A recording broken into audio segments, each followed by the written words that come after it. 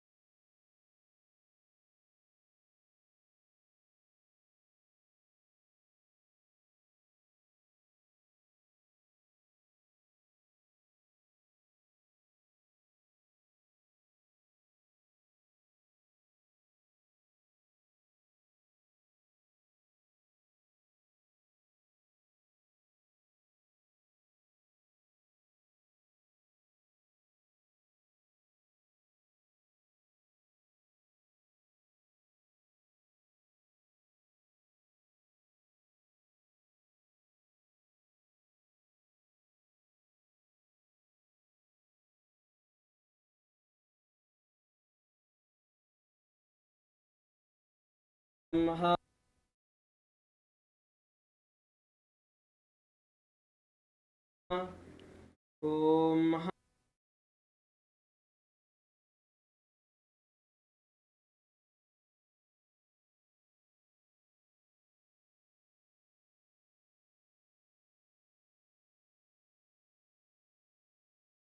Om Ham Hom Shivaya Namaha.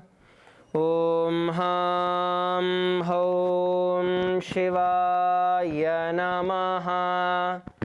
Om Ham Hom Shivaya Namaha. Om Ham Hom Shivaya Namaha. Om Ham Hom Shivaya Namaha.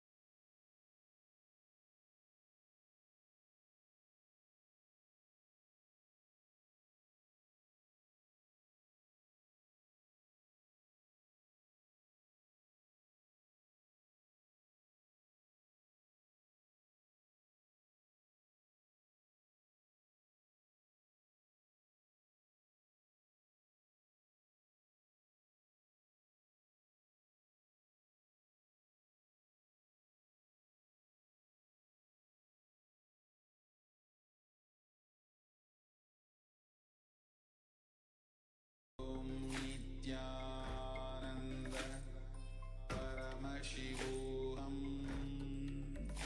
Om Nityananda Paramashivoham. Om Nityananda Paramashivoham. Om Nityananda Paramashivoham.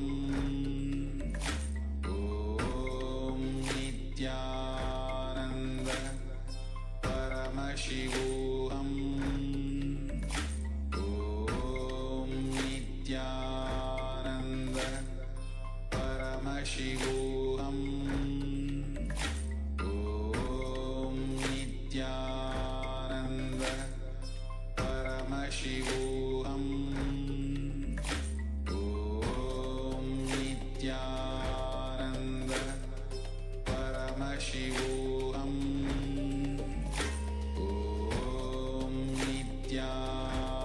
Om Nityananda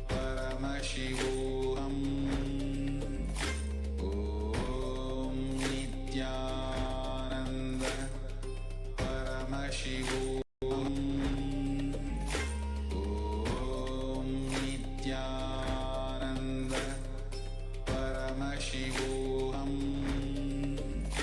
Om Nityananda Paramashivoham. Om Nityananda Paramashivoham. Om Nityananda Paramashivoham.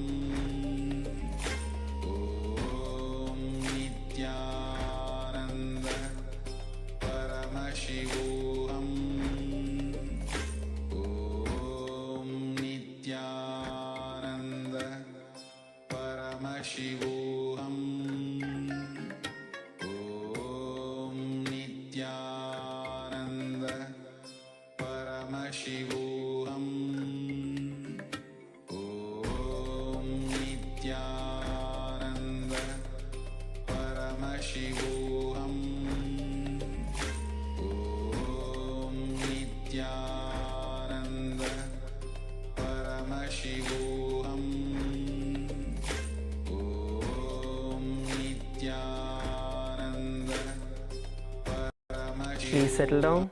If you're all able to hear us and see us,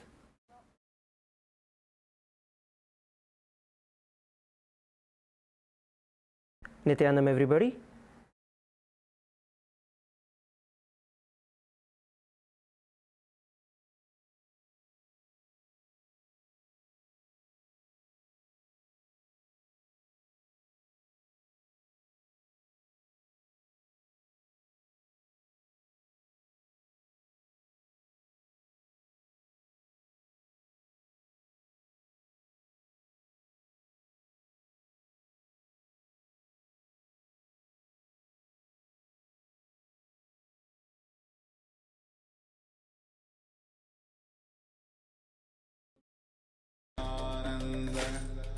Paramashivoham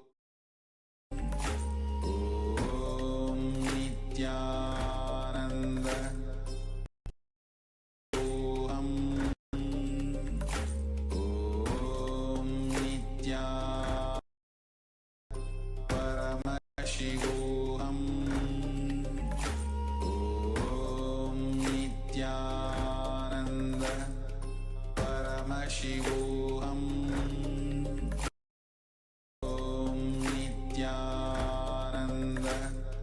Paramashivoham Om Nithyananda Om Nithyananda Paramashivoham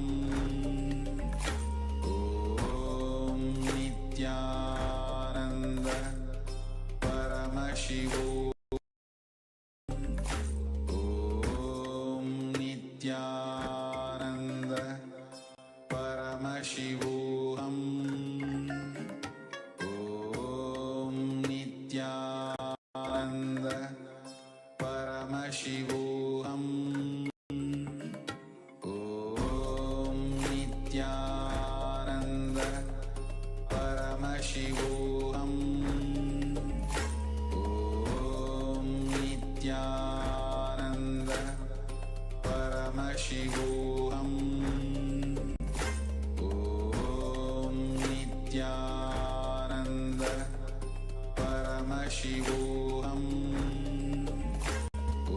Om Nithyananda Paramashivoham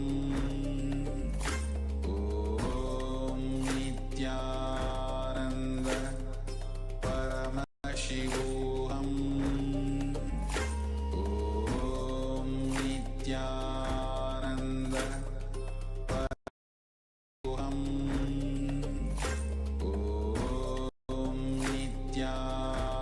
Nithyananda Paramashivoham Om Nithyananda Paramashivoham Nithyananda Paramashivoham Om Nithyananda Paramashivoham Om Nithyananda Paramashivoham Om Nithyananda Paramashivoham Om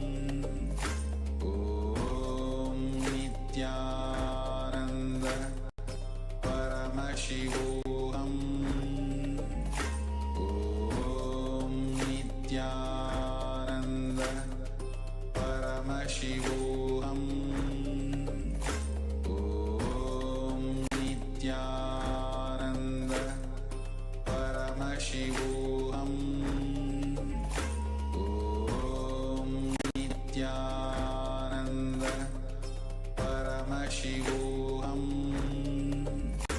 ॐ नित्यानन्द परमशिवोऽहम् ॐ नित्यानन्द परमशिवोऽहम् ॐ नित्यानन्द परमशिवोऽहम् ॐ नित्यानन्द परमशिवोऽहम्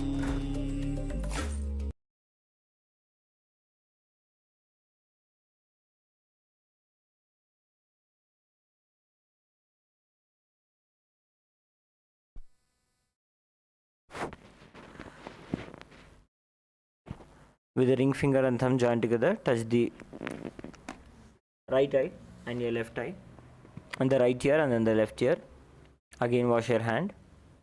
With the little finger and thumb joined together, touch the navel center, the right chest, the left chest. With all 5 fingers joined together, touch the top of the head, the right shoulder, left shoulder, and then the heart center. Again wash your hand.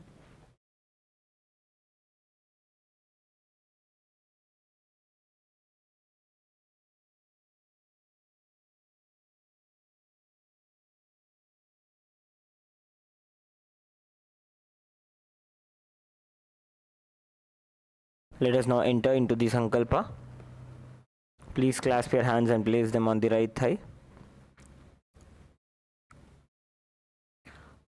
Om Mamopata Samasta Duritakshaya Dwara Bhagavat Sri Nityananda Paramashiva Prityartham Sri Nityanandeshwari Paramashiva Shakti Sameta Sri Nityanandeshwara Paramashiva Prityartham Cha शुभे शोभने मुहूर्ते अद्य ब्रह्मणः द्वितीय परार्धे श्री श्वेतवराह कल्पे वैवस्वतमन्वन्तरे अष्टाविंशतितमे नित्ययुगे प्रथमे पादे जम्बूद्वीपे भारतवर्षे भरतखण्डे मेरोः दक्षिणे पार्श्वे शकाब्धे अस्मिन् वर्तमाने व्यवहारिके प्रभवादीनां षष्ट्याः संवत्सराणां मध्ये विश्वावसुनाम संवत्सरे दक्षिणायने लक्ष्मी वेंकटेश्वर ऋतु कटकमासे कृष्णपक्षे नवम्यां शुभतिथौ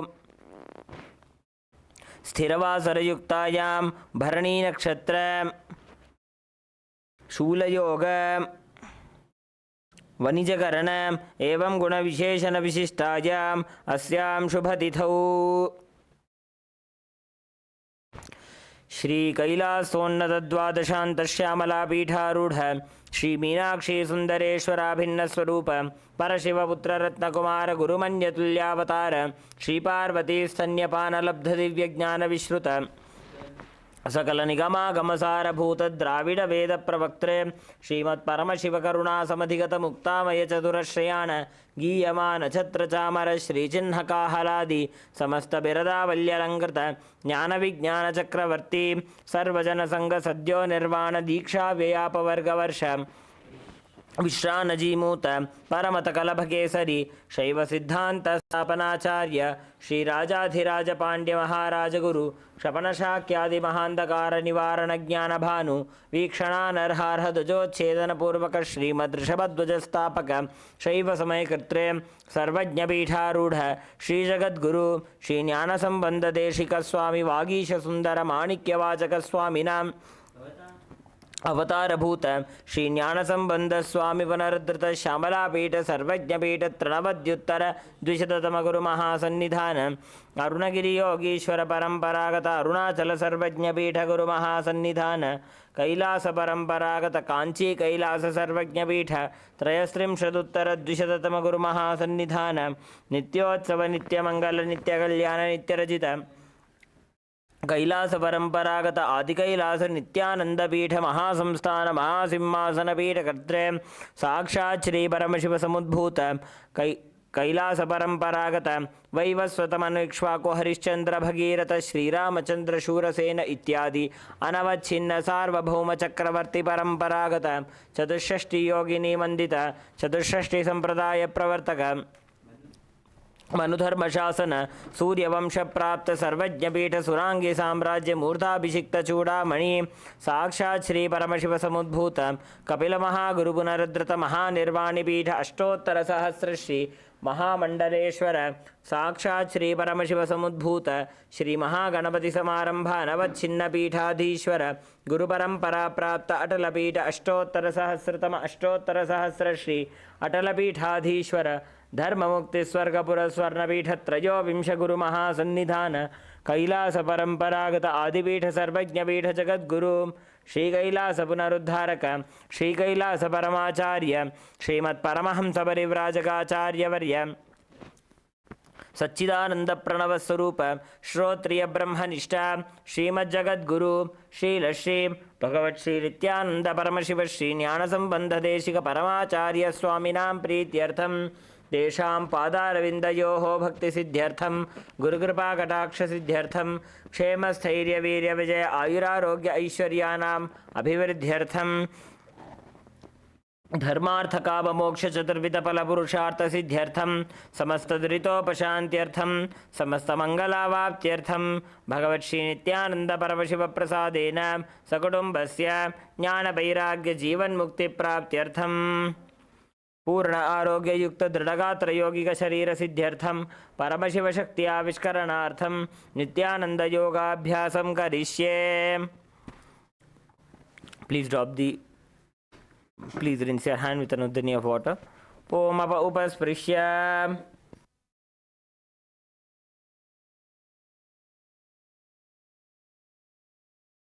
now please come to a standing position. All of you, please come to a standing position. Stand up on your mats.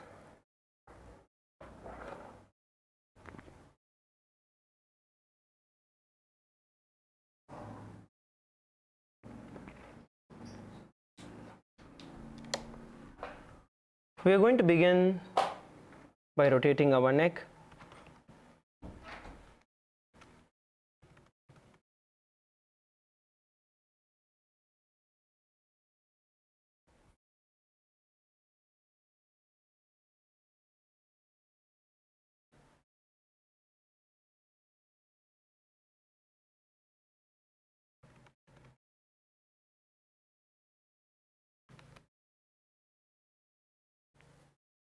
Rotate your neck in the clockwise and then the anti-clockwise direction.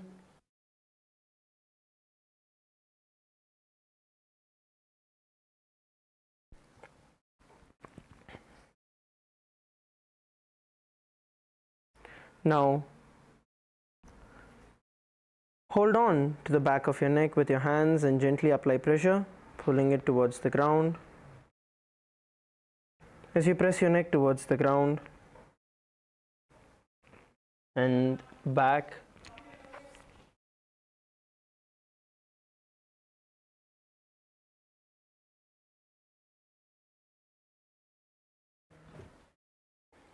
forward and backward. Now from here, let us move forward to rotating our hands. You're going to stretch your hands as you rotate, raising it all the way as high as possible and then rotating it downwards. So you're going to stretch it and rotate it as much as possible.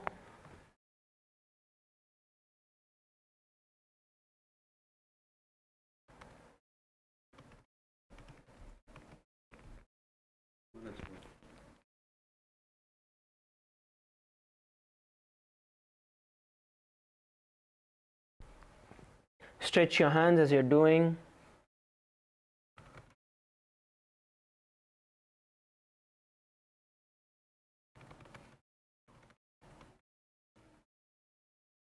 Rotate it in the opposite direction.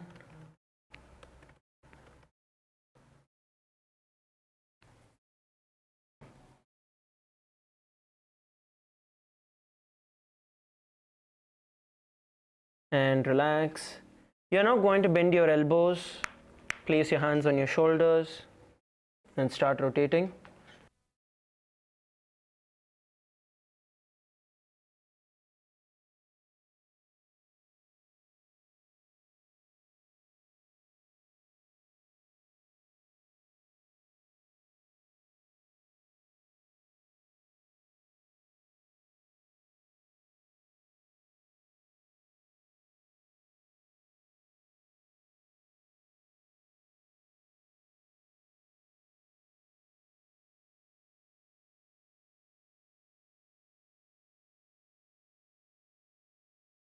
Now, from here, let us move forward to twisting ourselves from the left to right.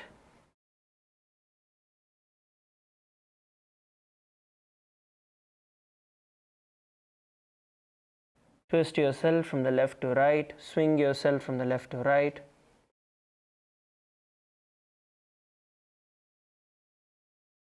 Exhale as you twist.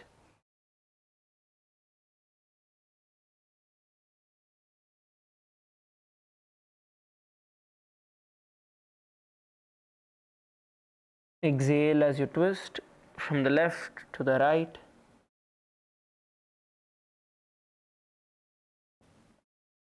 Come on, swing, swing, swing yourself.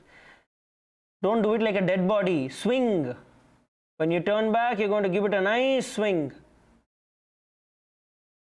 Yes. Now bend forward and down, bringing your hands towards the ground. And swing yourself towards the ground. Try to bring your head as close as possible towards the feet and push your hands in the gap between your feet.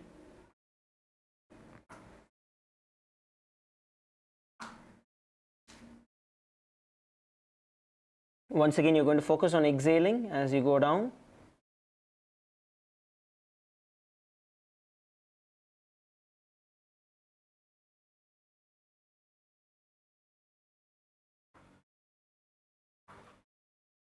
Exhale as you go down and push yourself towards the ground.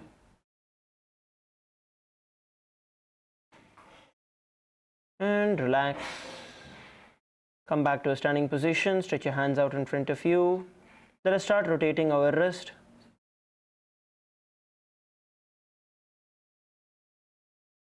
Start off by rotating your wrist.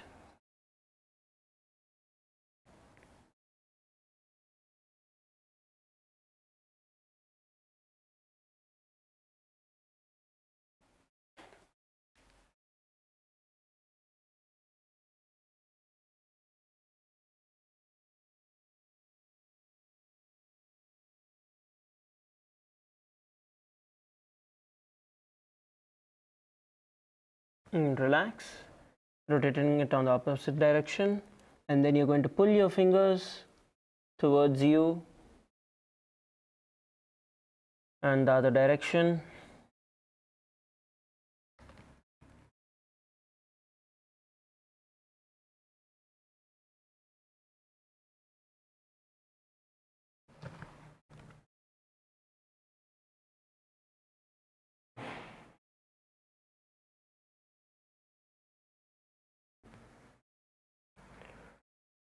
Now, interlock your hands above your head, and you're going to stretch your hands up towards the sky.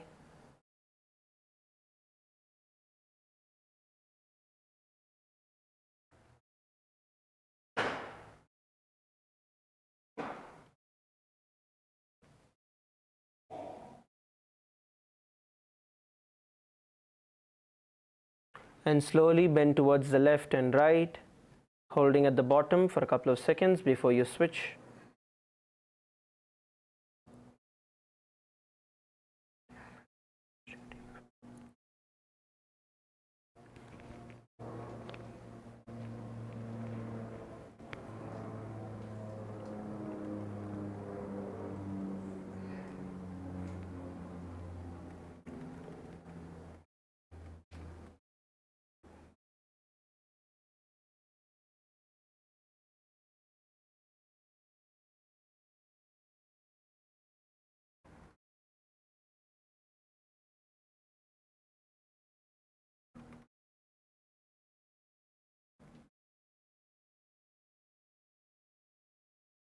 Relax. Now interlock your hands behind your back.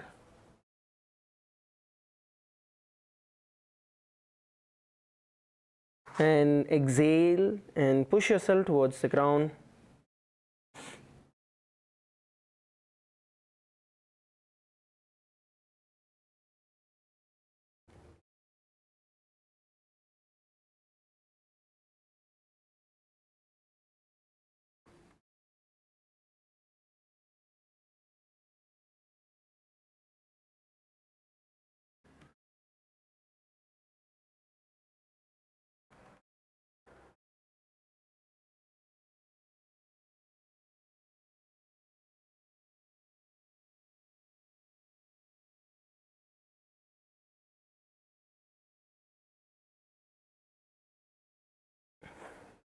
relax.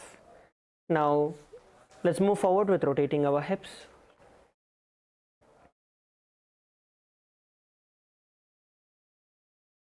Start off by rotating your hips.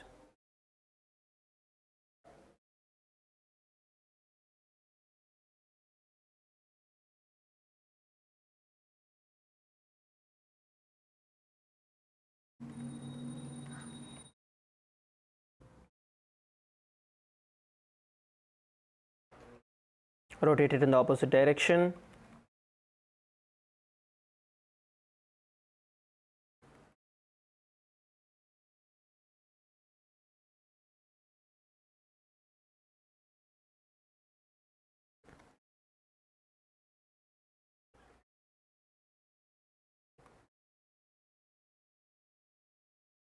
Now move forward to rotating your knees.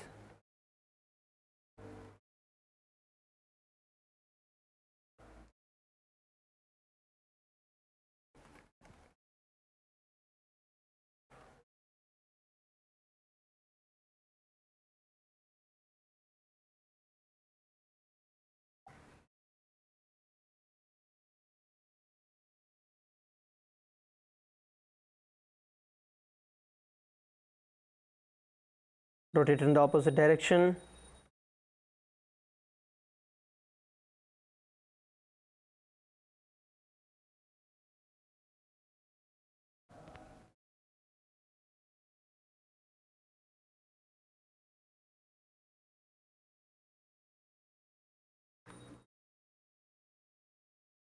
And let's move forward over the next. Rotate your ankles one at a time in the clockwise and then the anti-clockwise direction.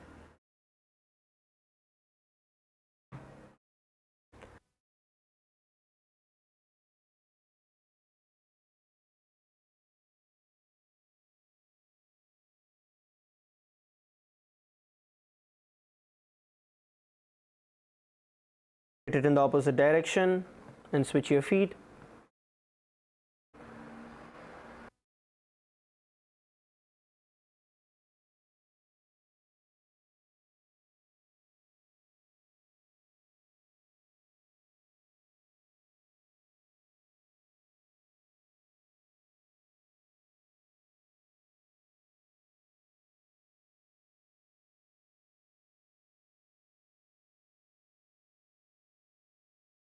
Okay, relax.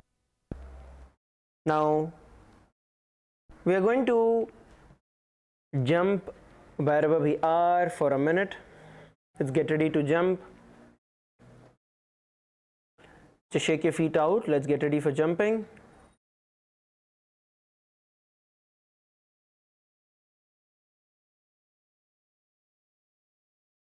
Ready? 3, 2, 1, begin. Start jumping wherever you are. Come on, all of you, start jumping. Keep going, keep jumping. Bring your awareness through your throat center and jump.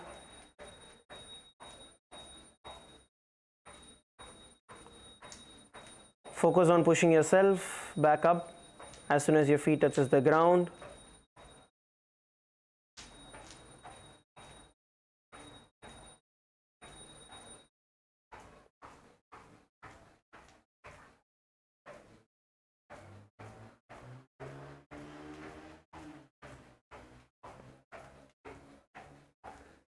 Come on, keep going. Last 10 seconds. Keep jumping.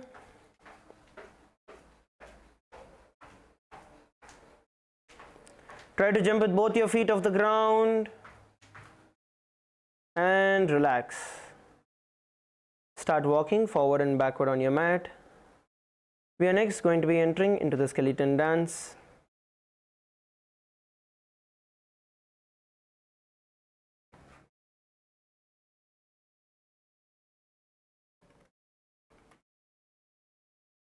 Walk forward and backward on your mat.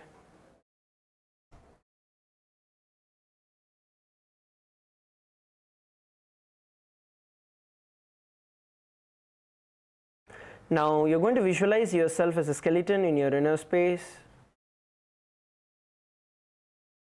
and you're going to start shaking your entire body vigorously in every direction.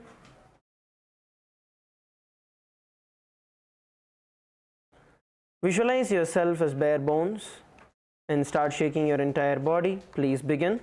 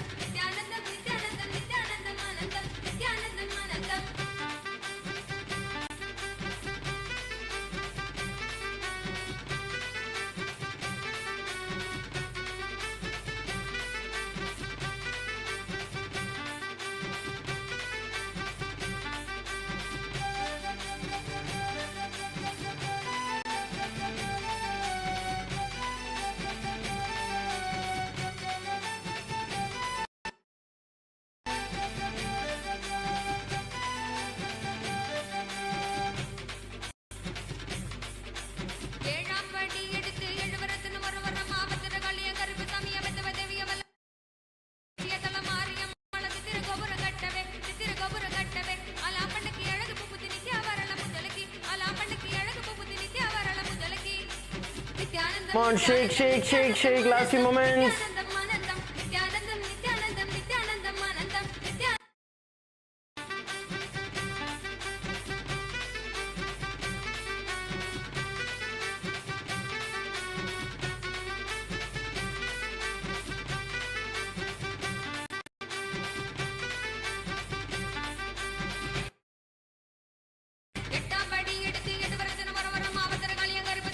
Last few seconds, keep moving, last few seconds.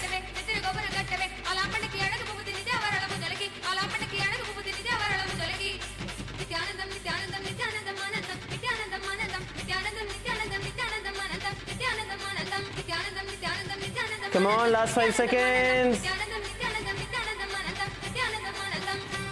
And relax.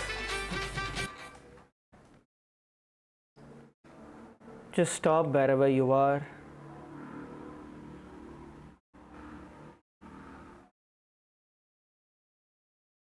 Inhale and exhale.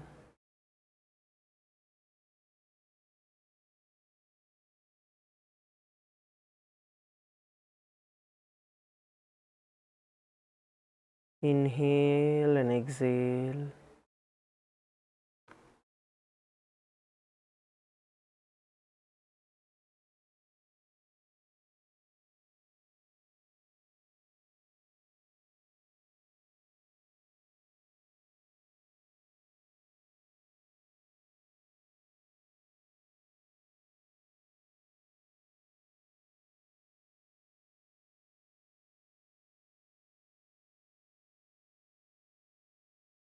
Breathe in and breathe out.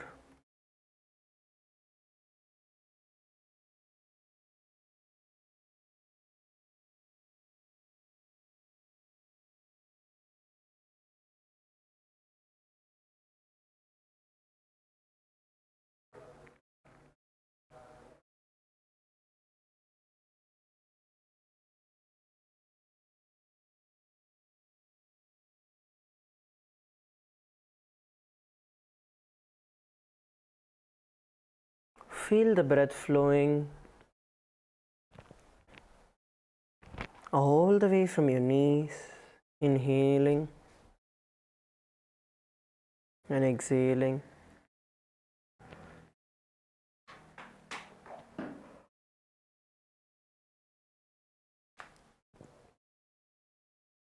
Feel the blood coursing through your veins, your muscles.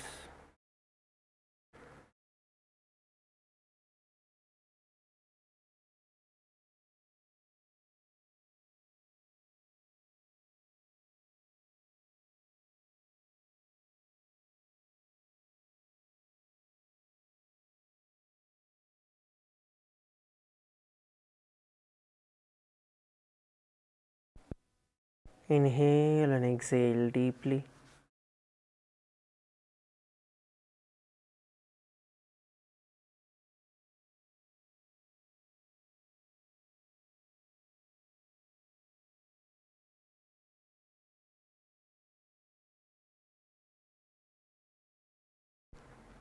Slowly open your eyes and come down to a seated position.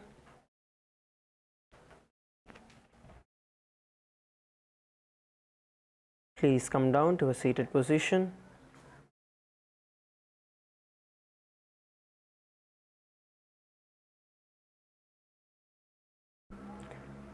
So we are entering into the last few asanas of the Tritiya Vinyasa Krama. First, let's all stretch our feet out in front of us. Please stretch your feet out in front of you. Shake your feet out. From here, place your feet into Padmasana. Please place your feet into Padmasana. Bring your feet into Padmasana.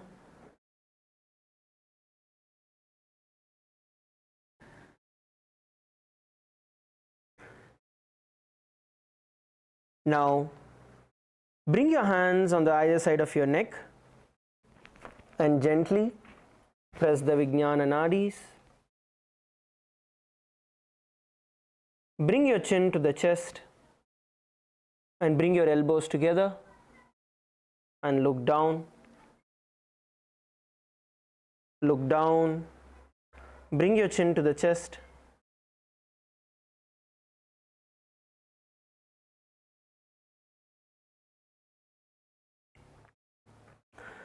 Perform the Ujjayi pranayama. Inhale through your nose and your mouth together, and then exhale through your nose.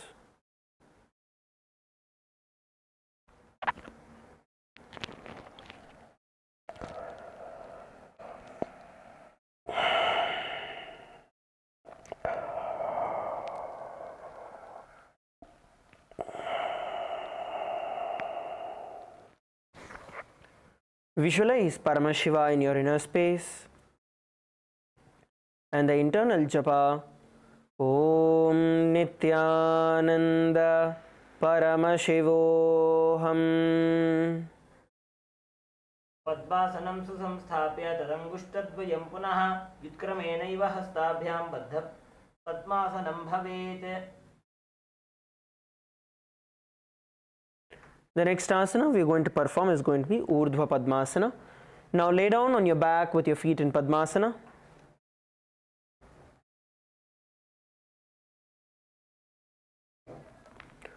Lay down on your back with your feet in Padmasana.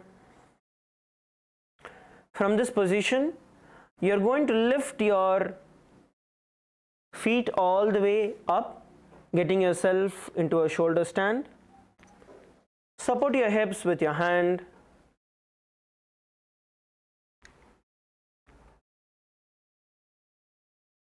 Come on, all of you, lift your hips off the ground, supporting your hips with your hand, feet in Padmasana.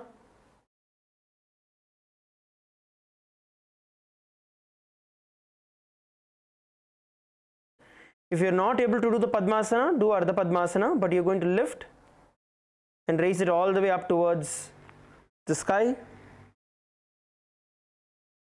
and hold the position.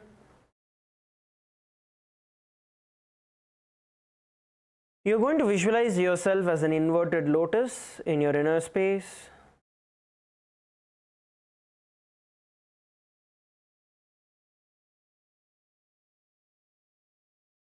And the internal japa Om Nithyananda Paramashivoham. Prathama ardha padmasanani bethe desi pachi sui mathu bheya pararakhi kedane bane hathana adhara rathi uchi karite paloti adhara upadi rakhi vite urdhvapakasana kahe vayache. Relax, you can drop your feet on the ground Now bring your feet into Padmasana once again as you're laying down. Raise your hands behind your head, palms on top of one another. You are now going to perform the Sahaja Pranayama along with the Mahamudra Bandha, which is inhale through your nose and bring your chin to the chest, locking the breath in the Jalandhara Bandha. Hold as long as you can. And then exhale and pull your stomach in and up into the Uddiyana Bandha.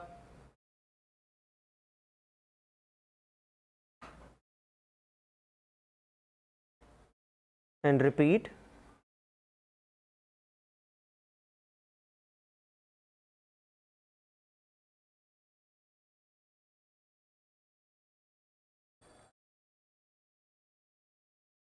Visualize yourself as a mountain in your inner space and the internal japa Om Nithyananda Paramashivoham. अथ वक्षे महादेव पर्वतासनमङ्गलं यत्कृत्वा स्थिररूपी स्यात् षट्चक्रादिविलोपनम्. Now stretch your feet out. Place your hands by the side of your body as we enter into Shavasana 2.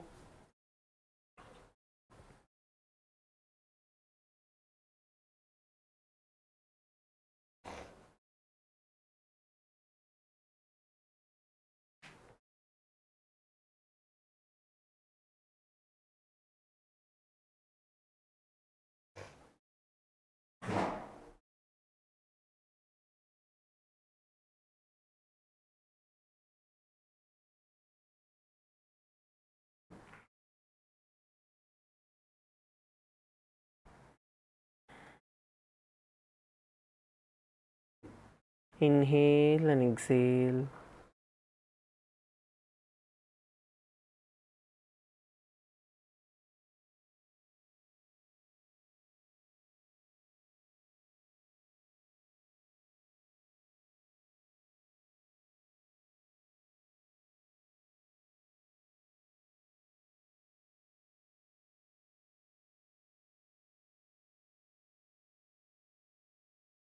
Now slowly bring your knees towards your chest and come into a seated position.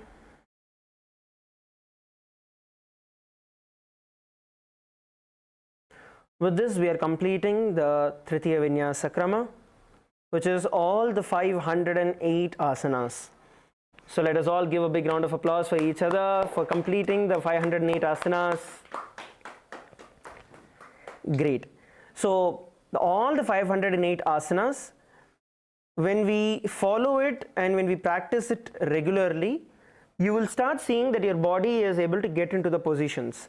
It's not that you need to finish the Prathama Vinyasa Krama and then only do the Dvitiya Vinyasa Krama and then only the Tritiya Vinyasa Krama. No, it doesn't go that way. Everything is being done and each one helps the other.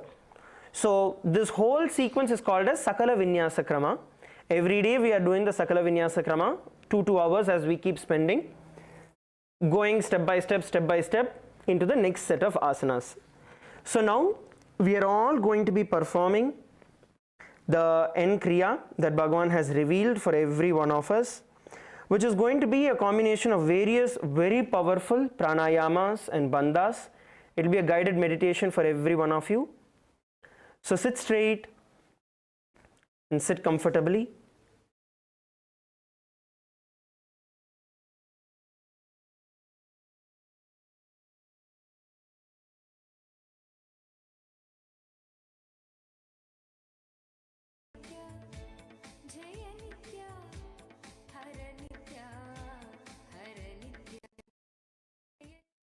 First step, a simple, comfortable squatting, sitting straight, and very simple inhaling and exhaling just to prepare yourself for the Crea. Only if you do these 3 steps of preparation, you will be able to enter into the exact Crea itself. So, close the right nostril with your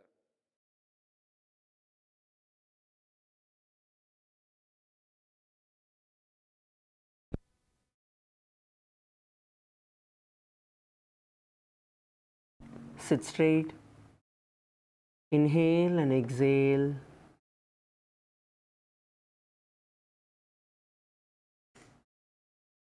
Inhale and exhale.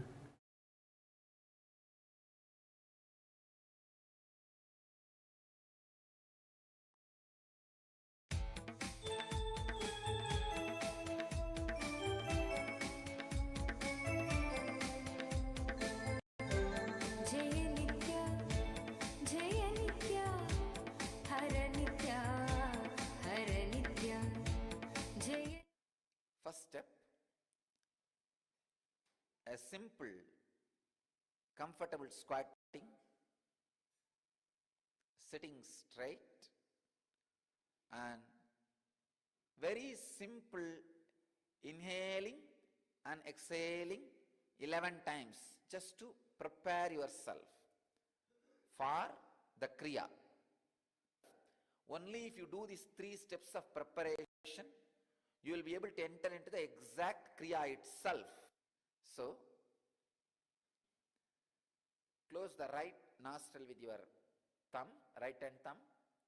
Inhale through left. Once you feel complete, close the left nostril with a middle finger and ring finger, and exhale through the right nostril. Simple Nadi Shodhana. Nadi Shodhana means just cleaning the nostrils, cleaning the basic nadis. Do this for 11 times. Inhaling and exhaling. Nothing else. Very simple.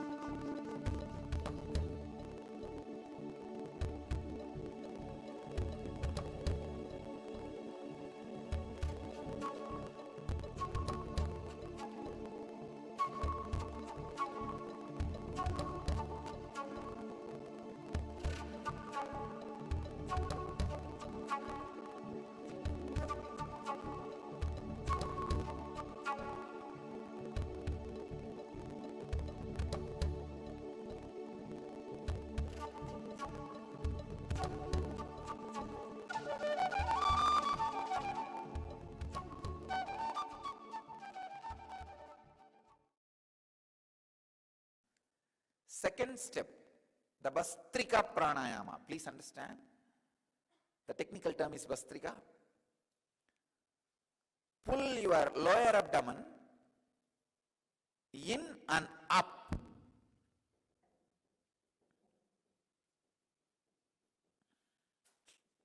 Please understand. Don't lift your shoulder. Don't move the whole body. No. No. Just the lower abdomen should be pulled in and up.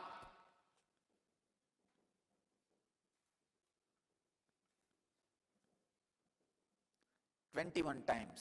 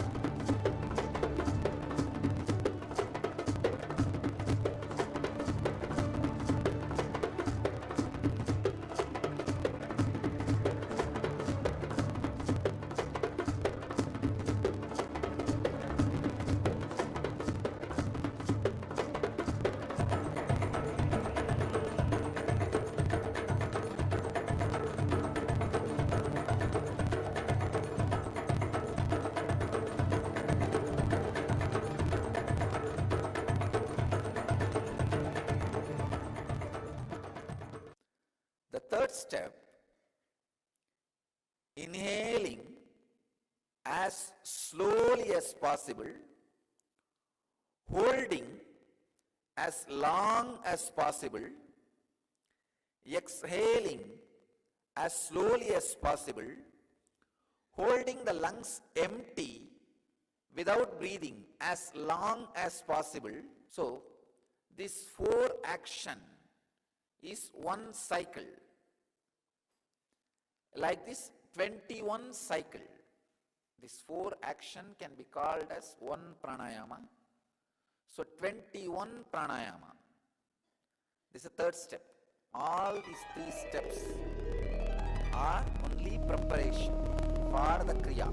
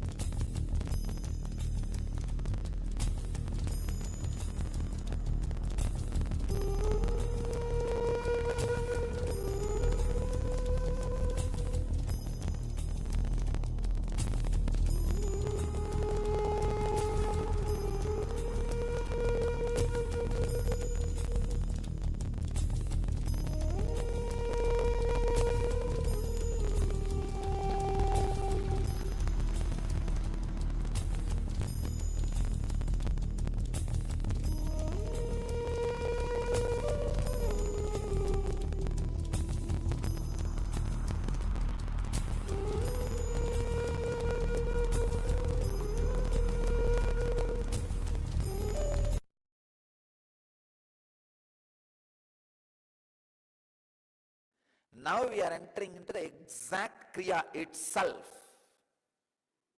Now listen the instruction. Thumbs on the ears and the index finger and middle finger on the eyes. The ring finger on the nose. The little finger touches your lips, that's enough. Even if it doesn't touch, it's okay.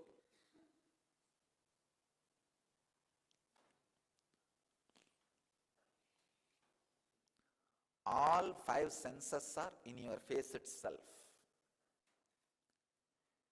Hands are gateway to send or receive pranic energy. Now when you lock your hands on the senses, all the senses are withdrawing inside. The pratyahara happens. Never try to do with the middle finger. If you try to lock the nose with the middle finger, you will lock it more than you can bear. Don't do with middle finger. Do it with ring finger.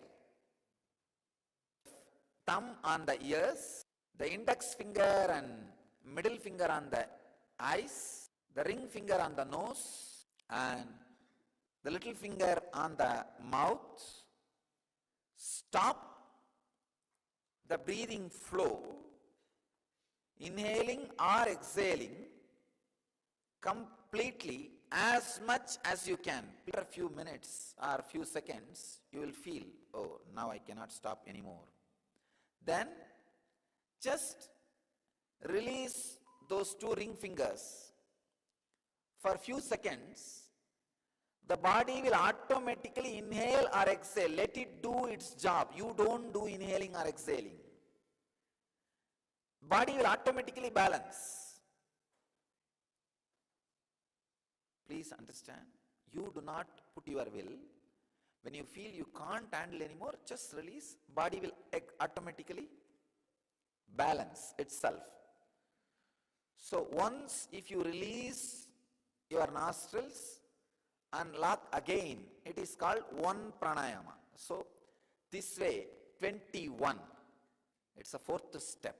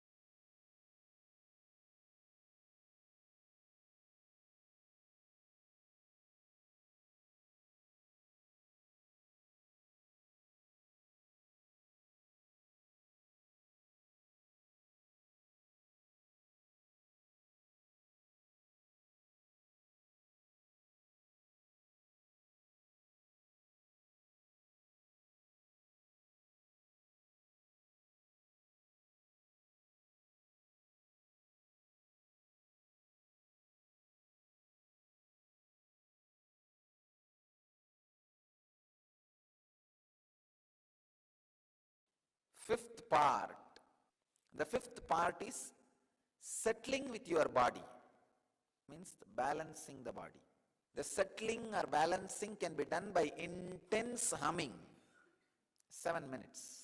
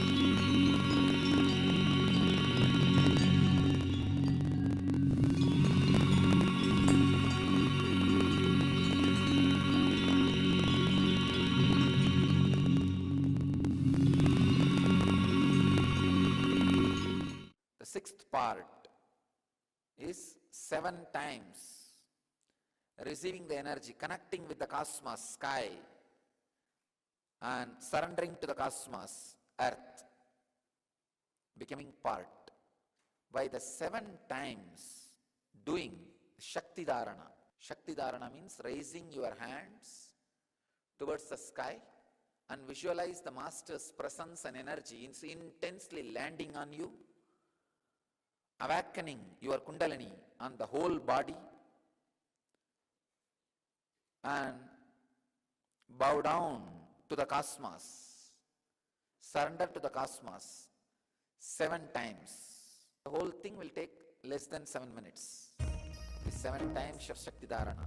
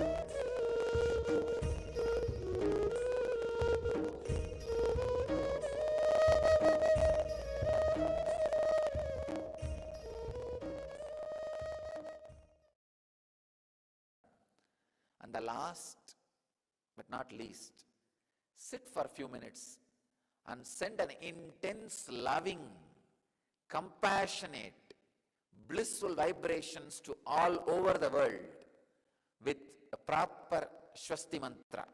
Swasti mantra means sending the peace and bliss to the whole world with the ideas like Loka Samasta Sukhino Bhavantu. Let the whole world be at peace. Let the whole world be in bliss.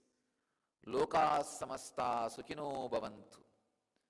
With this beautiful, deep, spiritual feeling and compassion, send the loving, compassionate vibrations to the whole world. Healing vibrations to the whole world.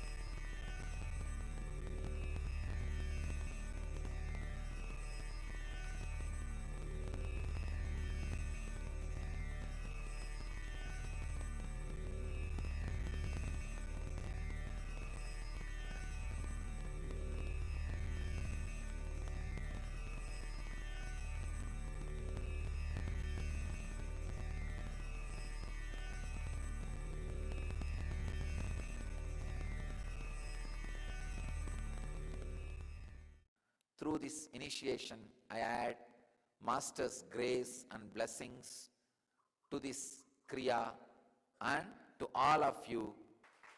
With my blessings and the grace of all the great Masters, I initiate all of you. All of you will have. People who are sitting around the world, all of you are initiated. I bless you all with the experience of initiation.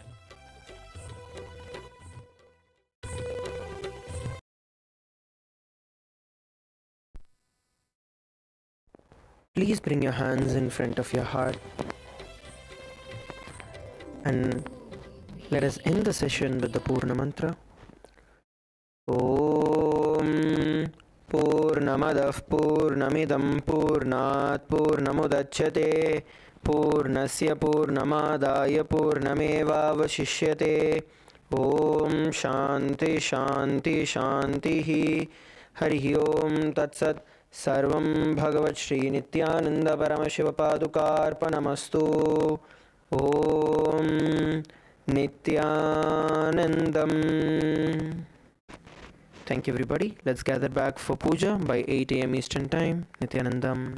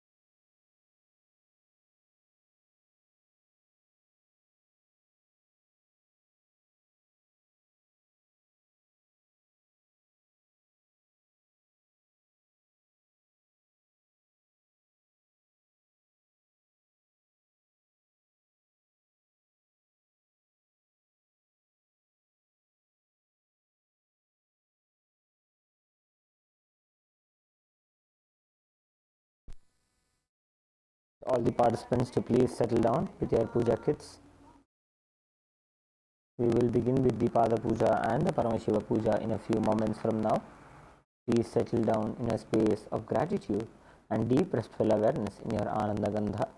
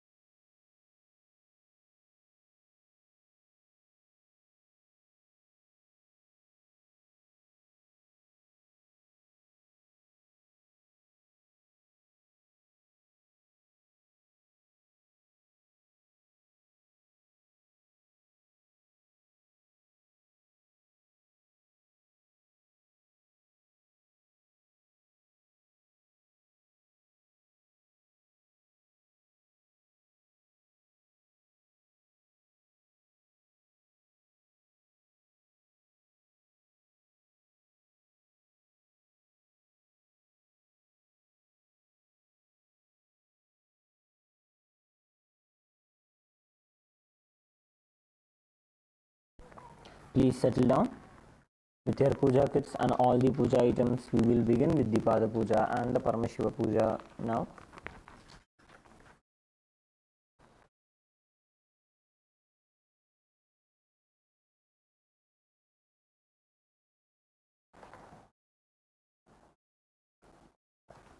Please be seated in a space of gratitude and deep restful awareness in your Ananda Gandha.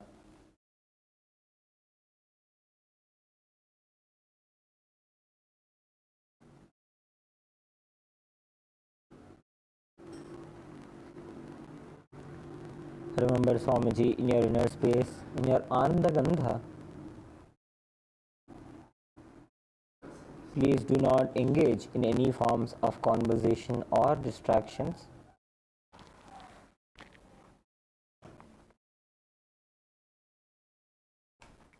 The Pada Puja and the Paramashiva Puja is your personal time with Bhagavan.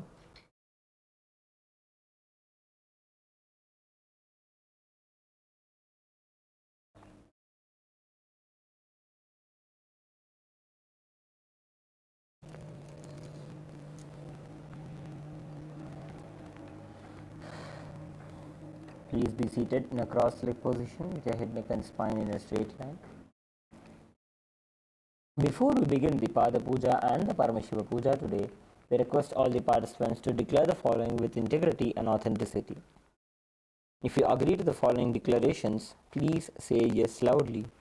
I authentically cognize, which is internally process, understand and declare the truth that the cosmic energy exists.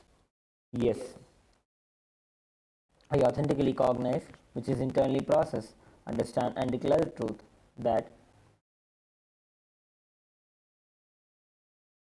the Supreme Pontiff of Hinduism, Bhagavan Sri Nityananda Paramashiva, Sri Nityanandeshwara Paramashiva and Sri Nityandeshwari Paramashiva Shakti, the Guru Padukas and the Atmalinga, are the Chinmay Vigrahas, the embodiment and representation of that very cosmic energy. Yes, I authentically cognize, which is internally process, understand and declare the truth that whatever I offer to Swamiji, Nityanandeshwara Paramashiva and Nityandeshwari Paramashiva Shakti during the Pada Puja and the Paramashiva Puja will reach the cosmic source of energy directly. Yes, I authentically cognize, which is internally process, Understand and declare the truth of Sohamasmi, that even when I worship, I am Him. Yes.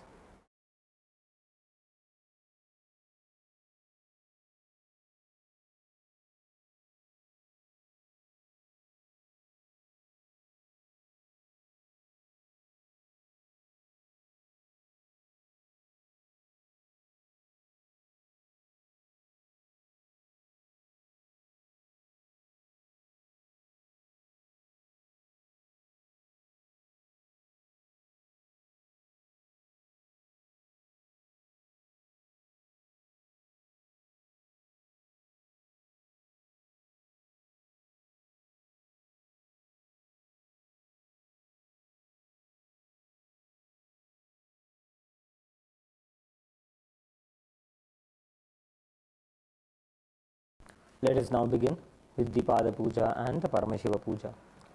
I authentically cognize, which is internally process, understand and declare the truth of Sohamasmi, that even when I worship, I am Him. Yes. Let us now enter into the Pada Puja with the Sadguru Vandanam, invoking the presence of our beloved Bhagavan, the Supreme Pontiff of Hinduism, Bhagavan Sri Nithyānanda Paramashivāṁ. Nityanandam Paramasukhadam Kevalam Jnanamurtim Dvandvātītam Gaganasadrisham Tattvamasyadiraksham Ekam Nityam Vimalavachalam Sarvadhi Sakshibhutam Bhavatītam Trigunarahitam Sadgurum Tam Namami Nityanandeshwara Paramashiva Samarambham Nityanandeshwari Paramashiva Shakti Madhyamam Nityananda Paryantam Vande Guru Paramparam Lalate Tripundre Nitilakratagasturi Tilakaha Spuranmaladhara Spuritakatikopi Navasanaha Dathano Dustaram Shirasi Phanirajam Shashikalam Pradipas Sarvesham Arunagiri Yogi Vijayate.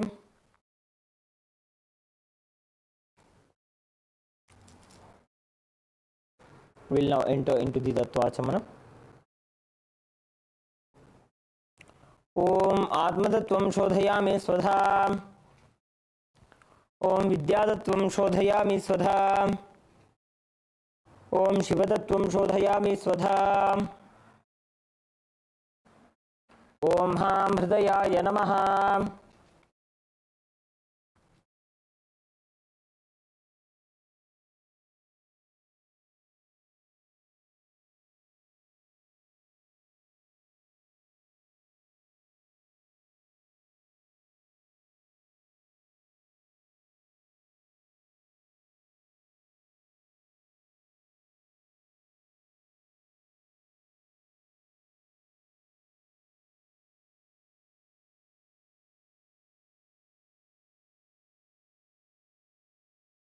Next is the Shuklambaradhanam.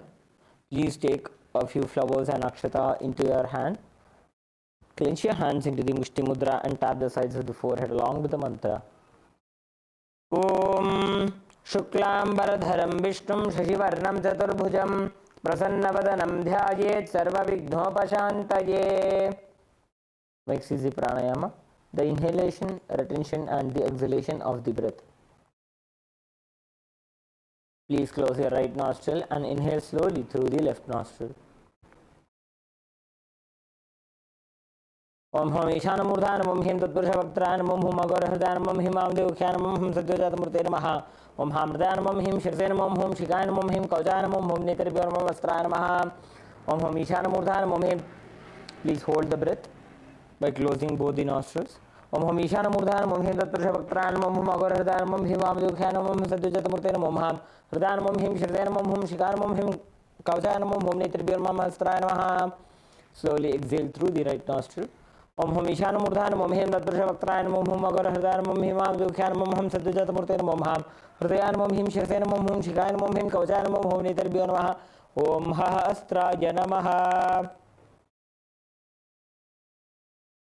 Touch the right ear and now bring your hands into the Sankalpa Mudra. Clasp your right hand over your left hand and place it onto the right thigh. Remember Swamiji in your inner space. Create a deep and a strong intention. or the reality that you want to manifest today.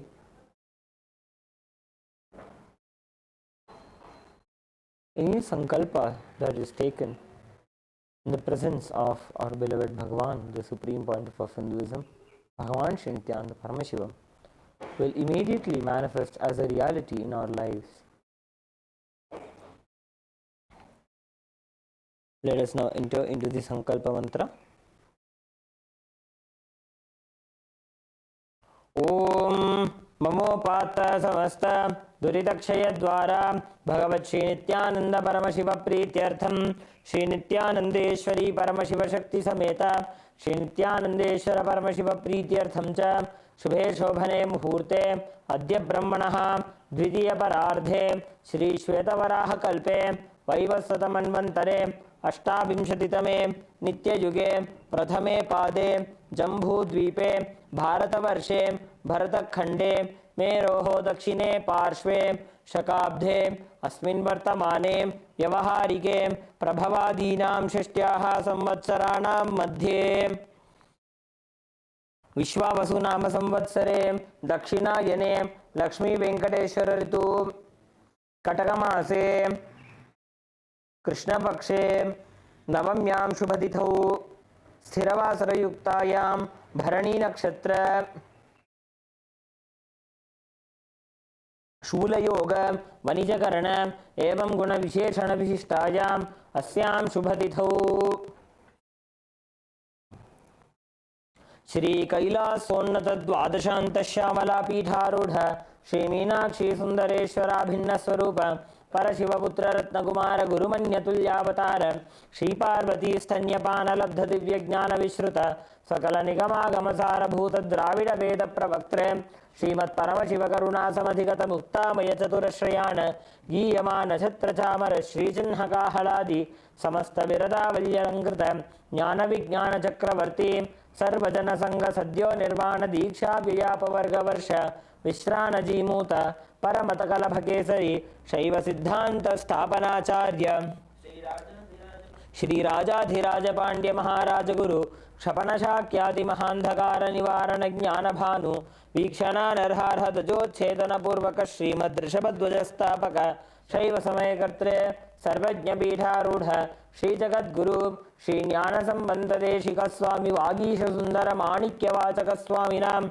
अवतार भूत श्री ज्ञान संबंध स्वामी पुनरुद्धृत श्यामला पीठ सर्वज्ञ पीठ तृणमद्युत्तर द्विशततम गुरु महासन्निधान अरुणगिरि योगीश्वर परंपरागत अरुणाचल सर्वज्ञ पीठ गुरु महासन्निधान कैलास परंपरागत कांची कैलास सर्वज्ञ पीठ त्रयस्त्रिंशदुत्तर द्विशततम गुरु महासन्निधान नित्योत्सव नित्यमंगल नित्य कल्याण नित्य रचित कैलास परंपरागत आदि कैलास नित्यानंद पीठ महासंस्थान महासिंहासन पीठ कर्त्रे साक्षात् श्री परमशिव समुद्भूत कैलास परंपरागत वैवस्वत मनोविक्ष्वाकु हरिश्चंद्र भगीरथ श्रीरामचंद्र शूरसेन इत्यादि अनवच्छिन्न सार्वभौम चक्रवर्ती परंपरागत चतुष्षष्टि योगिनी मंडित चतुष्षष्टि संप्रदाय प्रवर्तक मनुधर्म शासन सूर्यवंश प्राप्त सर्वज्ञ पीठ सुरांगी साम्राज्य मूर्धाभिषिक्त चूड़ामणि साक्षात् श्री परमशिव समुद्भूत कपिल महागुरु पुनरुद्धृत महानिर्वाणी पीठ अष्टोत्तर सहस्र श्री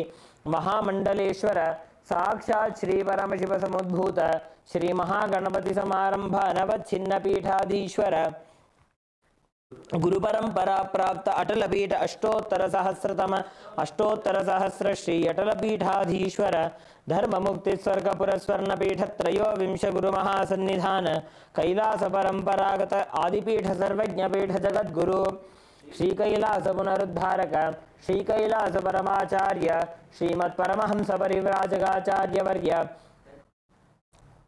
सच्चिदानंद प्रणव स्वरूप श्रोत्रिय ब्रह्मनिष्ठा श्रीमज्जगद्गुरु श्री भगवत श्री नित्यानंद परमशिव श्री ज्ञान संबंध देशिक परमाचार्य स्वामिनां प्रीत्यर्थम तेषां पादारविन्दयोः भक्ति सिद्ध्यर्थम गुरुकृपा कटाक्ष सिद्ध्यर्थम क्षेम स्थैर्य वीर्य विजय आयुरारोग्य ऐश्वर्यानां अभिवृद्ध्यर्थम धर्मार्थ काम मोक्ष चतुर्विध फल पुरुषार्थ सिद्ध्यर्थम समस्त दुरितोपशान्त्यर्थम समस्त मंगलावाप्त्यर्थम भगवत Shri Nityanand Paramshiva प्रसादेन सकुटुम्बस्य ज्ञानवैराग्यजीवन्मुक्तिप्राप्त्यर्थम्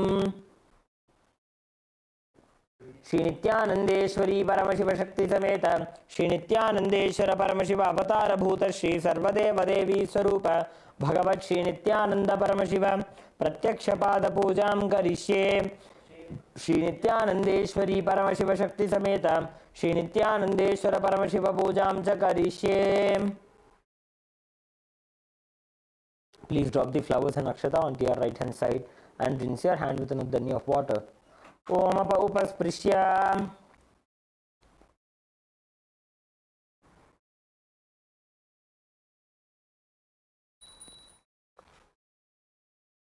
Next is the Ghantanada. Please take the bell in the left hand. Hold it at the level of your heart center and ring the bell along with the mantra. Om Agamarthantu Devanam Gamanarthantu Rakshasam Ghantanadam Karomyadu Devata Hvanalanchanam Ghanta Devatabhyo Namaha. Next is the Manasa Puja, the internal worship. Please take a few flowers in your hands. Hold your hands in the Kurma Mudra. Meditate on the form of the Supreme Pontiff of Hinduism, Bhagavan Sri Nithyanaanda Paramashivам, in your inner space.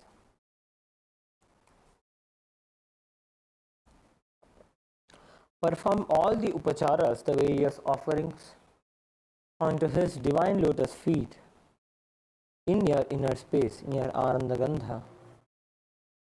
See him seated in the lotus of your Ananda Gandha as you offer all the various offerings to him.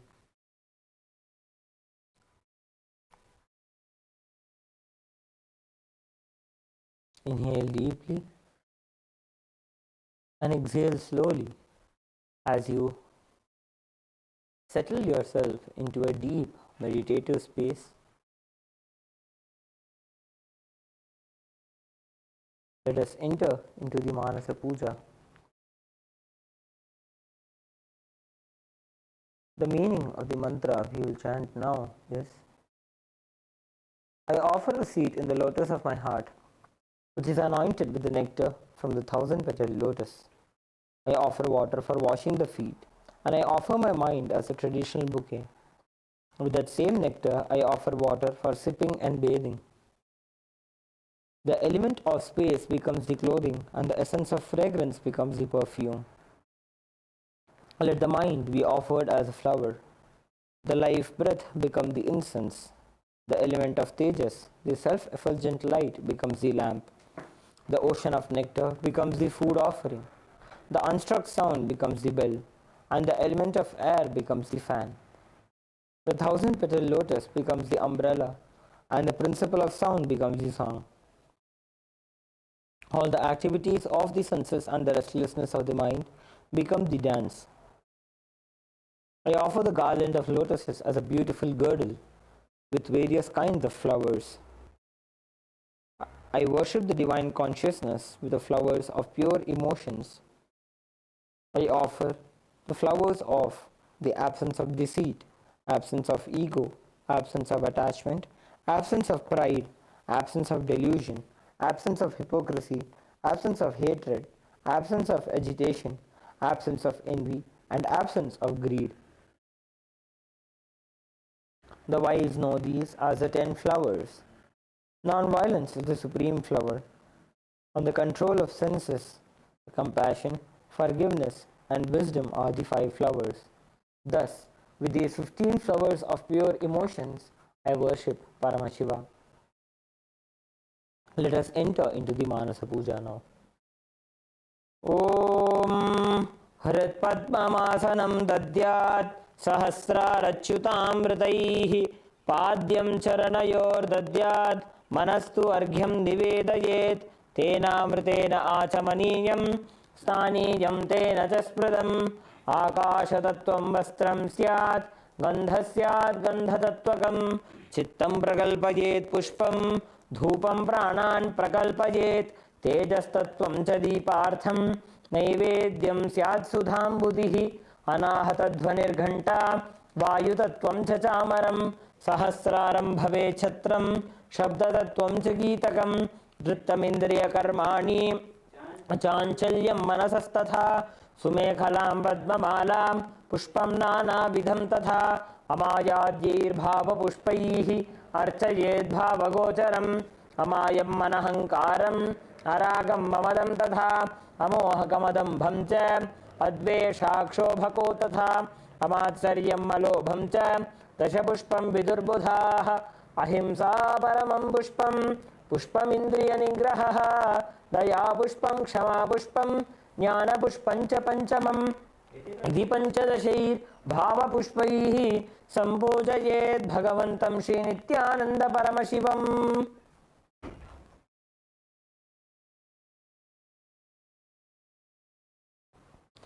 Let us now enter into the Upachara Puja, the external worship.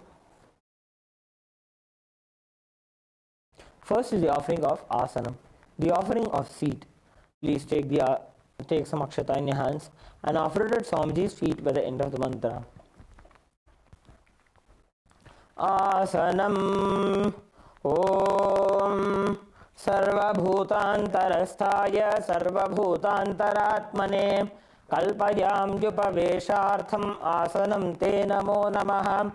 Om Hrim Idam Suvarnasanam Sarvadevadevi Swarupaya Bhagavate Shri Nityananda Paramashivaya Namaha.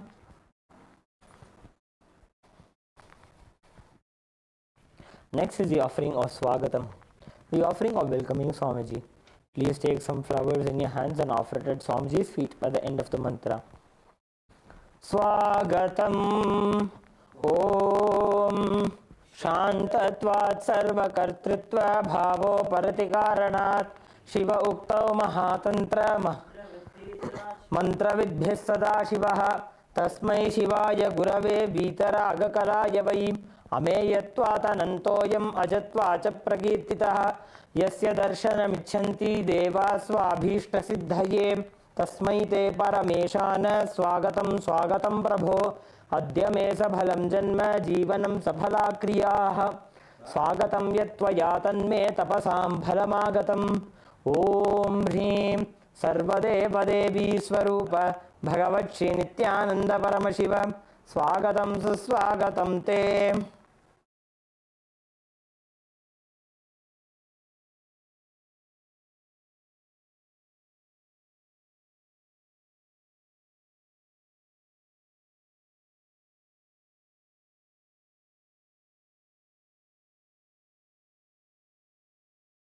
Is the offering of Padyam, the offering of water for washing Swamiji's feet. Please take an udhani of water and offer it at Swamiji's feet by the end of the mantra. Padyam Om Yad Bhakti Lesha Samparkat Paramananda Samplavaha Tasmai Te Parameshana Padyam Shuddhaya Kalpaye. Om Hrim Etat Padyam Sarvadeva Devi Swarupaya Bhagavate Shri Nityananda Paramashivaya Namaha. Next is the offering of Arghya, the offering of the traditional bouquet. Please take the Arghya in your hands and offer it at Swamiji's feet by the end of the mantra.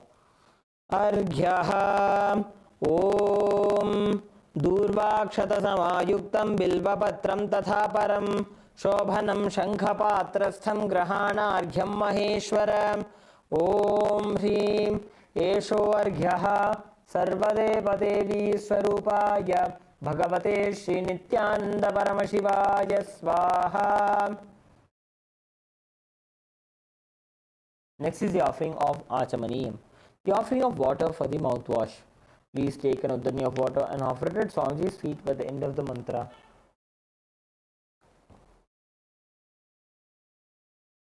Achamaniyam Om Mandakinyastu Yadvari Sarvapapaharam Shubham Grahanachamaniyam Tvam Maya Bhaktya Niveditam.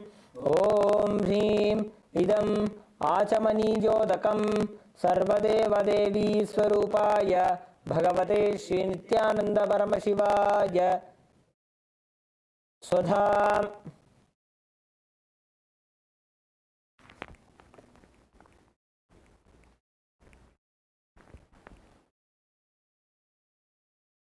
Next is the offering of Madhuparka, the offering of the nectarine drink. Please take the Madhuparka in your hands and offer it at Swamiji's feet by the end of the mantra. Madhuparkaha Om Sarvakalmashanashaya Paripurna Sudhatmakam Madhuparkamimam Deva Kalpayami Prasidame Om Hrim Esha Madhuparkaha Sarvadeva Devi Swarupaya Bhagavate Sri Nithyananda Paramashivaya Swadha. Next is the offering of Gandha Tailam, the offering of the scented oil. Please take the Gandha Tailam in your hands and offer it at Swamiji's feet by the end of the mantra.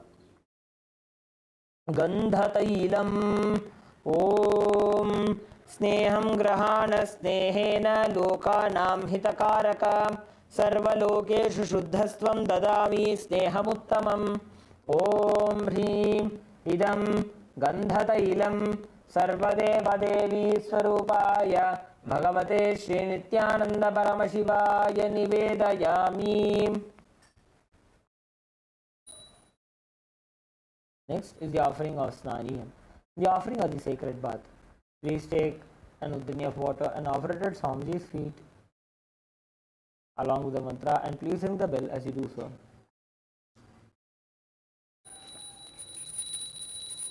Snaniyam Om Idam Sushitalam Vari Swachham Shuddham Manoharam Snanartham Te Maya Bhaktya Kalpitam Pratigrihyata Om Hrim Idam Snaniyodakam Sarvadeva Devi Swarupaya Bhagavate Sri Nithyananda Paramashivaya Nivedayami.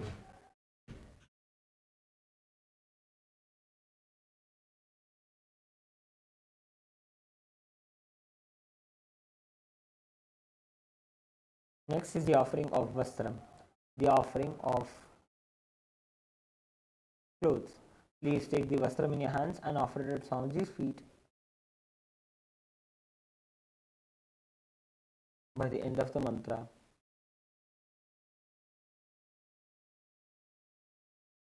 Vastram Om Maya Chitrapata Chanda Nijaguhyoru Tejase Niravarana Vijnaya Vasaste Kalpayamyaham Om Hrim Idam Vastrotariyam Sarvadeva Devi Swarupaya Bhagavate Sri Nithyananda Paramashivaya Nivedayami.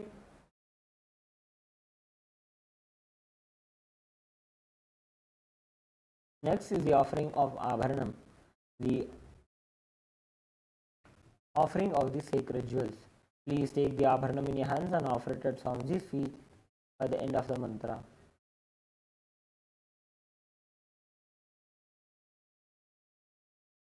Abharanam Om Swabhava Sundarangaya Jana Shaktyashrayayate Suvarnam Bhushanam Tubhyam Kalpayami Prasidame Om Hrim Idam Suvarnabharanam Sarvadeva Devi Swarupaya Bhagavate Sri Nithyananda Paramashivaya Nivedayami.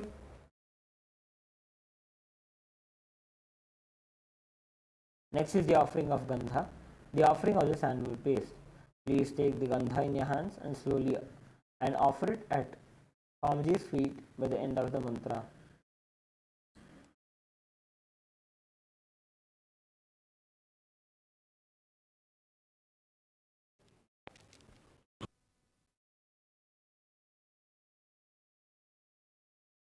Gandha Om Shariram te na janami cheshta naiva cha maya niveditan gandhan pratigrihya vilipyatam Om Hrim Esha Gandha Sarvadeva Devi Swarupaya Bhagavate Sri Nithyananda Paramashivaya Namaha.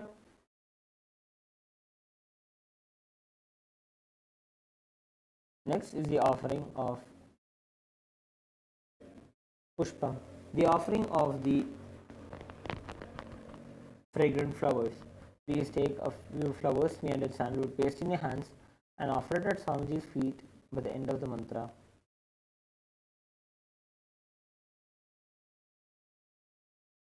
Pushpam Om Turiyavana Sampannam Nana Gunamanoharam Ananda Saurabham Pushpam Grihyatam Idamuttamam Om Hrim Etani Sachandana Pushpani Sarvadeva Devi Swarupaya Bhagavate Sri Nityananda Paramashivaya Paushate.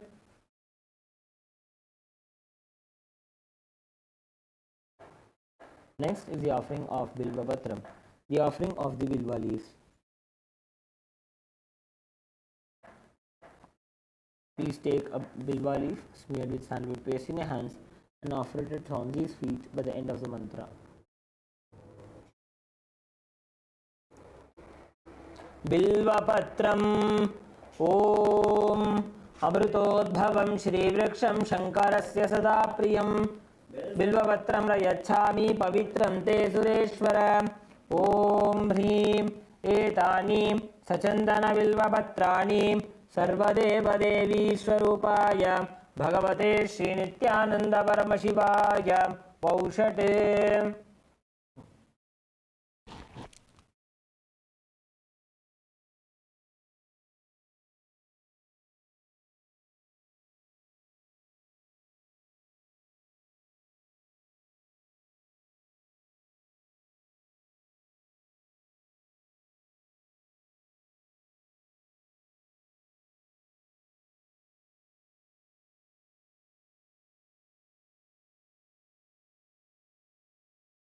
Next is the offering of the Tulasi Patra, the offering of the Tulsi leaves.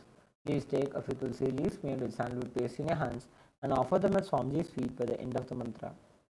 Tulasi Patram Om Namaste Bahurupaya Varadamurtaye Paramatmane Swaha Om Hrim Idam Sachandana Tulasi Patram Sarvadeva Devi Swarupaya Bhagavate Sri Nityananda Paramashivaya Namaha.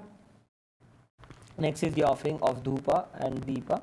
We request all the participants to please light your lamps and the incense sticks.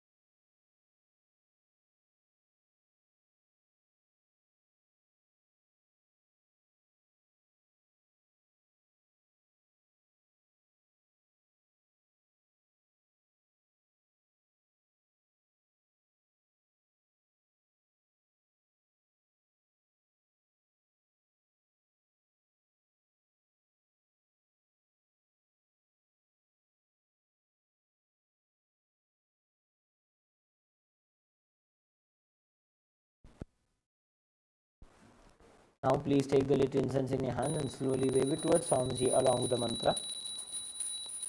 Dhupaham Om Vanaspatiraso Divyo Gandhadyasu Manoharaha Agreya Sarva Devanam Dhupoyam Pratigrihyatam Om Hrim Esha Dhupaha Sarvadeva Devi Swarupaya Bhagavate Sri Nityananda Paramashivaya Namaha.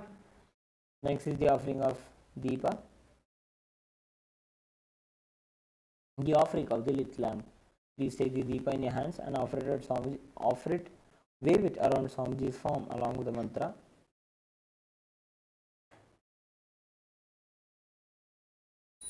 Deepaha Om Suprakasho Mahadipaha Sarvatasthivirapahah Sabhahyabhyantarajyotirdeepoyam Pratigrihyatam Om Hrim Eshaddeepah Sarvadeva Devi Swarupaya Bhagavate Sri Nityananda Paramashivaya Namaha.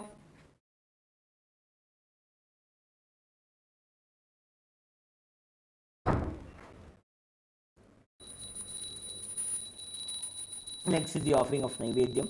Please take a dhani of water and offer it. Hover it over the Naivedyam and offer it at Swamiji's feet by the end of the mantra.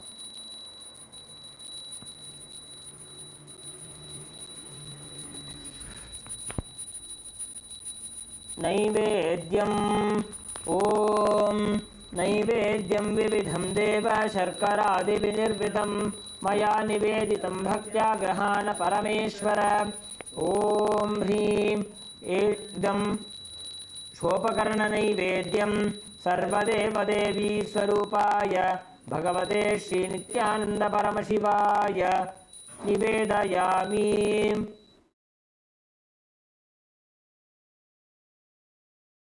Next is the offering of Pandiyam, the offering of water for drinking. Please take a dhani of water and offer it at Swamiji's feet by the end of the mantra.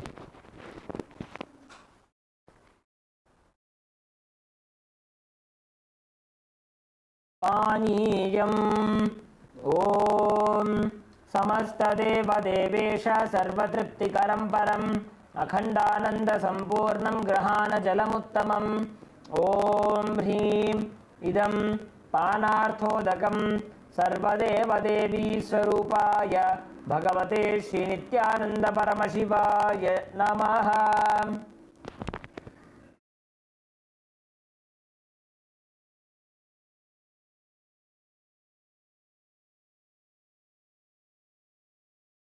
Next is the offering of Punarachamaniyam, the offering of water for the mouthwash. Please take a dhani of water and offer it at Swamiji's feet by the end of the mantra.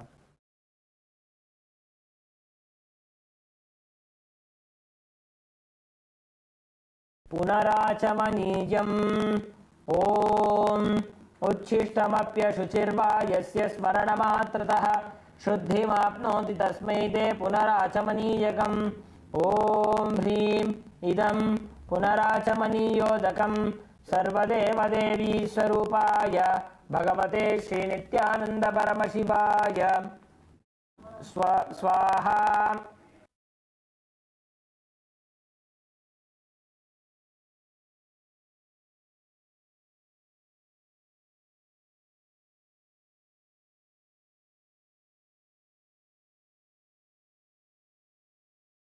Next is the offering of Aratrikam. Please take the Arati and slowly wave it around Swamiji along with the mantra.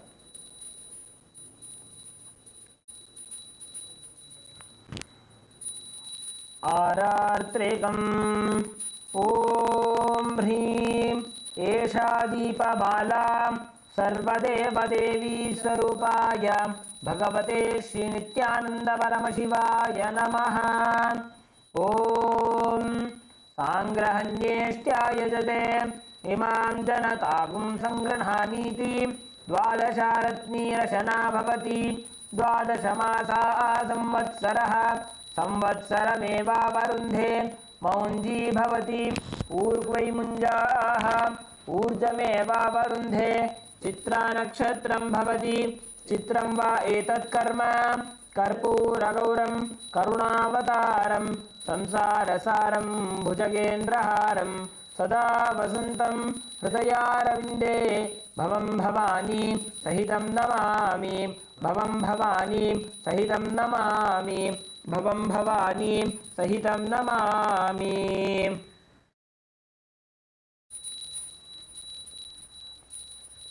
Aratrikam Samarpayami Bhagavati Nityananda Paramashiva Charanakamaleebhyo Namaha.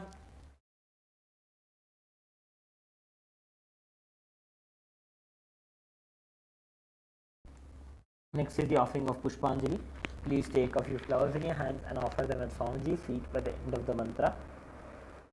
Pushpanjalihi Gurur Brahma Gurur Vishnu Gurur Devo Maheshwaraha Guru Sakshat Param Brahma Tasmai Shri Gurave Namaha. Akhanda Mandala Karam Vyaptam Yena Characharam Tatpadam Darshitam Yena Tasmai Shri Gurave Namaha. Ajnanatimirandhasya Jnananjana Shalakaya Chakshurunmilitam Yena तस्मै श्री गुरवे नमः। अनेक जन्म संप्राप्त कर्म बंध विदाहिने आत्मज्ञान प्रदानेन तस्मै श्री गुरवे नमः। मन्नाथ श्री जगन्नाथो मद्गुरु श्री जगद्गुरुः ममात्मा सर्वभूतात्मा तस्मै श्री गुरवे नमः। ईश्वरो गुरुरात्मेति मूर्तिभेद विभागिने व्योमवद्व्याप्तदेहाय दक्षिणामूर्तये नमः। नित्यानन्दं परमसुखदं केवलं ज्ञानमूर्तिं द्वन्द्वातीतं गगनसदृशं तत्त्वमस्याधिलक्ष्यम् एकं नित्यं विमलमचलं सर्वधी साक्षिभूतं भावातीतं त्रिगुणरहितं सद्गुरुं तं नमामि। पुष्पाञ्जलिं समर्पयामि भगवत् नित्यानंद परमशिव चरणकमलेभ्यो नमः। ओम Nityanandam. Let us now enter into the Tattvachamana. Om आत्मतत्त्वं शोधयामि स्वधाम्। Om विद्यातत्त्वं शोधयामि स्वधाम्। Om शिवतत्त्वं शोधयामि स्वधाम्।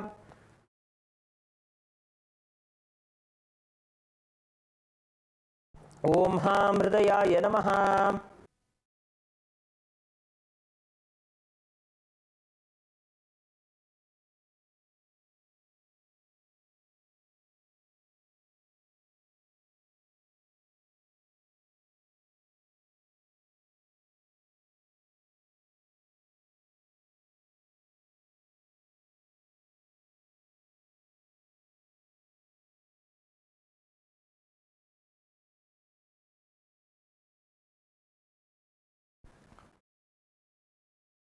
Let us enter into the Sakalikarana. Using the left hand, wipe the front and back of your right hand once, and using the right hand, wipe the front and back of your left hand twice. Om Astraya Namaha. Bring your hands into the Namaskara Mudra. Shaktaye Vaushate. Bring your hands with the thumbs touching the respective palms. Om Ham Shivasanaya Namaha. Om Ham Shivamurtaye Namaha.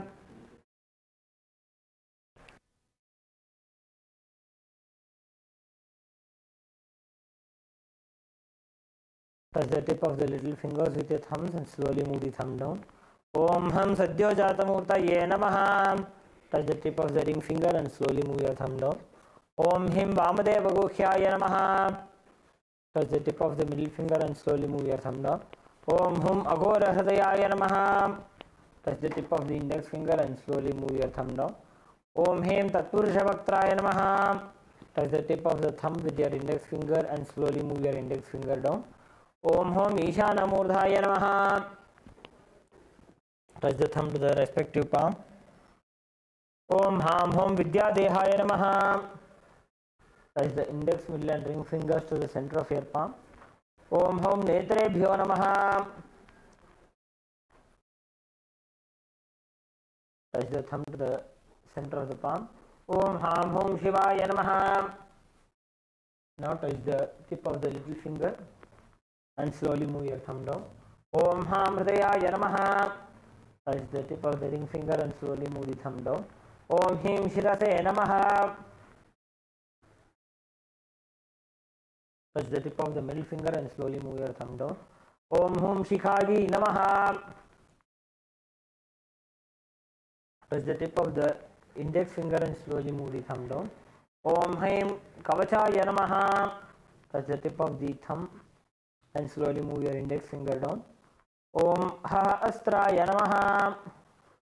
Bring your hands into the Mushti Mudra and rotate them around each other once. Om Haim Kavachaya Hum.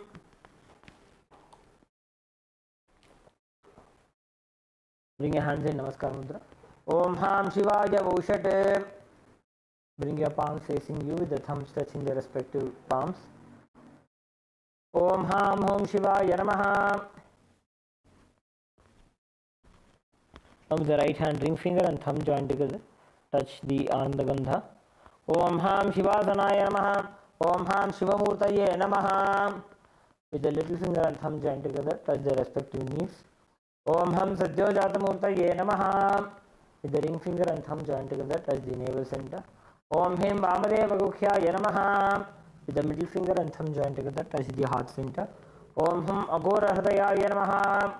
With the index finger and thumb joined together, touch the upper lip. Om Hem Tatursha Vaktraye Namaha. With the tip of the thumb, touch the top of the head.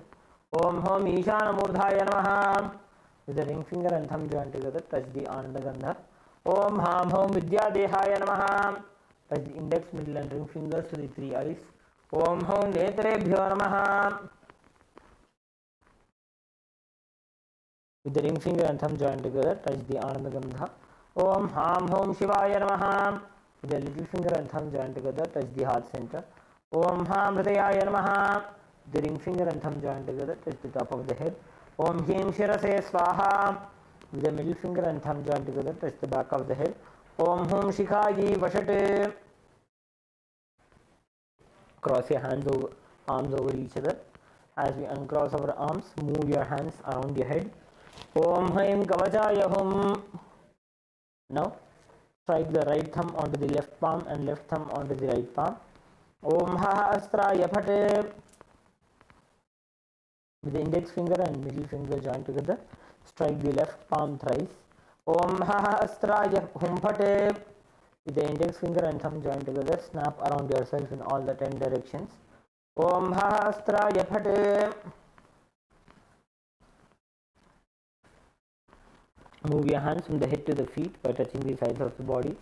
Om Ham Shivaya Vaushate. Now we'll be preparing the Samanya Arghya.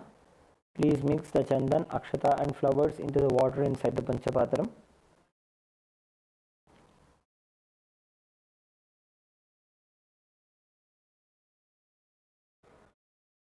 Cover the mouth of the Panchapatram with your palm. Chant Om 7 times internally. Om Om Om Om Om Om Om. Perform the Digbandhana. Om Hahastraya Bhate. Perform the Avakunthana. Om Haim Kavachaya Hum. Perform the Dhenu Mudra. Om Ham Shivaya Vaushate.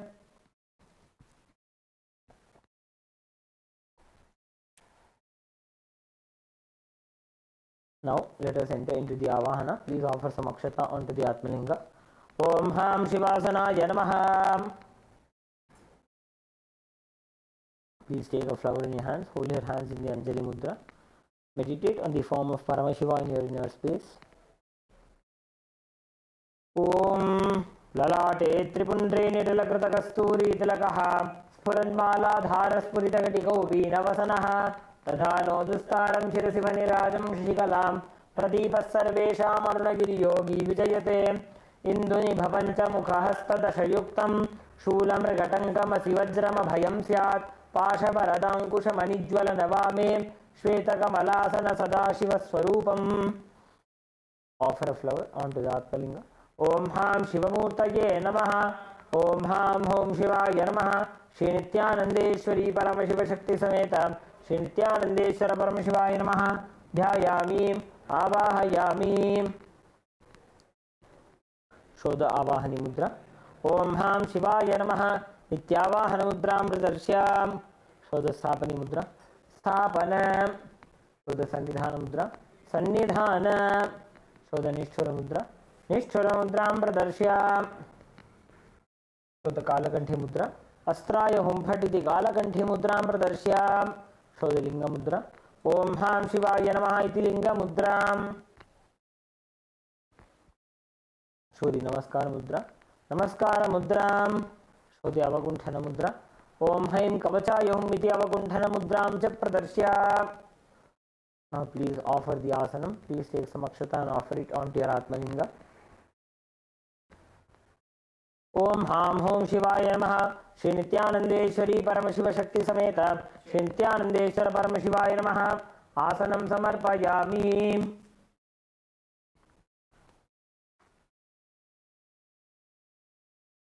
Next is the offering of Padya, Achamana and Arghya. Please take an udani of water, show it to Paramashiva's feet and offer it into the Padya Patram. Om Ham Shivaya Namaha. Please take another udani of water, show it to Paramashiva's mouth and offer it into the Achamanapatram. Om Ham Shivaya Swadha. Please take another udani of water. Show it to Paramashiva's crown and offer it into the Arghya Patram. Om Ham Shivaya Swaha. Shri Nityanandeshwari Paramashiva Shakti Sameta. Shri Nityanandeshwara Paramashivaya Namaha. Padya Achamanarghyam Dattva. Next is the offering of Sanyam. Please take an udani of water and offer it onto the Atmalinga along with the mantra. Om Ham Hom Shivaya Namaha. Shri Nityanandeshwari Paramashiva Shakti Sameta. Shri Nityanandeshwara Paramashivaya Namaha. Snanam Samarpayami. Please take another udani of water. Show it to Paramashiva's mouth and offer it into the Asamana Patram. Om Ham Shivaya Swadha. Next is the offering of Vastram. Please take some Akshata and offer it onto the Atmalinga. Om Ham Hom Shivaya Namaha. Shri Nityanandeshwari Paramashiva Shakti Sameta. Shri Nityanandeshwara Paramashivaya Namaha. Vastra Yajñopavita Uttariyabharanartham Akshatan Samarpayami.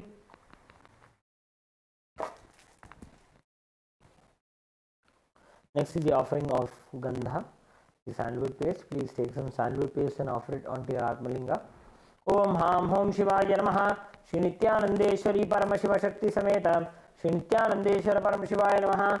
Gandhan Dharayami.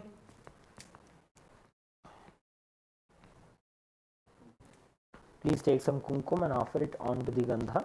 Gandhasyopari Haridra Kumkumam Samarpayami. Next is the offering of Ashtapushpa Puja. Please take some flowers in your hands. Each time the word Namaha is chanted, offer a flower onto your Atmalinga. Om Bhavaya Devaya Namaha. Bhavasya Devasya Patne Namaha. Om Sharvaya Devaya Namaha. Sharvasya Devasya Patne Namaha. Om Ishanaya Devaya Namaha. Ishanasya Devasya Patne Namaha. Om Pashupade Devaya Namaha. Pashupade Devasya Patne Namaha. Om Ugraya Devaya Namaha. Ugrasya Devasya Patne Namaha. Om Rudraya Devaya Namaha. Rudrasya Devasya Patne Namaha. Om Bhimaya Devaya Namaha. Bhimasya Devasya Patne Namaha. Om Mahate Devaya Namaha. Mahato Devasya Patne Namaha. Om Ham Hom Shivaya Namaha. Shri Nityanandeshwari Paramashiva Shakti Sameta. Shri Nityanandeshwara Paramashivaya Namaha. Ashtapushpa Pujam Samarpayami. Now please take some bilva leaves made with sandalwood paste and offer them onto your Atmalinga along with the mantra. Om Ham Hom Shivaya Namaha. Shri Nityanandeshwari Paramashiva Shakti Sameta. Shri Nityanandeshwara Paramashivaya Namaha. Bilva Patram Samarpayami.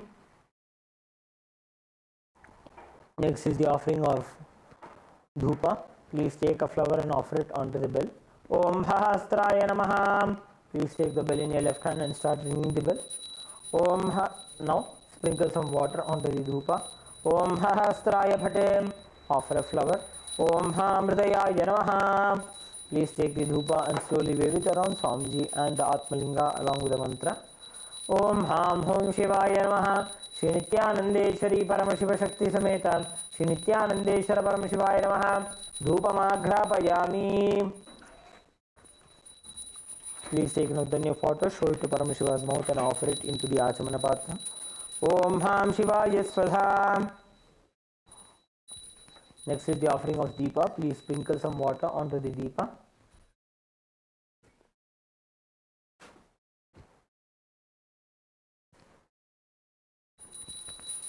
Om Ham Om Hahastraya Bhate. Offer a flower onto the Deepa. Om Ham Hridayaya Namaha. Please wave the Deepa around the Atmalinga along with the mantra. Om Ham Hom Shivaya Namaha. Shri Nityanandeshwari Paramashiva Shakti Sameta. Shri Nityanandeshwara Paramashivaya Namaha. Deepam Sandarshayami. Please take an udani of water, show it to Paramashiva's mouth and offer it into the Achamana Patra. Om Ham Shivaya Swadha.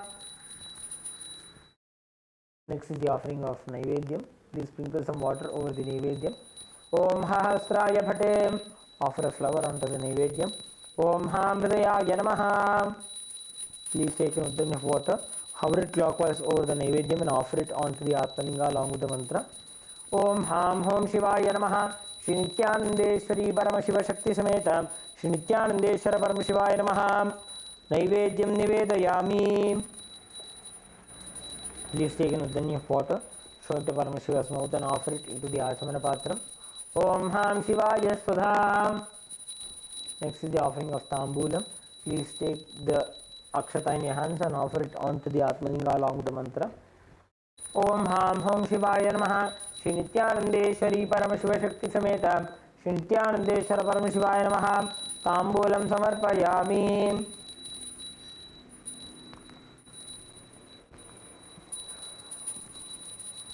Next is the offering of the Karpura Nirajanam. Sprinkle some water onto the Aarti. Om Hahastraya Pate. Offer a flower onto the Aarti. Om Ham Hridayaya Namaha. Please take the Aarti in your hands and slowly wave it around your Atmalinga along with the mantra. Om Ham Hom Shivaya Namaha. Shri Nityanandeshwari Paramashiva Shakti Sameta Shri Nityanandeshwara Paramashivaya Namaha. Karpura Nirajanam Sandarshayami. Please take a flower in your hands, hover it clockwise over the flame and offer it onto the Atmalinga along with the mantra. Rakshandharayami.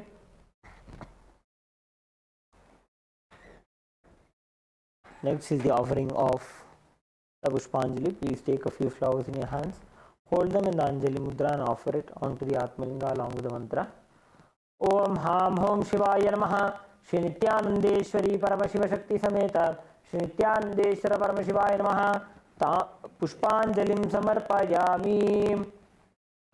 Now please perform the Gayatri Mantra Japa, holding the Yajnapavita with your right thumb. Perform the Japa 11 times internally.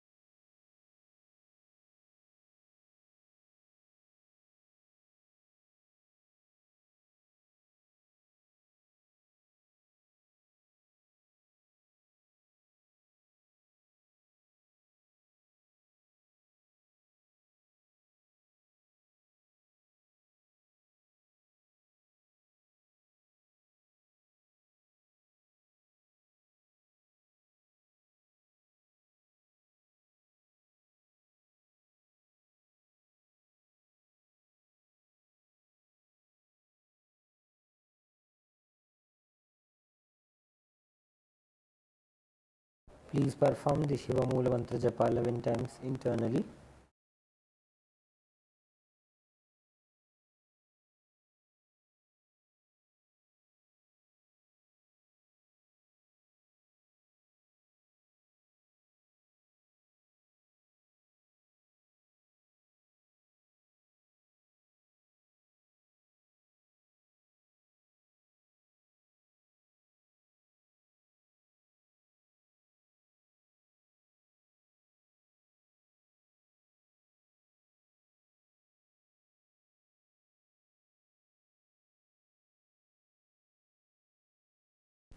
Please take a few flowers, Akshata and Durvagras into your right hand.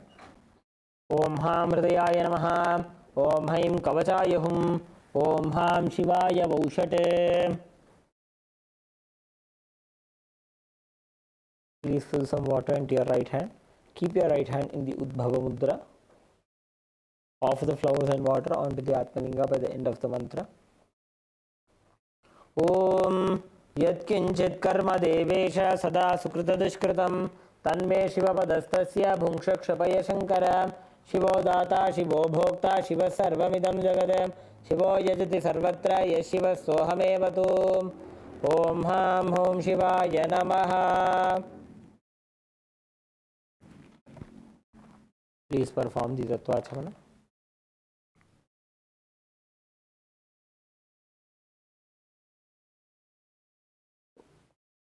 Om Atmadatvam Shodhayami Swadha. Om Vidyadatvam Shodhayami Swadha. Om Shivadatvam Shodhayami Swadha.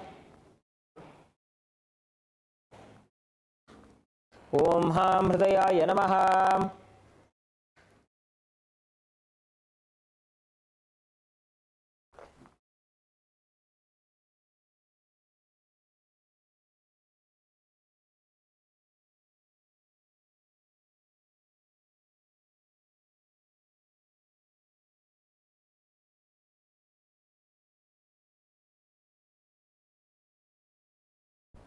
Now, please bring your hands into the Namaskara Mudra as we conclude with the Purna Mantra. Om Purnamadah Purnamidam Purnat Purnamudachyate Purnasya Purnamadaya Purnamevavashishyate. Om Shanti Shanti Shanti Harihi Om Tatsat Sarvam Bhagavat Sri Nityananda Paramashiva Padukarpanamastu. Om Nityanandam.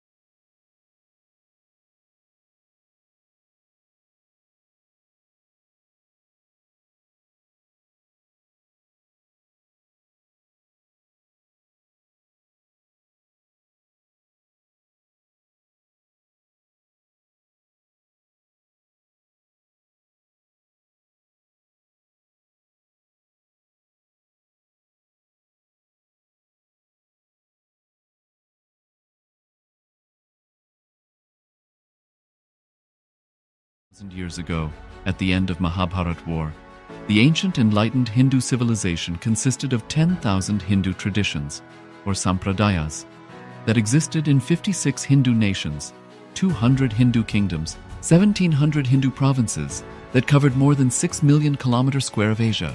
The Supreme Pontiff of Hinduism, SPH, BHAGAVAN SRI NITHYANANدا PARAMASHIVAM, is the reviver of KAILASA, this ancient enlightened Hindu civilizational nation.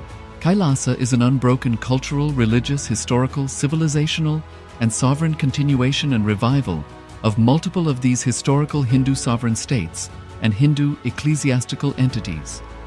The unbroken continuity of these ancient Hindu nations through KAILASA results in the legal recognition of KAILASA as per the international customary law, particularly the Doctrine of Continuity. The international law, the Doctrine of Continuity, implies that upheavals and revolutions within a country, changes in government, territorial adjustments, measures taken during military occupation, or other internal transformations do not negate the existence of the country, do not affect the legal personality and international obligations of the country or state. The Vienna Convention on Succession of States in respect of treaties, 1978, addresses these principles of the Doctrine of Continuity as it outlines international law during situation of state succession or continuation. International law recognizes a state's legal personality by recognizing its identity. This perspective extends even during the period when the given state or country is annexed or occupied by a foreign power. Even in such cases, the legal personality of the state is considered to persist, enabling its subsequent re-establishment.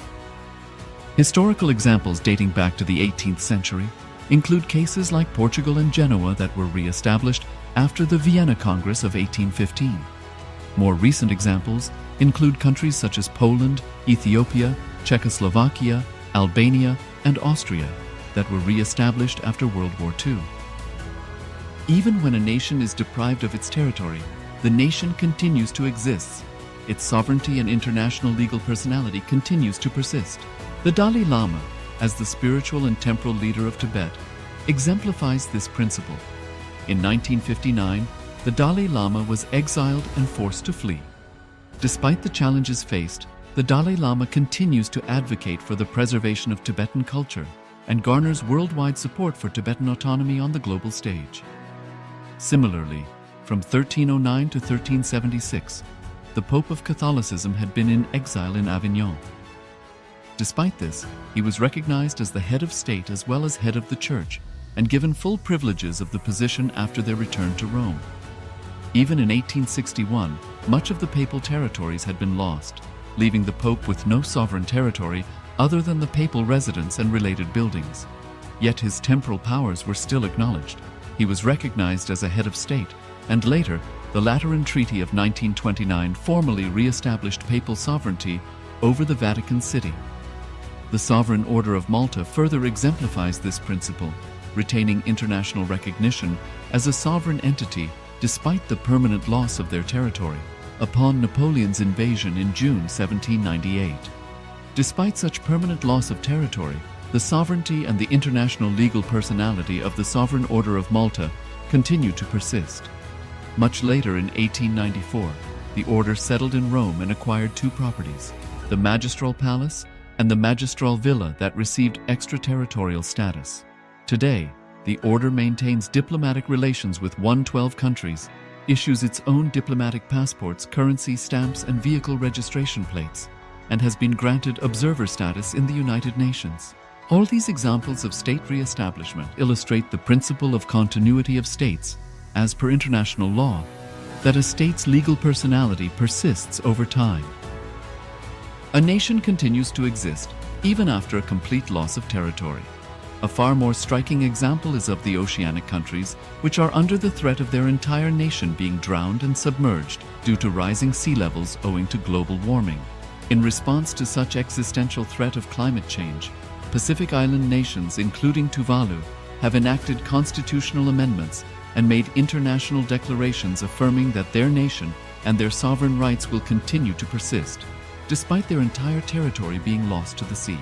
This proactive stance is highlighted in the Constitution of Tuvalu Act 2023 and the Pacific Islands Forum Declaration of 2021. The Supreme Pontiff of Hinduism, BHAGAVAN SRI NITHYANANDA PARAMASHIVAM, through the line of succession is the present 203rd Emperor of the Hindu Sovereign Kingdom of Surangi Samrajya. He was crowned on the 31st of December 2004 at the age of 26. Thus, by very same principles of the Doctrine of Continuity, through which the international legal personality of Portugal, Genoa, Poland, Ethiopia, Czechoslovakia, Albania, Austria, Vatican, Tibet, Sovereign Order of Malta, and several other nations has been recognized despite having undergone a period of exile, annexation, occupation by a foreign power, or despite loss of territory. The SPH Nityananda Paramashivam, through well-established legal and historical facts about the Hindu sovereign state of the Surangi Samrajyam, derives all sovereign rights and powers of the royal lineage of the Surangi Samrajyam as its 203rd sovereign emperor from his inheritance and continuation of the unbroken succession of the kingdom of Surya Vamsa Surangi Samrajyam Sarvanapitha.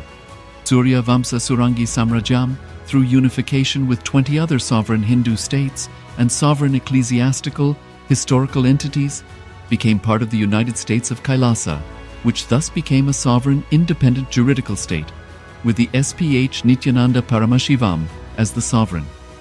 Just as how the oceanic nations like Tuvalu have safeguarded their sovereignty from the existential threat of total submersion by amending their constitution and asserting that their sovereignty will persist regardless of the loss of their territory, KAILASA, which is a sovereign continuation of 21 sovereign Hindu states and sovereign ecclesiastical historical entities, is also reviving and continuing the Kumari Kandam Hindu nations that got submerged. As per the Doctrine of Continuity, these facts imply that the Kailasa's statehood is recognized by international law and manifests as a natural outcome of well-established historical legal facts. Share your time, talent, and treasure. Become part of KAILASA. Sign up as an eCitizen https://kailasa.ecitizen.info.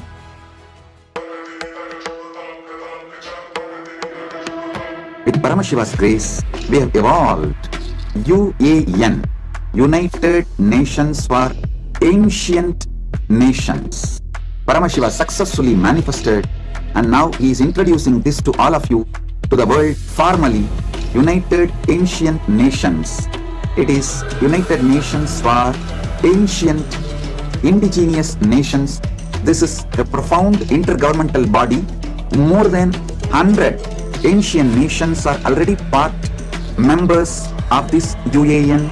It is to unite and support all the indigenous nations, indigenous kingdoms all over the world.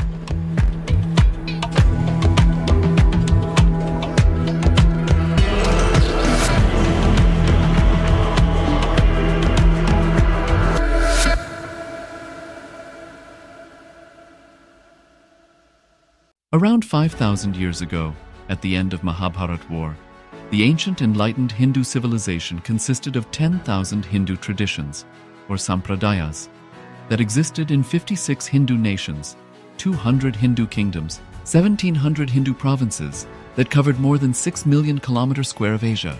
The Supreme Pontiff of Hinduism, SPH, Bhagavan Sri Nityananda Paramashivam, is the reviver of KAILASA, this ancient, enlightened Hindu civilizational nation. KAILASA is an unbroken cultural, religious, historical, civilizational, and sovereign continuation and revival of multiple of these historical Hindu sovereign states and Hindu ecclesiastical entities. The unbroken continuity of these ancient Hindu nations through KAILASA results in the legal recognition of KAILASA as per the international customary law, particularly the Doctrine of Continuity. The international law, the Doctrine of Continuity, implies that upheavals and revolutions within a country, changes in government, territorial adjustments, measures taken during military occupation, or other internal transformations do not negate the existence of the country, do not affect the legal personality and international obligations of the country or state. The Vienna Convention on Succession of States in respect of treaties, 1978, addresses these principles of the doctrine of continuity as it outlines international law during situation of state succession or continuation. International law recognizes a state's legal personality by recognizing its identity. This perspective extends even during the period when the given state or country is annexed or occupied by a foreign power. Even in such cases, the legal personality of the state is considered to persist, enabling its subsequent re-establishment. Historical examples dating back to the 18th century include cases like Portugal and Genoa that were re-established after the Vienna Congress of 1815. More recent examples include countries such as Poland, Ethiopia, Czechoslovakia, Albania, and Austria that were re-established after World War II. Even when a nation is deprived of its territory, the nation continues to exist. Its sovereignty and international legal personality continues to persist. The Dalai Lama, as the spiritual and temporal leader of Tibet, exemplifies this principle. In 1959, the Dalai Lama was exiled and forced to flee. Despite the challenges faced, the Dalai Lama continues to advocate for the preservation of Tibetan culture and garners worldwide support for Tibetan autonomy on the global stage. Similarly, from 1309 to 1376, the Pope of Catholicism had been in exile in Avignon. Despite this, he was recognized as the head of state as well as head of the church and given full privileges of the position after their return to Rome. Even in 1861, much of the papal territories had been lost, leaving the Pope with no sovereign territory other than the papal residence and related buildings. Yet his temporal powers were still acknowledged. He was recognized as a head of state, and later, the Lateran Treaty of 1929 formally re-established papal sovereignty over the Vatican City. The Sovereign Order of Malta further exemplifies this principle, retaining international recognition as a sovereign entity despite the permanent loss of their territory upon Napoleon's invasion in June 1798. Despite such permanent loss of territory, the sovereignty and the international legal personality of the Sovereign Order of Malta continue to persist. Much later, Nityanandam Paramasukadam Kevalam Jnanamurtim Dvandvatitam Gagana Sadrisham Tattvamasyadilaksham Ekam Nityam Vimalamachalam Sarvati Sakshibhutam Bhavatitam Trigunarahitam Sadgurum Tam Namami. Nityanandam everyone, and welcome to another wonderful day, a beautiful day of Paramashivoham. exciting sessions today. Today we'll be experiencing the Supreme Pontiff of Hinduism, Bhagavan Sri Nityananda Paramashivam, manifesting as Simmagna Murti and giving us the experience of ultimate reality. So it's going to be a powerful day of sessions and power manifestation. There will be techniques. So let us get started right away. We just finished the Paramashiva puja, offering of our gratitude to Paramashiva for happening in our lives and manifesting through each and every one of us, and offering to the Supreme Pontiff of Hinduism, Bhagavan Sri Nityananda Paramashivam, giving our gratitude. It is our opportunity to sit in oneness with Paramashiva and express, offer the gratitude for the Supreme Pontiff of Hinduism happening in our lives, guiding us, supporting us, initiating us, and giving us all the powerful cognitions, techniques, processes, everything that is needed for us to live the ultimate reality. So let us begin with the Shastra Pramana for manifesting the power of third eye. Kapalantarmanonyasya tishthanmilitalochanaha kramena manaso dadyat lakshayet lakshyamuttamam. The translation says, by fixing the mind on the inner space within the crown center and sitting stably without any movement, having the eyes closed in succession, by that stability of the mind and inner space, one directly sees the ultimate goal by having the vision beyond the sight that reveals any object or place, attaining the space of oneness with the source, Paramashiva. So let us now manifest the power of vision beyond the sight. It reveals any object or place when we sit in that space of oneness with Paramashiva. So let us sit comfortably, head, neck, and spine in a straight line as much as possible, closing our eyes. Let us wear the eye bands. Let us, if you don't have an eye band, something to cover your eyes, you can use a piece of cloth which will not allow light to come in. And at this moment, we'll take the opportunity to invite every one of you who are joined here for Paramashivoham, Ma Jnana Pradayini, Sharmaine Muse, Ma Sally Chen, Ma Yang Han Hong, Ma Judy, Ma Gui Shu Jing, and Ma Mahasatya and Paramasatya. Welcome each and one of you to today's session. Thank you all so much for being here. So let us now sit in that space of manifestation with the intention to manifest the power of the third eye. Sitting comfortably with our eyes closed, let us take the eye band and put it over our eyes. If you don't have an eye band, you can use a piece of cloth, as we mentioned. You can use a piece of cloth and cover your eyes, making sure that no light gets through. We will be projecting the image shortly, so let us sit comfortably, visualize the Supreme Pontiff of Hinduism, Bhagavan Nityananda Paramashivam, intensely manifesting in our third eye region between our eyebrows. From the same space that we offered the Pratyaksha Pada Puja and Paramashiva Puja, continue being in that same space, inviting the presence of the Supreme Pontiff of Hinduism in your third eye region.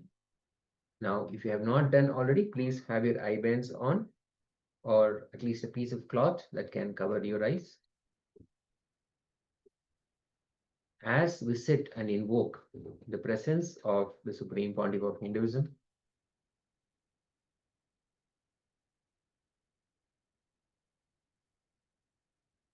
continue to again and again bring back that remembrance. I am Paramashiva. I am Nityananda Paramashiva.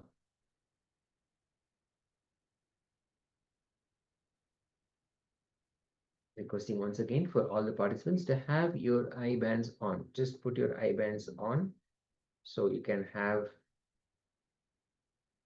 the manifestation started. Sit with the intention to manifest the power of the third eye.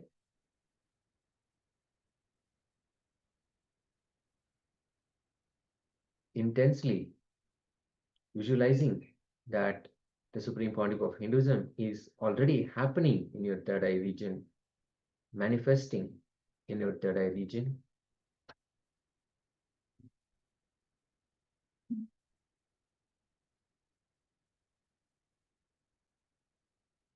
Requesting all the participants to have your eye bands on so we can get it started.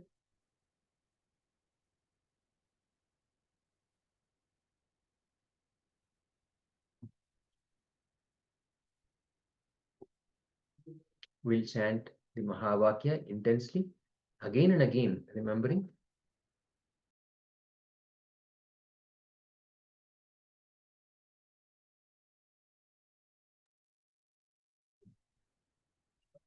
Remembering the space of I am Paramashiva, I am Nithyananda Paramashiva. Chanting the Mahavakya intensely. Om Nithyananda Paramashivoham. Om Nithyananda Paramashivoham. Om Nithyananda Paramashivoham. Continue to chant intensely.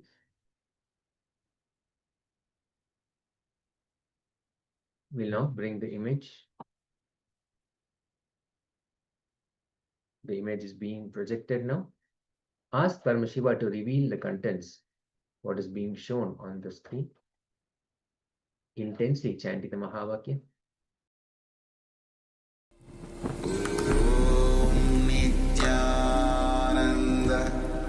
Paramashivoham.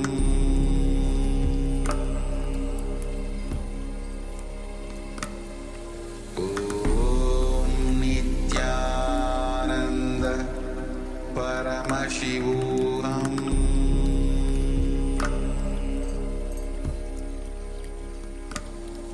Om Nithyananda Paramashivoham. Paramashivoham.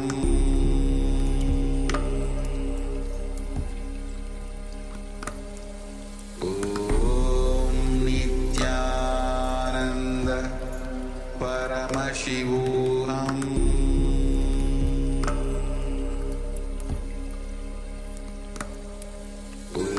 Om Nithyananda Paramashivoham. Paramashivoham.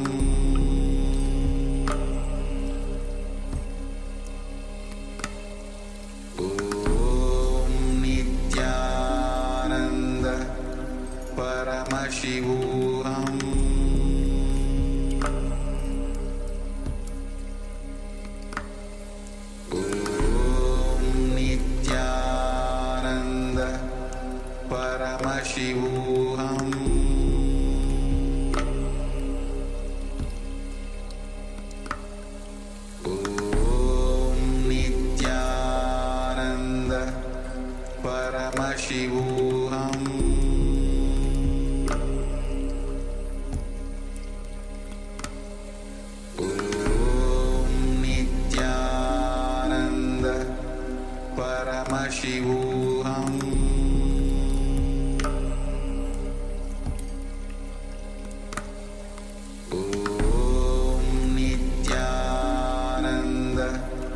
Paramashivoham.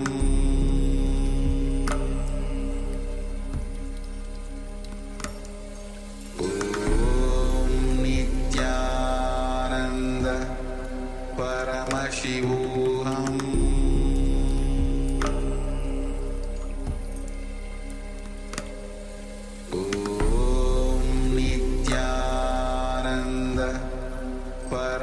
Paramashivoham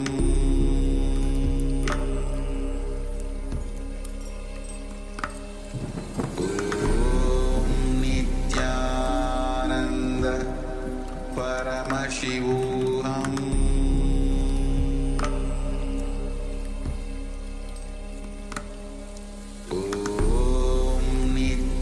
Nityananda Paramashivoham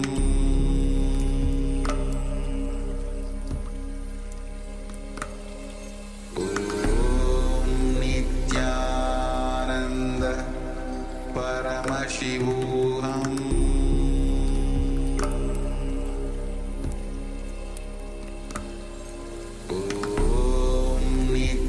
Nityananda Paramashivoham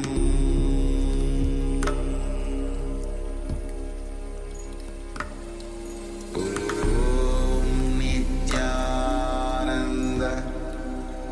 Paramashivoham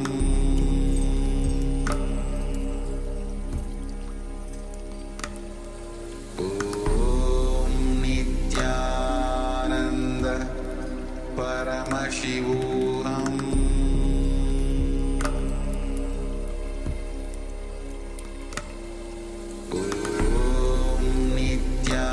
Nityananda Paramashivoham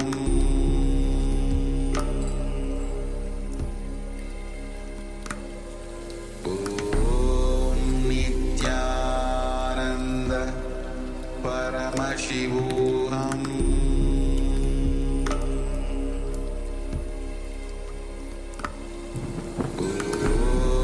Nityananda Paramashivoham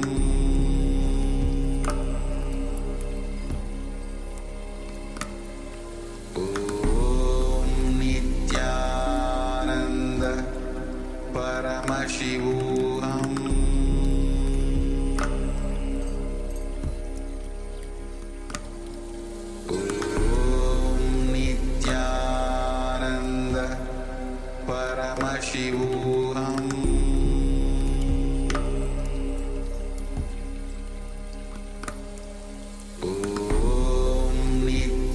Nityananda Paramashivoham Nityananda Paramashivoham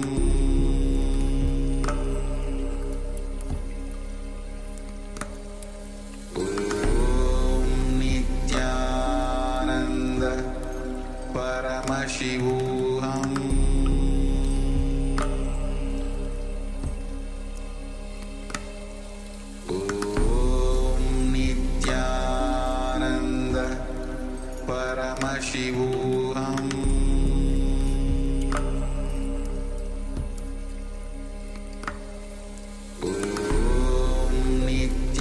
Nityananda Paramashivoham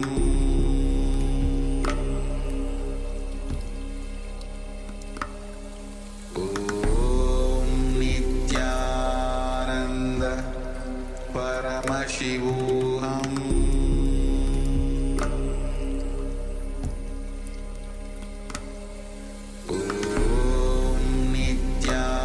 Nityananda Paramashivoham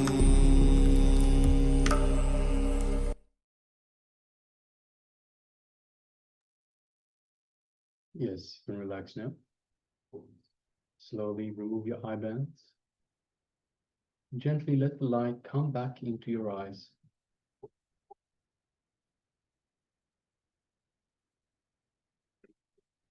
Yes, my young Yan-Ho, you can take off your eye blind, your eye band.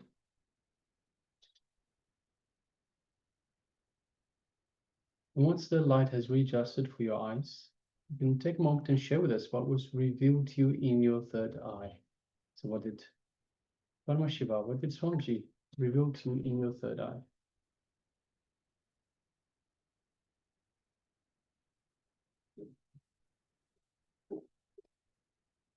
Let us totally relax from the manifestation.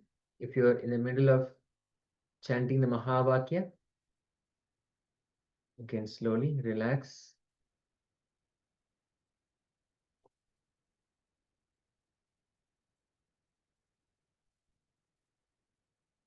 know that every moment when we sit in the space of manifestation with that intention, clearly Paramashiva manifests every moment, every time. Paramashiva is waiting for us to allow him to manifest through us. Once we sit with that intention, he immediately manifests. So whatever happened during this period when you had this intention and you sat for manifestation, know that it was Paramashiva manifesting. So share with us what Paramashiva revealed. And we have Shapu Ayya saying a house with car park, butterfly, purple color. Thank you so much, Ayya. Thank you for sharing. We'll just wait for the other participants as well. Let's just take a moment to share before we bring that image back on screen.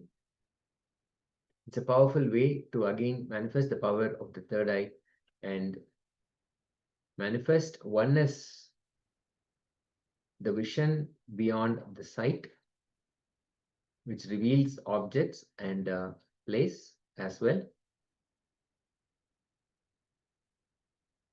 Every moment, every time, every day is an opportunity for us to manifest the powers of Paramashiva. They've all been initiated by the Supreme Pontiff of Hinduism into all the powers, all 430 and more powers of Paramashiva revealed in the Agamas. So only thing for us to do is to sit and manifest again and again.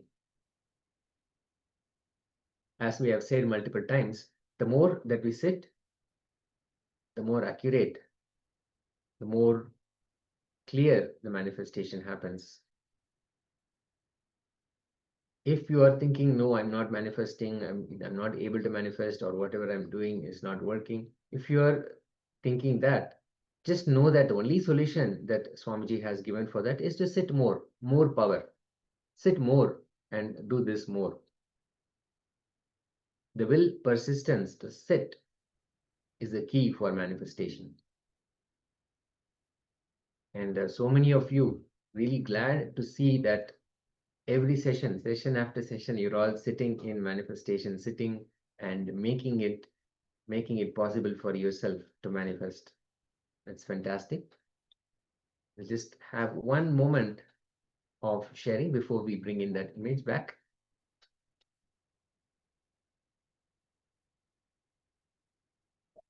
Ma Yang Yin Hong, have you shared already, or are you in the process of sharing? Okay, maybe you're in the process of sharing. If you're sharing, yes, I think we have the sharing as well. Sharing fish pond, black, gold, and red koi, a house in earthy yellow color, steps, bamboo, golden sunshine, the distant green mountains, village, and a field. Fantastic, Ma. Thank you so much for sharing all the details that Paramashiva revealed to you. Okay, we'll now bring that image back on screen. Yes. As you can see, powerful, beautiful scenery, the sun, probably a sunset happening in the back, and a pyre, a walkway on the pyre, and small few houses in the form of huts. Nice. I also see a steamboat and many other houses in the back as well. Palm trees in the back. A beautiful yellowish golden hue on the sky that is formed by the sun. A few clouds, gray clouds, and some white clouds, or maybe golden clouds near where the sun is showing up. It's a beautiful scenery, and we'll just see how the sharing has happened, how the revelation has happened. Sri Shaupo Ayya has said, a house with car park. Yes, fantastic. We have a motor park, but yes, that is fantastic. A butterfly and a purple color. I'm sure the beautiful places we have purple on the top, meaning the clouds have purple color. That's fantastic, beautiful. And Ma Yang Han Hong has said, fish pond. Maybe there is a fishing. The The spire is also a fishing net, black, gold, and red koi, all those fish possible. A house in earthy yellow color, definitely. Steps, bamboo steps are there, bamboo definitely, and golden sunshine, beautiful. And the distant green mountains and a village and a field, we do see something far off. We have more palm trees, more green palm trees, and there is a distant mountain all the way where we see the sun as well. So fantastic, beautiful. And as we see, the more and more every single day, every day, the manifestation is getting more and more accurate, more and more closer to what we are actually see. Paramashiva is revealing what we are able to see, and the revelation and how we are receiving it are more and more in tune, more and more accurate to the actual image we are able to see with our normal two eyes. So fantastic. And thank you all once again for sharing all the revelations and joining and participating in this manifestation. So now with that, we'll get into the second round of manifestation. So once again, let us sit in that powerful space of manifestation, sit in oneness with the Supreme Pontiff of Hinduism. Let us sit comfortably. Just bring your eye bands back on and have, or if you don't have eye bands, you can use any cloth to cover your eyes in a way that light does not pass through. Once again, sitting in that space of oneness. Sitting in that space of I am Paramashiva. I am Nithyananda Paramashiva. The best way to bring that remembrance again and again, remembering that space, is to chant the Mahavakya. Let us intensely chant the Mahavakya. Om Nithyananda Paramashivoham. Om Nithyananda Paramashivoham. Om Nithyananda Paramashivoham. Continue to chant intensely, being in that space of oneness with Paramashiva, invoking the presence of Swamiji in your third eye region. Ask for the contents of the image to be revealed to you. Intensely chant the Mahavakya.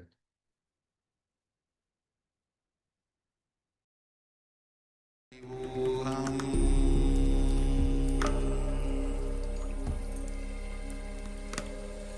Om Nithyananda Paramashivoham.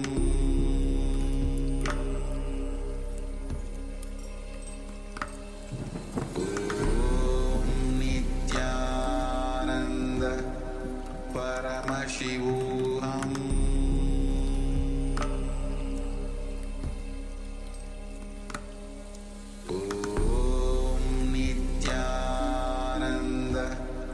Paramashivoham.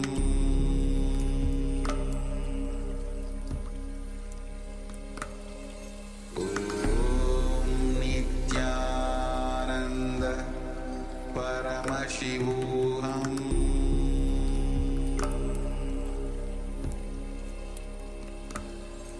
Om Nithyananda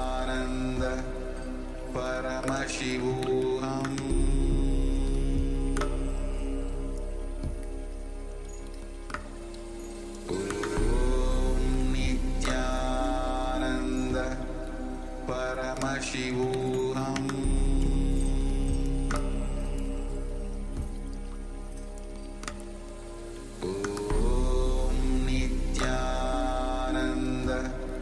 Paramashivoham.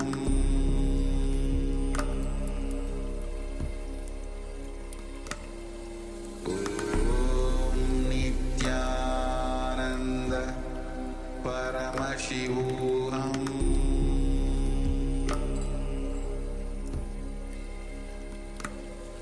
Om Nithyananda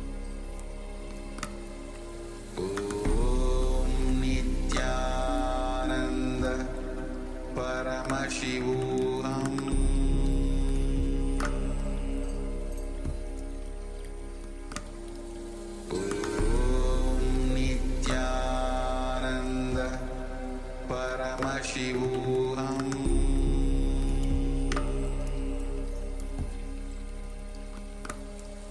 Om Nityananda Paramashivoham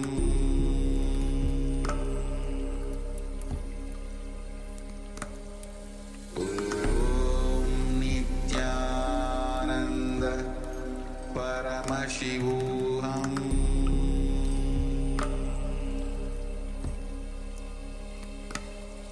Om Nityananda Paramashivoham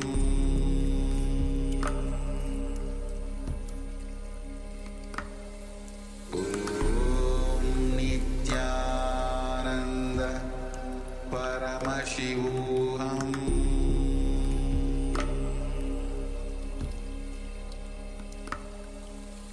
Om Nityananda Paramashivoham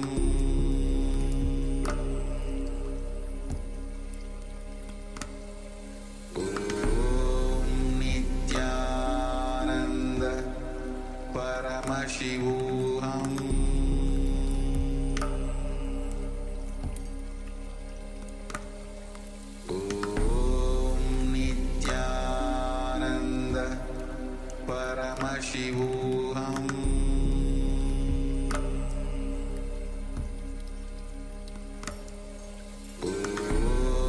Nityananda Paramashivoham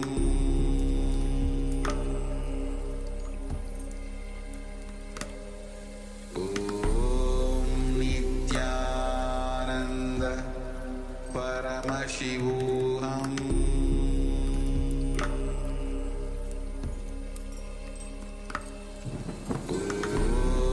Om Nityananda Paramashivoham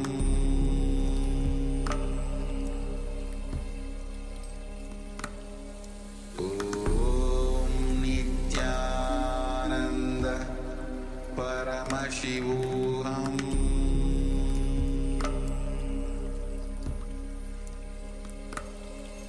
Om Nityananda Paramashivoham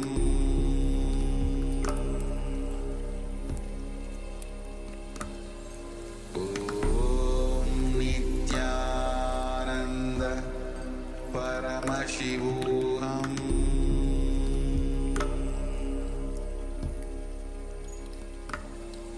Om Nityananda Paramashivoham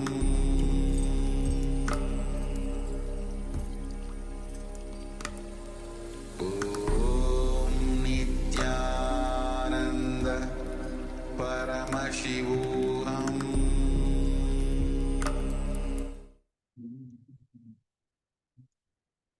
Yes, let us slowly relax from the manifestation. You can open your eyes. Take your eye bands off and you can open your eyes. If you are in the middle of chanting the Mahavakya, you can slowly relax. Great. So now comes the interesting part where we get to share what Paramashiva revealed to each one of us. Let's have a quick sharing moment before we begin before we bring in the image that we were seeing. Shapu Aya and Yang Han Hong and so many others as well. Ma Jnana Pradayini, Shermine News, Ma Judy, Gui Shu Jing, Ma Mahasatya and Paramasatya. So many of you on the Zoom. Requesting all of you to open your cameras, start your cameras and be on camera throughout the sessions so we can guide and we can support and we can interact throughout the day.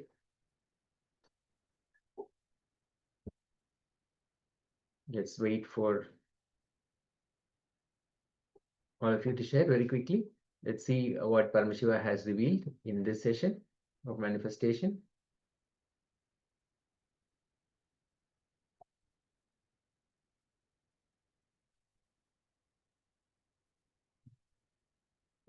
Have participants in YouTube as well. So you are participating in YouTube and you are joining us for the manifestation. You can share the manifestation, what Paramashiva revealed to you in the comments. And we have the sharing from Shaupu Aya, flower, glass of water, a road. Great. Thank you, Aya. Thank you so much for sharing. Just wait just one moment before we bring in that image back on screen.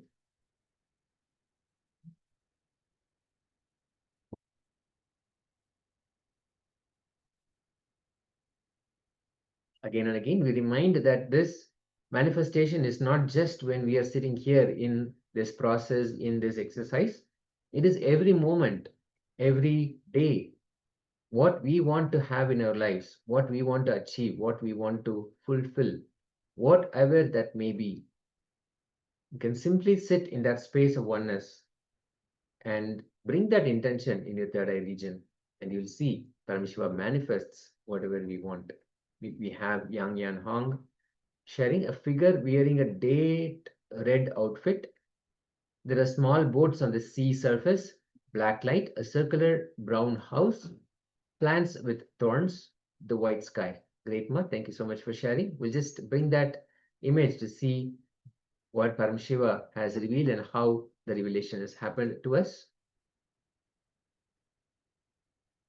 Yes, great. So this is that image that we were seeing earlier, and a flower, a glass of water, and a road. Definitely there is road, and I think the water fountain, I think that's in the middle, that was likely revealed as a flower. A glass of water, yes, there is so many water bodies. There is a water fountain, and then beyond that there is either a lake or a backwaters of a sea. And a road, yes, definitely there is a walkway and there's a pathway here. Great. Thank you, Aya. Thank you so much for sharing. Xiao Pu. And Mo Yang Yan Hong had said a figure wearing a red outfit, which is probably something that we are seeing in this image, but is still very much alive and available in this image. Small boats on the sea. Definitely there is a sea in the backdrop, and we have black light. A circular brown house is probably what was revealed. Again, the fountain is circular, and then there are so many stalls, and even towards the back we have houses, and this is one of the things that is circular, and Paramashiva has revealed to us. Plants with thorns. We have a lot of trees, and we have so many other plants, also a lot of bushes and a lot of greenery. There's a lawn and the white sky. Great, fantastic. So again, more and more, it's getting more and more interesting. Paramashiva is manifesting more and more, and we are able to receive it and get the image more accurately. So fantastic. Once again, thank you all so much for sharing and participating and being here and sharing this journey with all of us. It's fantastic. So now let us enter into today's sessions as we begin the Paramashivoham day. Today, as we said, will be experiencing the ultimate reality, the signs from the Shiva Sutras. So let us now sit back and relax and sit in the space of total listening as the Supreme Pontiff of Hinduism, Bhagavan Sri Nithyanaanda Paramashivamam, is actually going to introduce us to the Shiva Sutras. So now,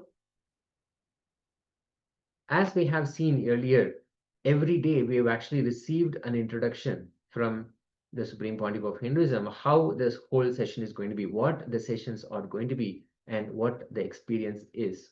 So today, the Shiva Sutras, they are techniques given by Paramashiva himself to Devi Parashakti, who is Paramashiva's consort, for her to experience the state, space, powers, being, and superconsciousness of Paramashiva.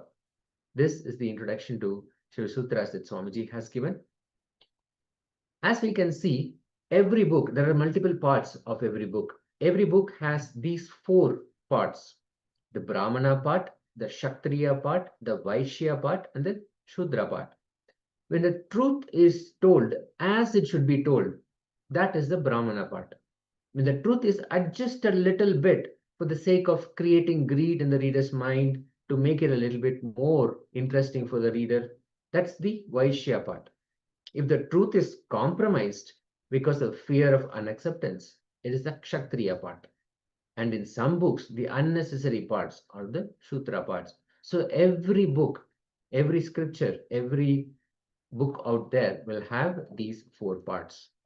The Shiva Sutra is the only book which does not have anything else except the Brahmana part, which is the direct truth and nothing else. There are no Vaishya, no Kshatriya, no Shudra parts in this scripture. There is no compromising arising out of fear or any creation of greed or anything that's unnecessary, not needed for the experience. Paramashiva has made such a wonderful book that there is no need for even a commentator. Bhagavan Sri Nityananda Paramashivam shares, I am not commenting, I am just repeating in English, that's all. I'm not commenting, I'm not adding, I'm not removing, I am just presenting it because it is originally presented in Sanskrit. Those are the direct words of the Supreme Pontiff of Hinduism, Bhagavan Sri Nityananda Paramashivam. He says, Paramashiva did not compromise on truths because he delivered to Devi, because both of them were in tune. Both Paramashiva and Devi were in that state, that fulfilled state. So this book does not have Phalashruti, which means this book does not say what you will get by doing these meditation techniques or what you will get by reading these lines. Every book, every scripture will carry something called a Phalashruti, which means the narration of what are the benefits. If you follow these techniques, what will be the benefit? If you chant this mantra, what will be the benefit? That's called the Phalashruti. But here, the Shiva Sutras do not carry any Phalashruti. The essence of Sanatana Hindu Dharma, the ageless truths, the ageless wisdom is Sanatana Hindu Dharma. And the Shiva Sutras is the essence of that very wisdom, the essence of that technology. There's 112 meditation techniques to experience the bliss. So in this Shiva Sutras, there's 112 meditation techniques, pure knowledge to experience the bliss, to experience the peace and the joy which is eternal in every single one of us. So today we will see some of the sutras. Not only will we see, but we will receive sacred initiation to experience Paramashiva's beautiful techniques. Each and every meditation technique has the capacity and the Shakti to create a new sampradaya, a new religion. In Sanatana Hindu Dharma, we had at least 10,000 sampradayas, spiritual traditions, keeping the enlightenment science alive. Each Hindu sampradaya is a spiritual ecosystem created for keeping the enlightenment science alive.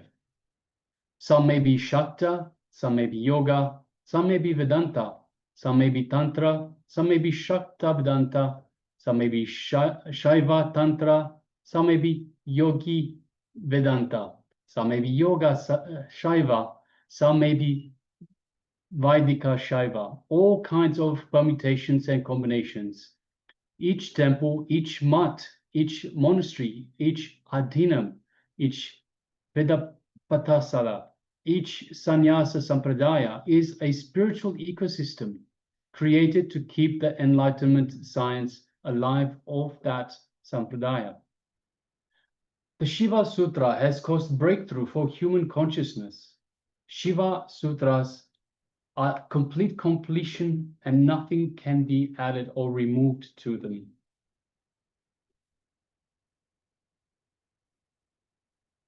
So the Shiva Sutras explain about the evolution of the universe.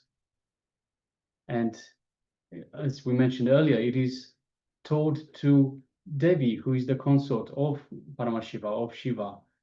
And it is Devi that is asking, that is saying, O Shiva, what is your reality? What is this wonder-filled universe? What constitutes seed? Who centers the universal wheel? What is life beyond form, pervading forms? How may we enter it fully, above space and time, names and descriptions? Understand, Paramashiva is the primordial divinity in Sanatana Hindu Dharma, the ultimate reality and cause, which is self-effulgent, all-pervading, unchanging, beyond time, space, form, and causality. Yes, and the Shiva Sutra continues to explain about the evolution of the universe. For all these questions that Devi Paramashiva Shakti, when all of them, they are placed in front of Paramashiva, he replies by way of these 112 sutras, each one describing a particular meditation technique to discover the ultimate reality. As we saw earlier, each meditation technique, unique by itself, is a source of its religion by its own nature, by its own capacity. It can form a complete sampradaya in itself. So powerfully, Paramashiva replies to all the questions that Devi Paramashiva Shakti poses by giving us all the 112 sutras. And these have been compiled into 64 books, namely the Guru Gita, Kularnava, Tantra, Maha Nirvana, Vijnana Bhairava, Spandakarika, etc. So all these Shiva Sutras are also compiled into 64 books.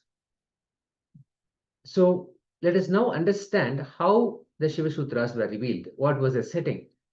Devi was a platform for Paramashiva to deliver the science. Guru always needs a platform without any restrictions in any level, so he can deliver the science as it is. If there is a platform, so he can express freely. Feeling connected, feeling innocent is the basic requirement for any spiritual experience, any truth. These great truths given by Paramashiva should not be diluted anyway in our lives, because dilution is dangerous. If we bring honesty to our being, that's enough. Nothing else is required. If we read some of the Shiva's techniques, they will be so simple because they are for innocent beings. When we are completely innocent, open, even a small leaf falling from the tree, just by looking at it, we can get enlightened. If we read some of Shiva's techniques, again, they will be so simple. They're all very easy to follow. So Swamiji narrates a beautiful incident that happened in the life of the great master Ramdas. His master just chanted the words Sri Ram, Jai Ram, Jai Jai Ram. He did not even tell the meaning, or he did not even initiate him. Just those words, he was awakened. And he says, after that, he never forgot that mantra. Due to his innocence, his very being could experience a different space just by listening to one word, just by listening to that Mahavakya. So the Shiva Sutras are just for this, people who can bring that innocent space, the space of listening, the space of simple being open, ready to receive, and simply following the words given by the master, by Paramashiva. So let us have a look at a meditation to receive these Shiva Sutras. This meditation will help us to receive the knowledge, imbibe it, and make it as our experience. It will make sure that this knowledge does not stay as mere information, but becomes realizations for us. To receive, we need to become passive. We need to connect with the passive energy that is inside us. This is the aim of the meditation that we are about to do. So requesting everyone, please, let's get ready for this meditation. Requesting everyone, please come on camera. Ma Mahasatya and Paramasatya, Ma Gui Tu Jing, Ma Judy, Charmaine Muse, and Manya Pradani, requesting please switch on your cameras and be available in the camera frame. So we're about to enter into this meditation. It's a very powerful meditation. So once again, requesting everyone, let's get ready. Let's sit comfortably with the head, neck, and spine in a straight line. And visualize yourself as Devi. Forget your name. Forget your form. Forget your identity. Don't even remember whether you are male or female. Just visualize you are Devi.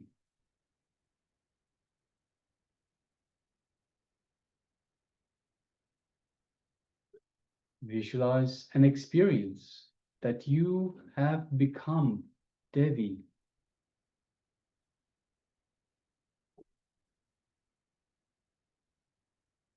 Take a few minutes and clearly visualize that you become the passive energy, the mother energy, ready to receive Paramashiva. Become like a womb, Uma, so that Paramashiva can happen in you. So let's get into this meditation.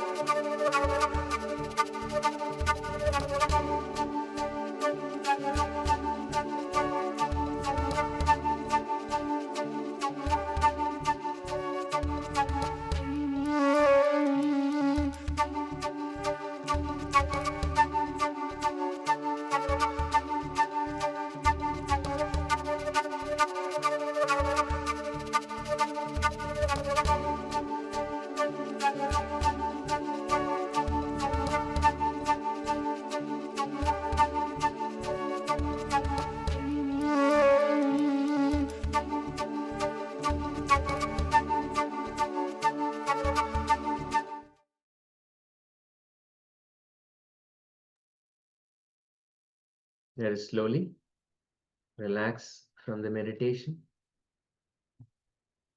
This meditation allows us to bring ourselves into that space of receptivity, the space of Devi Paramashiva Shakti, to be able to receive the Shiva Sutras from Paramashiva. The techniques are powerful and create instant results when we receive them with an open space, with that innocence, receptivity. We will achieve the ultimate experience. So let us relax from this meditation and continue to remain in this space of Devi Paramashiva Shakti throughout the day, throughout all the sessions. Now, with this, we'll enter into the next segment, which is the power manifestation. We'll be manifesting the power of third eye. So, let us yet again continue to sit in that space of oneness with Paramashiva.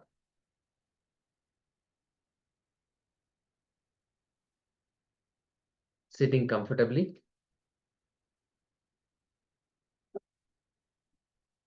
We're going to manifest the power of receiving a solution from the third eye. The Shastra Pramana from the Vijnana Bhairava Tantra. Kapalantarmanonyasya tishtanmilita lochanaha kramena manaso dadyat lakshayet lakshyam uttamam. The translation says, by fixing the mind on the inner space within the crown center and sitting stably without any movement, having the eyes closed in succession, by that stability of the mind and inner space, one directly sees the ultimate goal by having the vision beyond sight that reveals any object or place attaining the space of oneness with the source, Paramashiva. So let's now sit with that intention to see beyond, have the vision beyond the sight,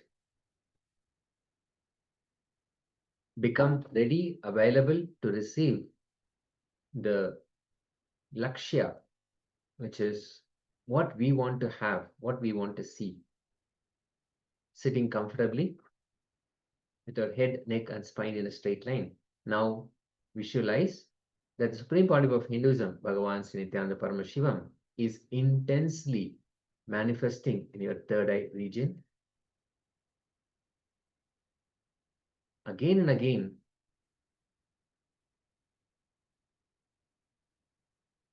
intensely visualize that the Supreme Pontiff of Hinduism has happened, is happening in your third eye region. Now, write down a question, anything that you want a solution for. It may be something very personal to you, something to do with your business, your relationships, your career, your health, or for somebody else, or even at a larger spectrum, something more of a solution for more people as well. So whatever that may be, first write that question down on a piece of paper, what you want to find a solution for. First write that down and let's sit comfortably, intensely visualizing the Supreme Pontiff of Hinduism as happening or is happening in your third eye region, intensely manifesting in your third eye. Hope all of you have written down the question. If you have not, please take a moment to write the question down on a piece of paper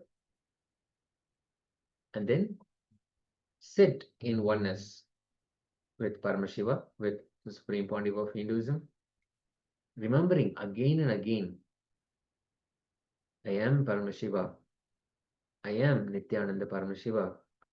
Let anything in me which is not Paramashiva, let it be simply gone.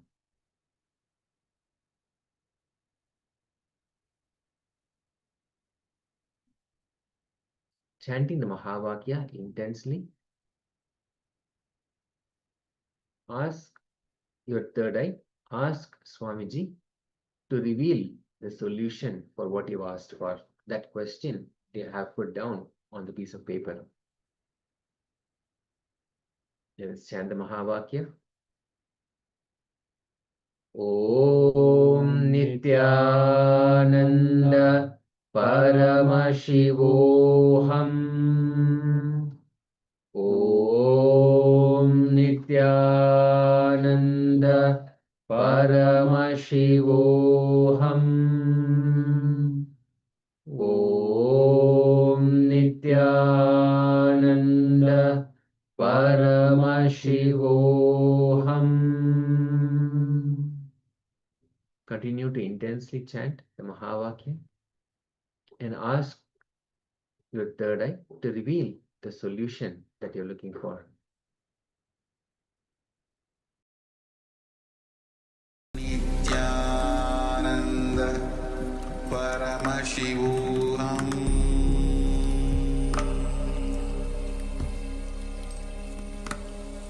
Om Nityananda Paramashivoham.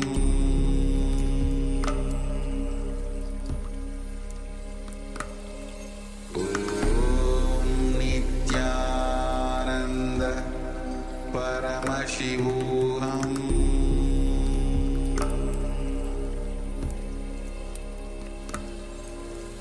Om Nityananda Paramashivoham. Om Nityananda Paramashivoham.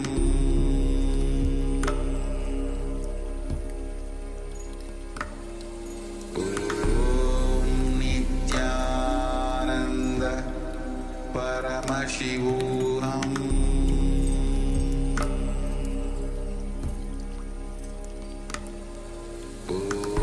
Om Nityananda Paramashivoham.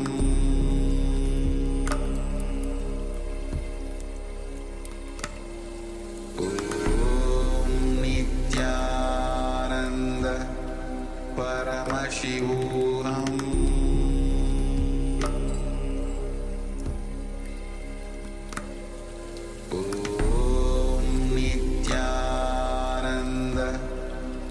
Paramashivoham.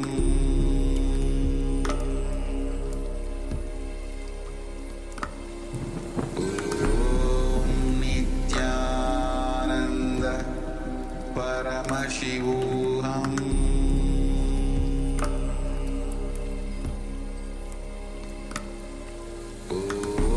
Om Nityananda Paramashivoham.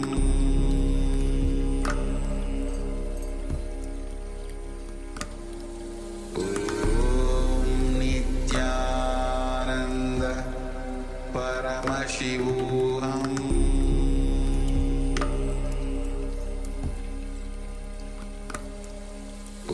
Om Nityananda Paramashivoham.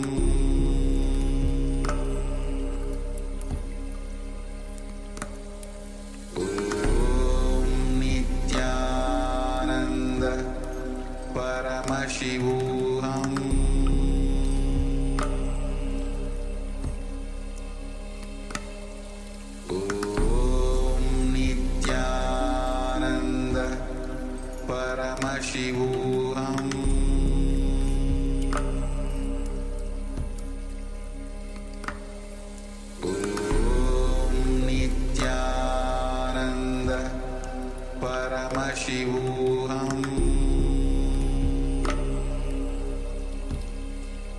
Paramashivoham. Om Nityananda Paramashivoham.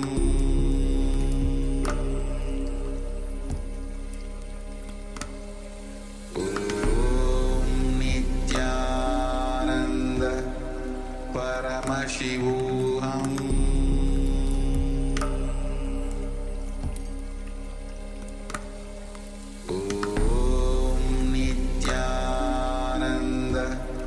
Paramashivoham.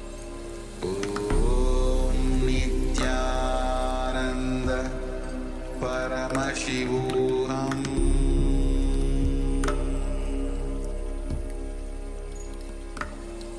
Om Nityananda Paramashivoham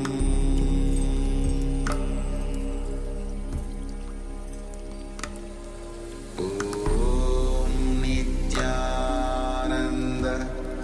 Paramashivoham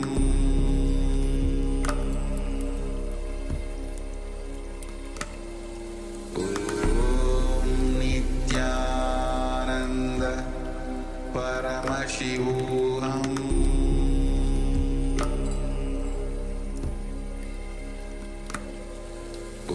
Om Nityananda Paramashivoham Om Nityananda Paramashivoham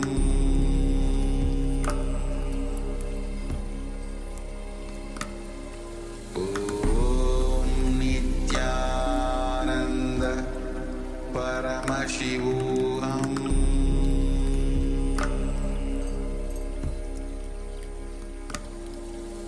Om Nityananda Paramashivoham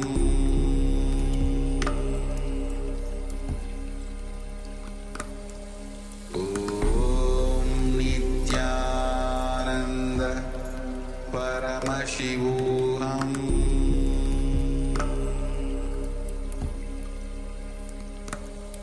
Om Nityananda Paramashivoham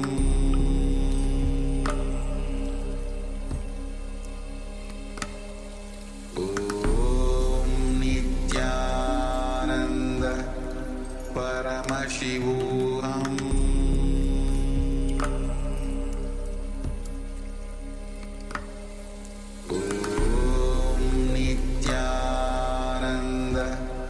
Paramashivoham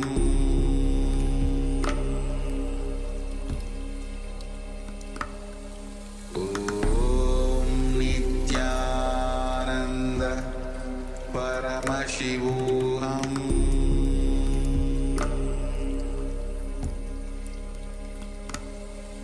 Om Nityananda Paramashivoham Om Nityananda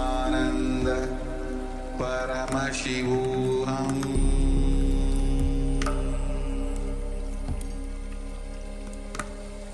Om Nityananda Paramashivoham Om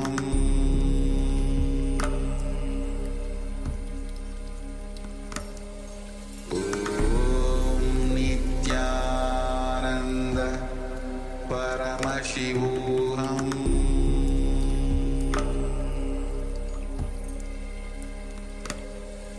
Om Nityananda Paramashivoham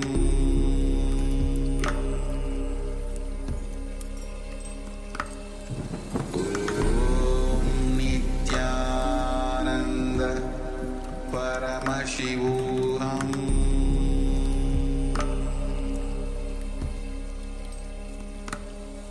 Om Nityananda Paramashivoham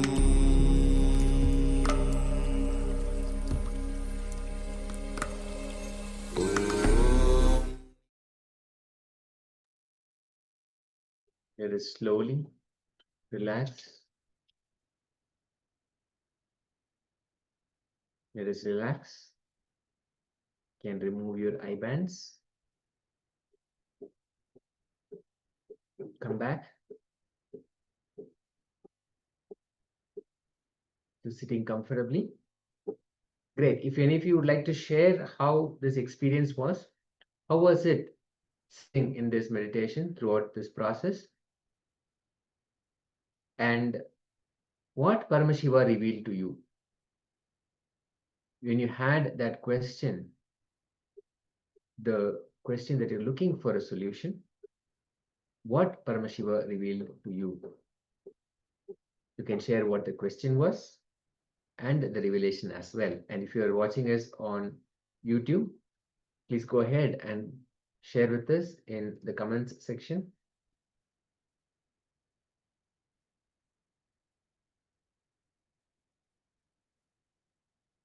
Ma Jnana Pradayini, I think has been sharing in YouTube. This is probably for the previous earlier manifestation, a mountain, many lights, and sky pink. And please share in the Zoom as well, because you're here joined in Zoom. So please requesting for you to share here in Zoom, so we can immediately respond and get back. So you can share what question, what was the solution that you were looking for, and what was revealed by Paramashiva as well. When we sit in that space of manifestation, he simply manifests. So whatever happened during this period, as we were sitting in this meditative space, is Paramashiva revealing to us. So let's just have a quick moment of sharing. And we are also joined by Lincoln Souza Aya, Nityananda Aya. Thank you so much for joining us. And just at the moment, we're not able to see you on the camera, but thank you so much for joining. And we were just manifesting the power of third eye, asking third eye, Paramashiva's presence in our third eye, the Supreme Pontiff of Hinduism, what the solution is for something that we are looking for. Maybe we are trying to do something and we're not able to come to a conclusion or arrive at a solution. When we just simply sit in that space, invoking Swamiji in our third eye and ask for that solution to be revealed, you will see that he reveals that solution immediately. So it's a beautiful power of third eye solution that we were just in the process of manifesting. So sure, and just wanted to know if you were able to go through the sessions and this particular session, and if you're able to manifest this power, just sit in that space. And if you have any questions, please let us know. If you have any questions or challenges or anything that we can help you with, please let us know. And Jnana Pradayini is saying, it is a powerful meditation. Swamiji reveals, I have to do completion with that incident. Fantastic. Thank you, Ma. Thank you so much for sharing. And that is a solution that Paramashiva, the Supreme Pontiff of Hinduism, has revealed to you. Fantastic. It's amazing how the solution that we are looking for, or the problem for which we are finding a solution, Swamiji can simply solve in a moment through this manifestation. Fantastic. And unclutching as well. Great, Ma. Thank you. Thank you so much for sharing. And just have a moment before we enter the next session. Shaupu Aya, if you are in the middle of sharing, please continue to do so while we enter into the next section. We'll be receiving revelations from the Supreme Pontiff of Hinduism.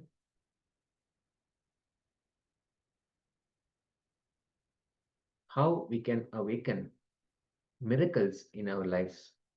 We are seeing miracles by the way of manifesting powers.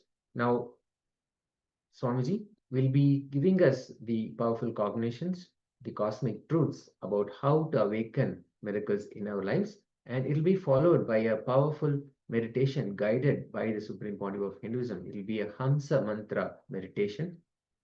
So let us sit back comfortably, sitting with our head, neck, and spine in a straight line, and come to a space of complete listening as we tune in to the Supreme Pontiff of Hinduism. Let us start.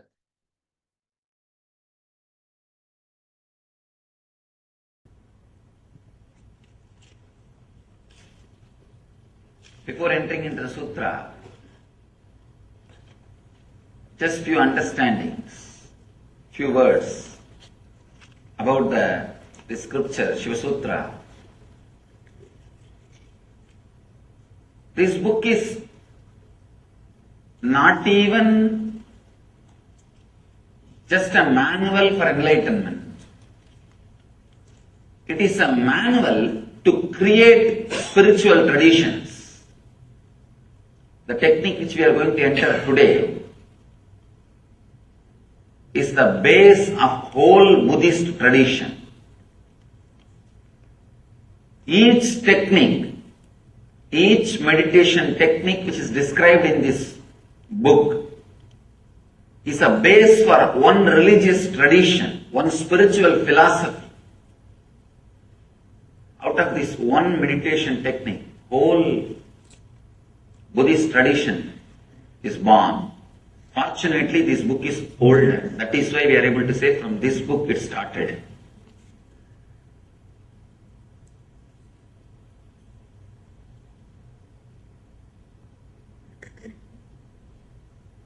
People ask me, how can you keep Buddha also along with gods? Because Buddha did not accept Vedic gods.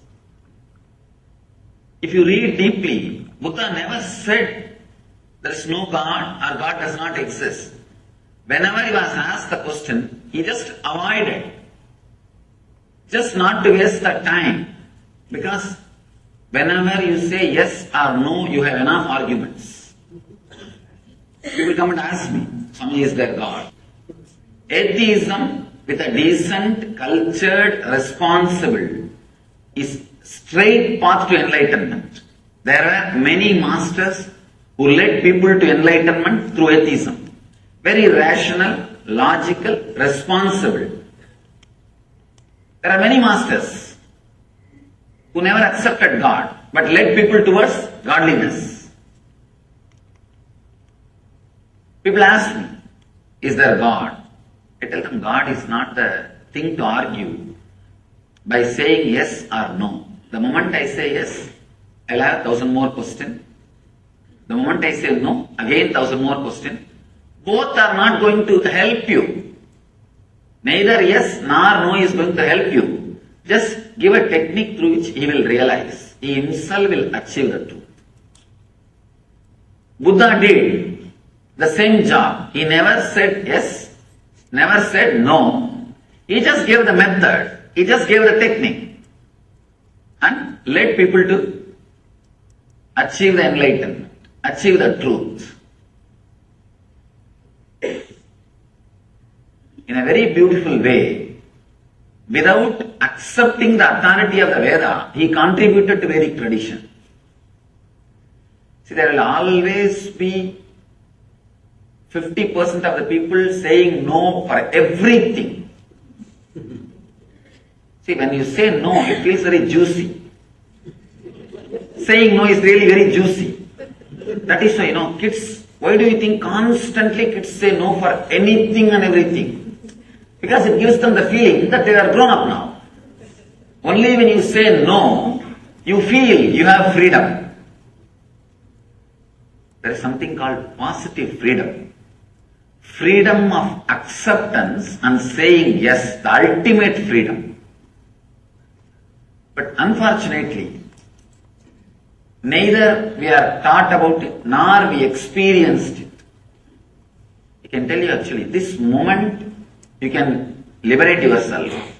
All you need to do is accept you as you are in the outer world and the inner world. Suddenly you will see you are unclutched. You are clutched by only one thread, non-acceptance. Sutre Maniganaiva. Krishna says, I am the thread running through the whole existence. There is one thread in you which is running through the whole suffering of your life. Non-acceptance. Just like a Lord is the thread. Krishna is the thread running, connecting the whole existence. Your non-acceptance is the thread running and connecting your whole sufferings. What you call as samsara roga, bhava roga, suffering of disease. This one moment, a simple acceptance. People ask me, I am not able to accept that I am not able to accept me, Swamiji.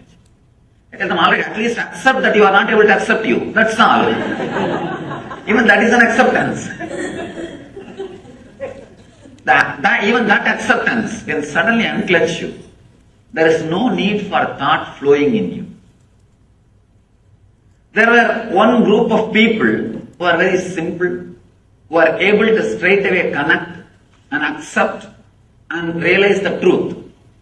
For that group, the Vedic tradition was helping.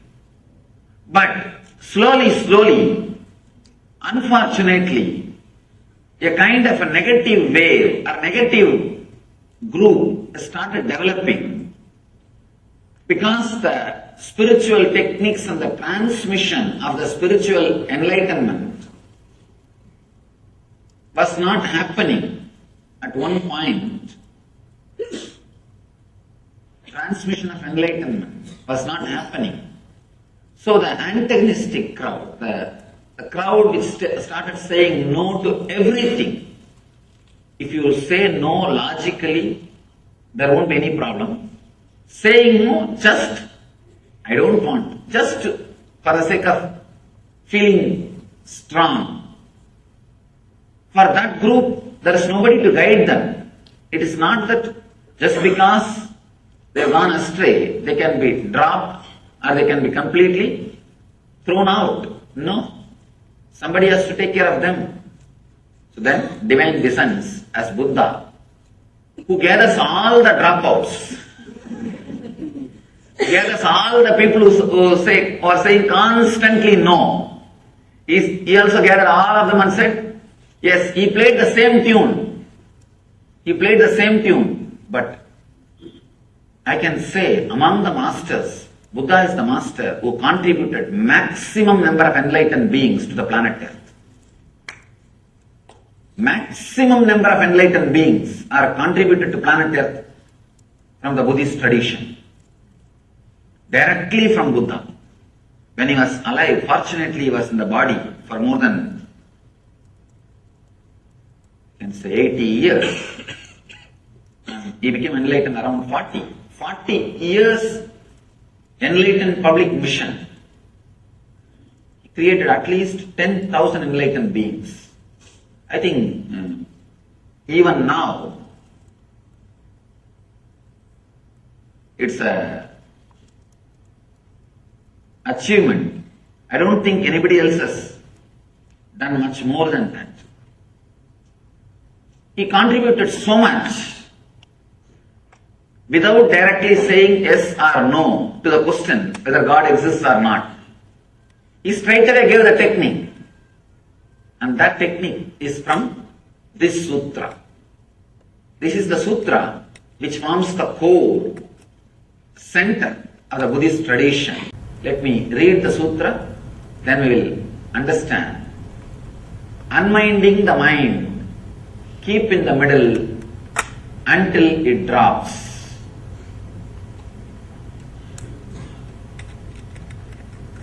A very big problem with Shiva Sutras is it is too simple. It's too simple. Only an integrated person will be able to use these techniques. These are like a fire. Only a person who is ready will straight away explode by the touch of the fire, by the touch of the Shiva Sutra. There's a beautiful Upanishad story. One disciple goes to the master and asks, Master, give me enlightenment. Just master repeats, Tattvamasi Svedagedo Tattvamasi, Tattvamasi Svedagedo Tattvamasi, that art thou. 9 times he repeats and the disciple is enlightened. Story ends. Not 9 times, I don't know how many times I have to repeat. Why it is not happening? The reason is the Svedaketu was fully integrated, burning to receive the truth. That's a beautiful example Ramakrishna gives. The mother pearl will be waiting for the rainwater. The mother pearl makes the pearl with the rainwater. When the rainwater falls, he just carries the rainwater into his womb and goes down into the ocean. And whatever process he does on the rainwater only becomes pearl. So just like mother pearl waiting with a wide open mouth on the ocean above the water, she will be just waiting for the rainwater. She cannot take the salt water and make pearl. She needs pure rainwater. The moment one drop rainwater falls on the pearl, mother pearl, immediately she will go into the ocean, deepest layer, and she will start doing the process. She will come out with the pearl.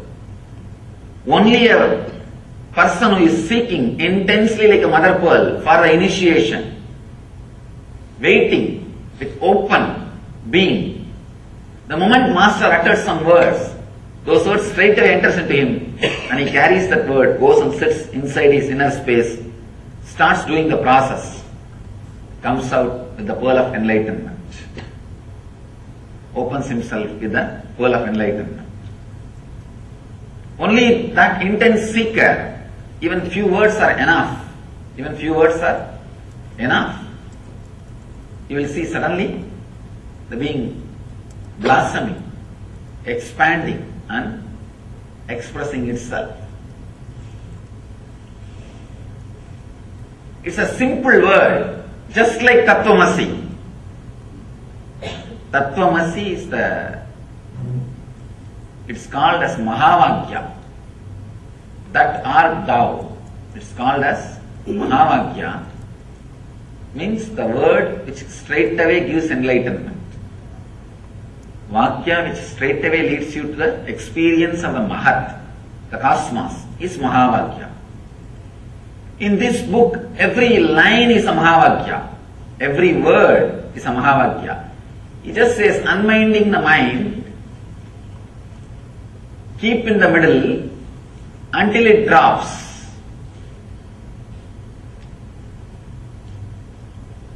Buddha calls it as a Madhya Pantha, middle path.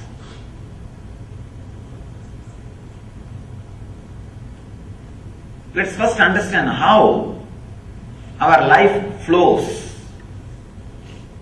Either it flows based on the greed, non-acceptance of your present, non-acceptance of your present state, that becomes a driving force and starts moving. That's called rajas. We call this as a rajas, restlessness. The next thing, non-acceptance of the inevitability of the life and death, fear. When you don't accept the present moment, you start aspiring for more, and there comes greed, rajas, restlessness. When you are not ready to accept the future moments, that becomes fear, tamas. Understand? Non-acceptance of the present moment leads to greed. Non-acceptance of the future moments which may come leads to fear. When we can't understand, when we are not ready to relate with the inevitability of the life, you need to understand that word inevitability in a very deep way. That's a beautiful commentator, Bhashya, Swami Lakshman Ju. He was the one Swami whom I really wanted to meet, but he passed away. Just to meet him, I walked more than 9 months, but by the time I reached the place, I heard the news he passed away. He was the one great soul. I always repent by not taking the right decision at right time. Whoever I wanted to meet in my wandering journey, I never missed. I heard about him. I read one of his book. I had a very strong feeling to meet and started. Unfortunately, I had that foolish vow of not touching the money at that time. So I had to walk all the way. I felt That vow is supposed to help me towards enlightenment. That vow itself has finally disturbed me. It has become an impractical vow. By the time he was very old and he was sick, I also heard, I know that he was sick and I know he may pass away at any time. But somehow, I was walking. By the time I reached, he passed away. He beautifully comments. I wanted to remind and give the credit for this great treasure which is shared with the world and offer my gratitude. That's the reason I remembered him now. He very beautifully explains the inevitability. For example, now I am sitting here and you are sitting here. Next moment, if you want, you can go from this hall to that hall, this hall to the outside room. This is a kind of a freedom. Second thing, you can only go, but you can't fly. You have certain freedom and you have certain bondage. Understand? There are few things which you can do. If you want, you can move the right hand. If you want, you can move the left hand. If you want, you can stand up and walk. But you cannot fly. The inevitability means this moment, whatever power you have, you will be able to handle those power. Whatever you don't have, you don't have. You may think, it is a simple thing. Why do I need to contemplate about it?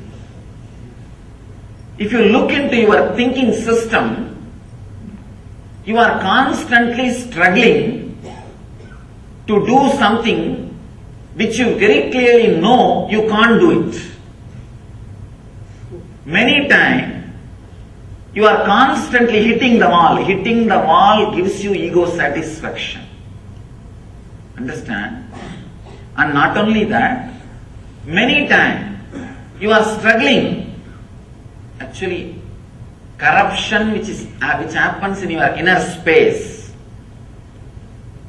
the corruption which happens in your programming, what I call ori, comes from this very root, non-acceptance of the inevitability of the moment. I think maybe few more words you will be able to understand deeply. Let me explain in two ways. One,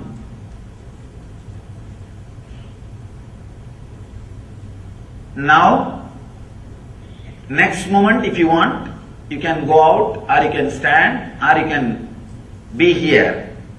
But this moment, you are already here. So this moment, what is inevitable. It is there. You can't avoid. Next moment, you may be able to change based on the availability of the power and freedom you have. That also in a very restricted way. There is a beautiful example from Ramakrishna that will throw more deeper and clear light on this concept. Actually, this inevitability concept, this truth, can straightaway lead to psychological revolution in you. That is why it's very subtle, very subtle. But if you can put your attention and understand every line I am trying to express, another difficulty is I read his books in Sanskrit and my internal expression, the whole thing happens in Sanskrit. I have to translate the whole thing into English. That is where the difficulty comes, and moreover the English does not have such a rich words. Tell you honestly, English is a beautiful word for outer science, not for inner science. English is not the word to transmit the science of enlightenment, to transmit the technical things of enlightenment.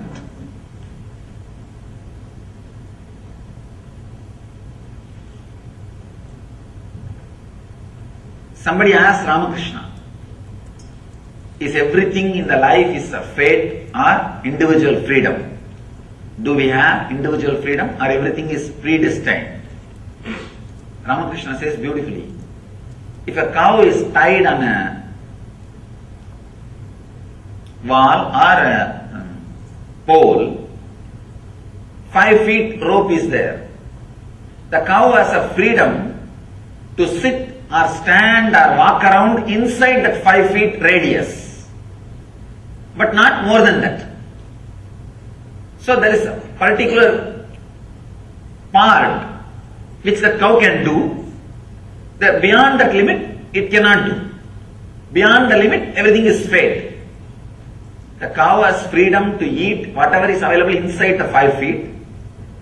It has got some freedom. But if a lion comes and attacks, it is a fate. Cow cannot save itself. If the cow behaves properly, with that freedom, the owner may extend the rope.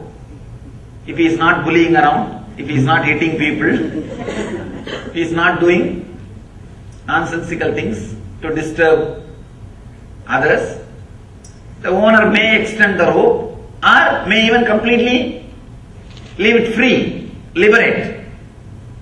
So the freedom, the individual freedom or fate predestined comes based on our lifestyle. We do have a certain kind of a freedom. If we properly use it for a right purpose, for not hurting others, living properly, that freedom can be extended or completely given to you. Accepting the inevitability. Now, this is the freedom we have. Next moment, we may have, may not have. And this moment, whatever is happening is inevitable. That is the way it is happening. You cannot bring the moment which is lost back and correct it, alter it. There is no time machine. Inevitability means accepting all these 3 ideas. First thing, you cannot bring things back and alter. Second thing, this moment is this moment. Nothing can be added to it. If you want, you can only add in the next moment. Third thing, even the adding in the next moment is not completely under your control. These 3 understandings, when it settles in you, it brings a tremendous psychological revolution. Understand?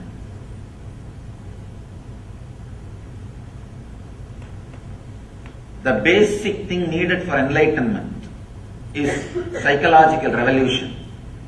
Clarity about the self, world and God. Jiva, Jagat, Ishvara. Jiva is the self. How you think, how you are driven, what is your inspiration, what makes you run in your life, what makes you move in your life, why you think, how you think.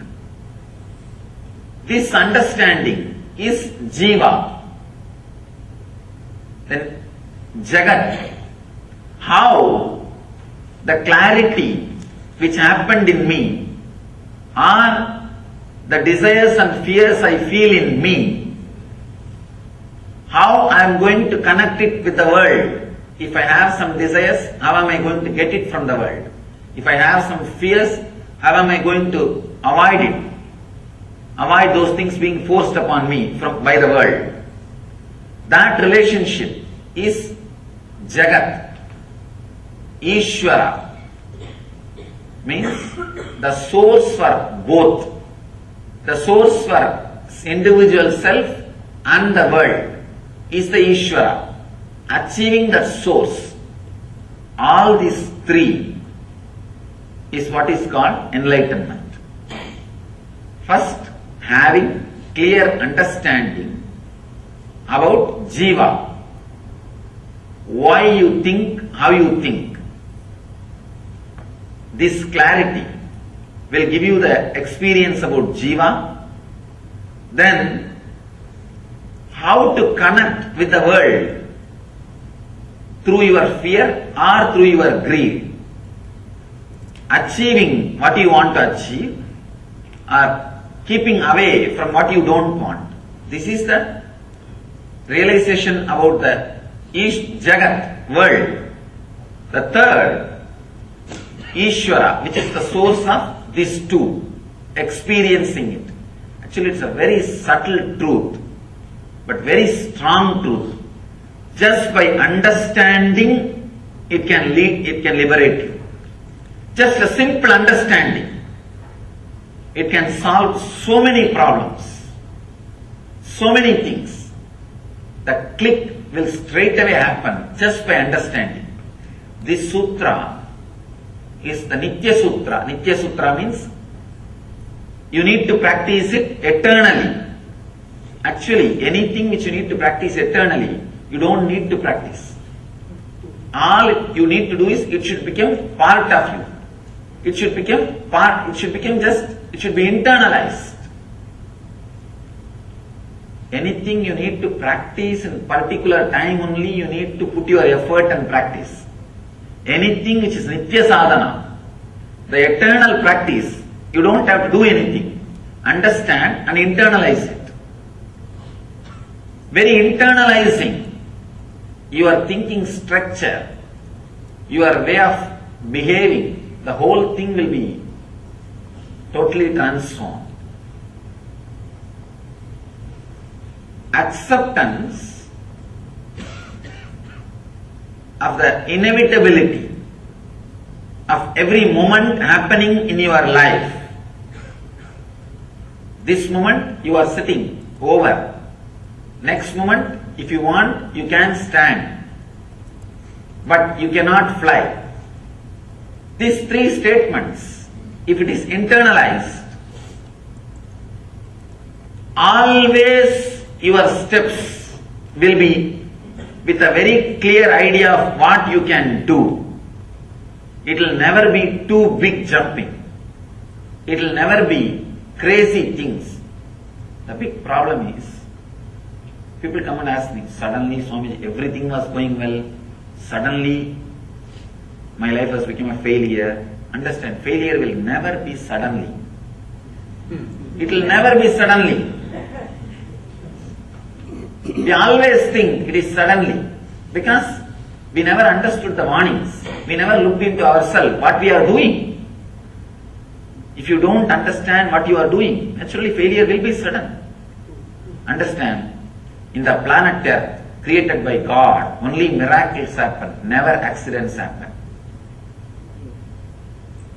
Problem is, when you don't have understanding and clarity, even miracles look like accidents.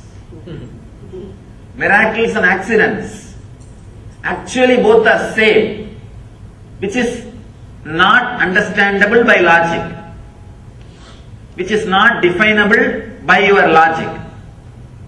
Based on how you face it, you call it as a miracle or accident. If the same thing happens to your neighbor, it is considered as an accident. If it happens to you, it is a miracle. That's all, nothing else. How you face it, how you face it, how you see it.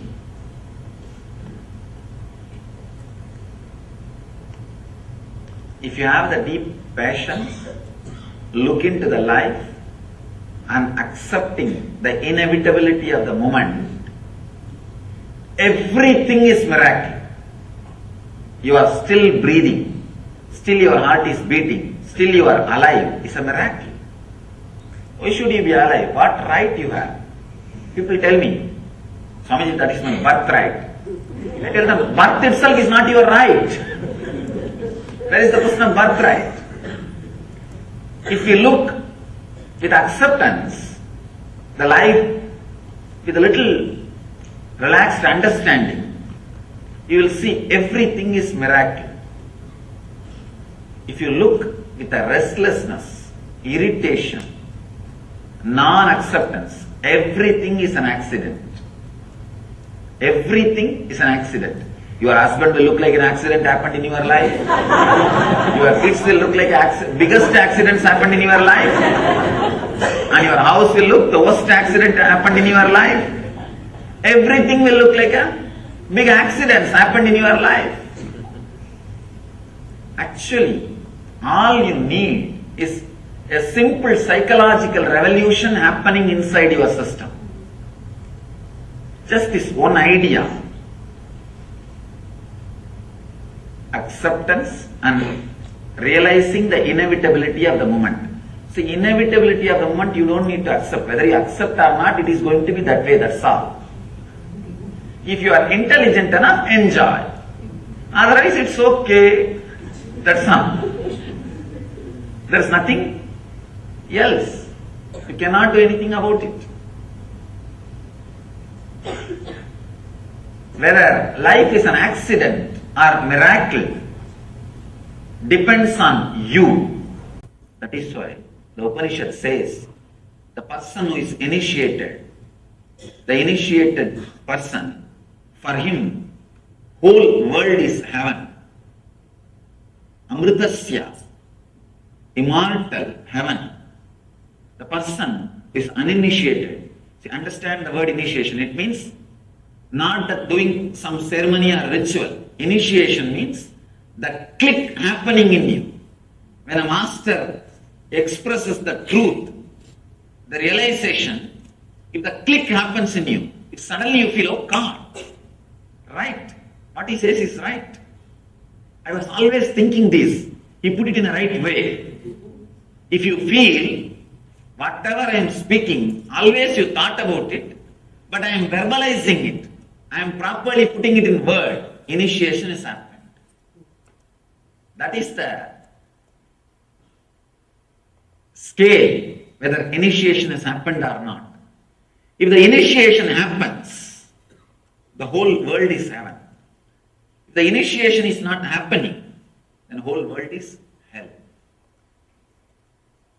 All you need to understand is this two quality.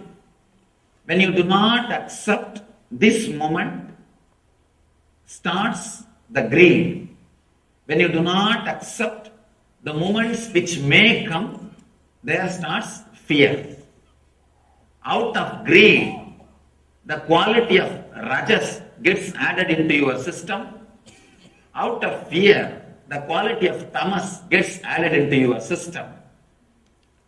All you need to understand, the more and more time you spend in the middle path means accepting the inevitability and accepting your present moment, accepting you as you are now, understanding the inevitability of the life which may happen in you, happen for you.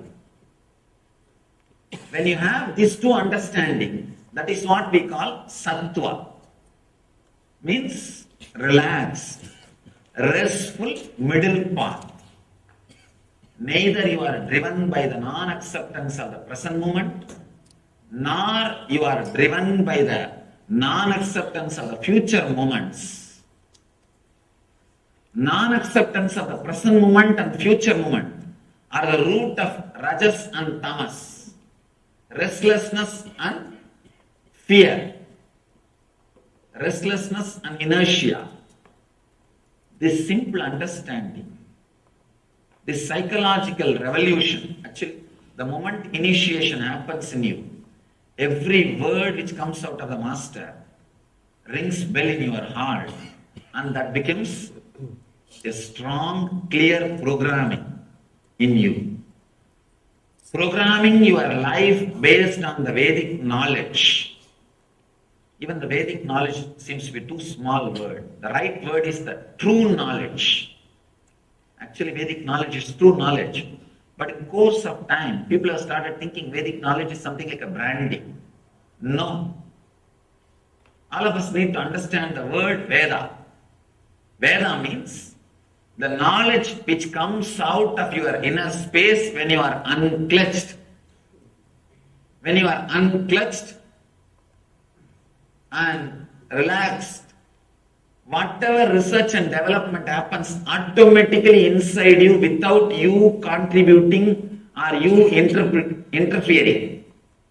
That is Veda. If you just keep quiet, Veda will happen in you. That's all is the basic truth. When you unclutch and rest in a silence, relax in silence, a strong visualizations without verbalizations will happen in you. Those truths are only called Vedas. There is a beautiful description about who is Rishi in Sanskrit. Mantra drashta is Rishi. Understand? Not the person who heard the mantra, but the person who sees the mantra. Mantra drashta. Drashta means who sees. Means the whole knowledge and truth will happen in you as a visualization, not as a verbalization. When you drop from verbalization, unclutch from verbalization, mantra drashta will happen. Now we are all only listening the mantra. Means like a sound, either from outside or from inside. It comes out only as a verbalization. Then you are not Rishi. Relax. Then it is not Vedas. It is not the true knowledge. It is perverted knowledge. In Sanskrit we use the word. The perverted knowledge means half truth or perverted truth. When you unclutch from the verbalization which is constantly happening, a strong visualizations beyond your verbalization will come out. All you need to do is put all your effort and relax from unclutching. Suddenly you will see a very strong visualizations will start happening in you. Those visualizations are only called as visions. Mantra drashta. You will see the mantras. Mantra means knowledge, truth. You will see the mantras. You will see the truth. That is what is called Veda.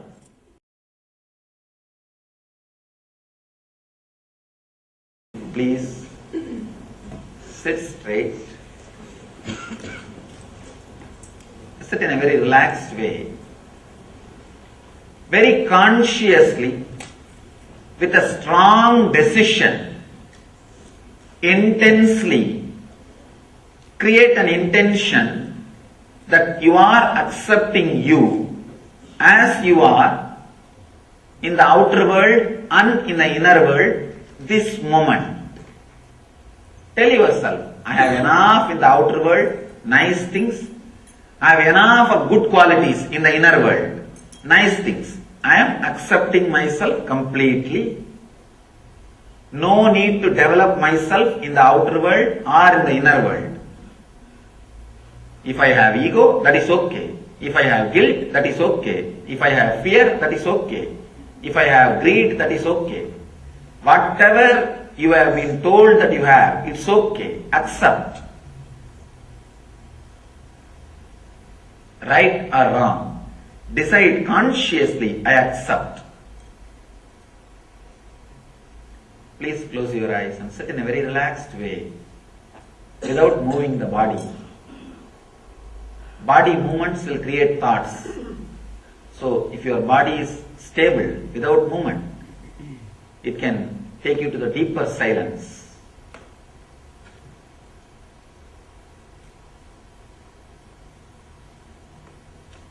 Whatever objection your mind raises, no, I can't accept me, I can't accept this, at least accept that. Accept that also.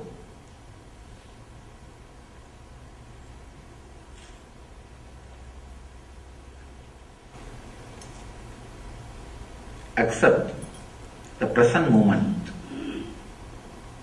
Accept all the future moments. Whatever your mind thinks as the worst thing can happen to your life, accept even those moments. If it happens, you cannot avoid. It is inevitable. understand the inevitability, and accept it.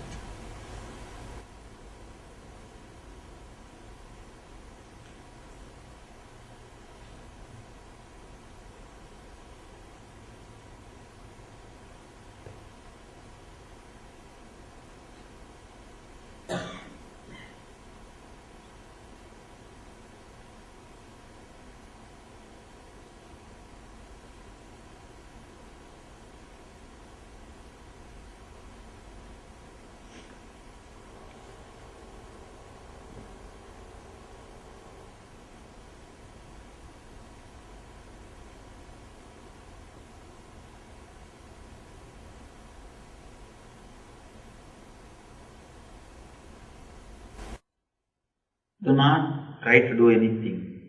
There is no need to repeat any mantra. Just sit with this acceptance. Automatically you will see your breathing flows with the deep sound of the hum sound. Just you become silent. You will hear that mantra which is getting repeated constantly, continuously in you.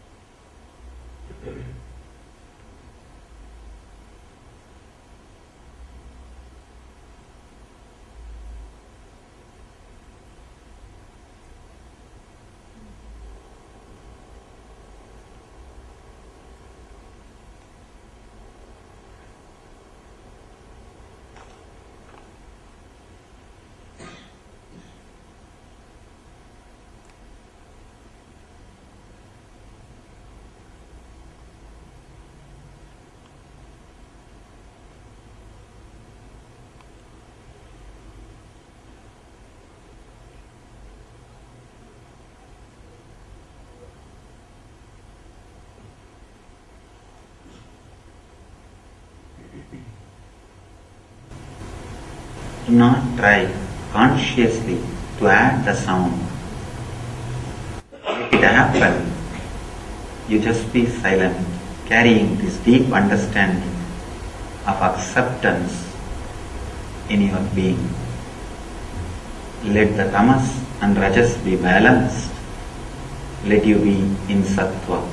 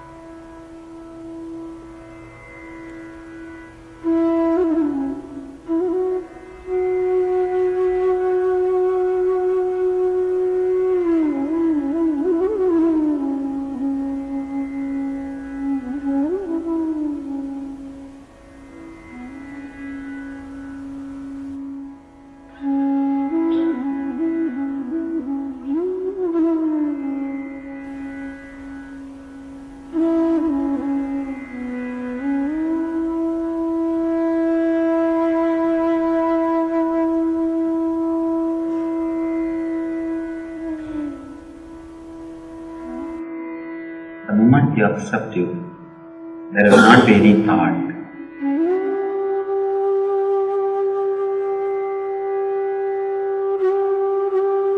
Whatever you saw and heard from the outer world, drop it and accept it.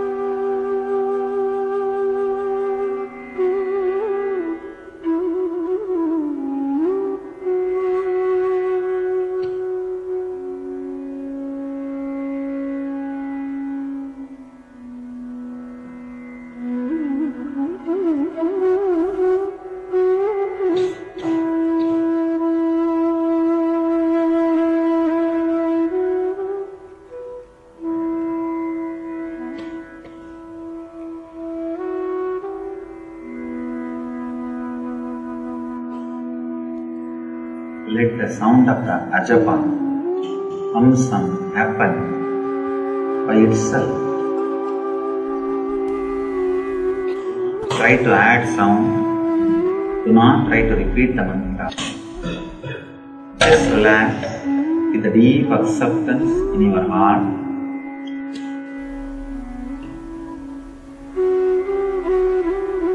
Let the mantra happen in you.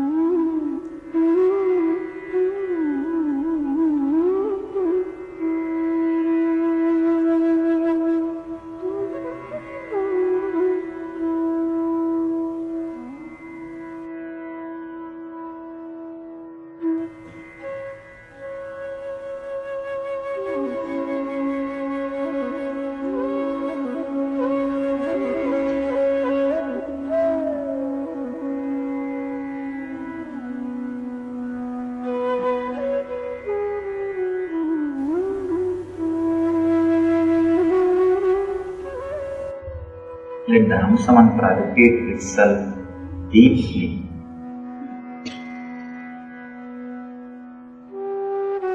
To lost the connection, come back and again sit with the deep acceptance.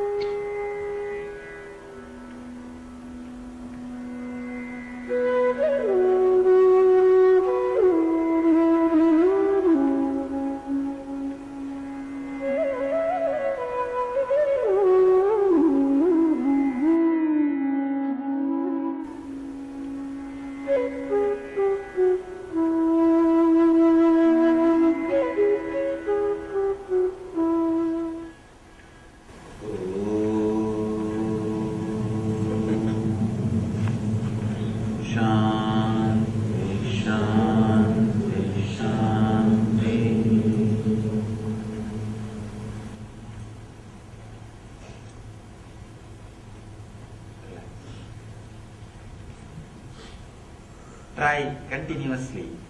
Actually, this technique is not supposed to be done in a particular time. Continuously, whenever you feel that rajas is happening, come back. Even otherwise, come back and be in that middle path, madhyapanta, in the sattva.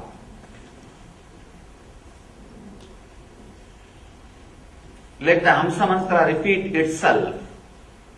Because you are talking constantly inside yourself, the Hamsa mantra is never heard by you. If you relax from talking, inner chattering, by the acceptance, the Hamsa mantra will be heard by you. Again and again come back and be in that Hamsa mantra, ajapa japa, the middle path, the sattva, center. Suddenly you will see, as I was telling, this brahmachari's counter. First day you may need 100 times to come back. Within few weeks it will become 10 times. Within 3 months you will see you don't need to come back at all. Constantly the ajapa, the Hamsa mantra is happening in you. You are centered in sattva, but you are able to do all your activity, your profession, your business, your relationships, your life, and you will be able to manage everything, but you are centered on ajapa, you are centered on sattva. That is what I call living enlightenment. That is what I call Jivan Mukti. Means even while you are living, you are liberated.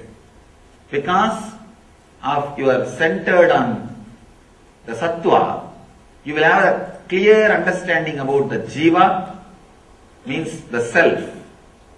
You will have a clear understanding on way to relate with the jagat, the world. Because of these two clarity, naturally you will fall into the source, which is Ishvara, God. The person who has realized Jiveshwara Jagat, the person who can play with all these three and enjoy, he is the enlightened being. So understand and carry this acceptance and the truth in your heart, and let this ajapa japa, the Hamsa mantra, repeat itself in your inner space, and let you live enlightenment. Let you all achieve and radiate the eternal bliss, Nithyananda. Thank you.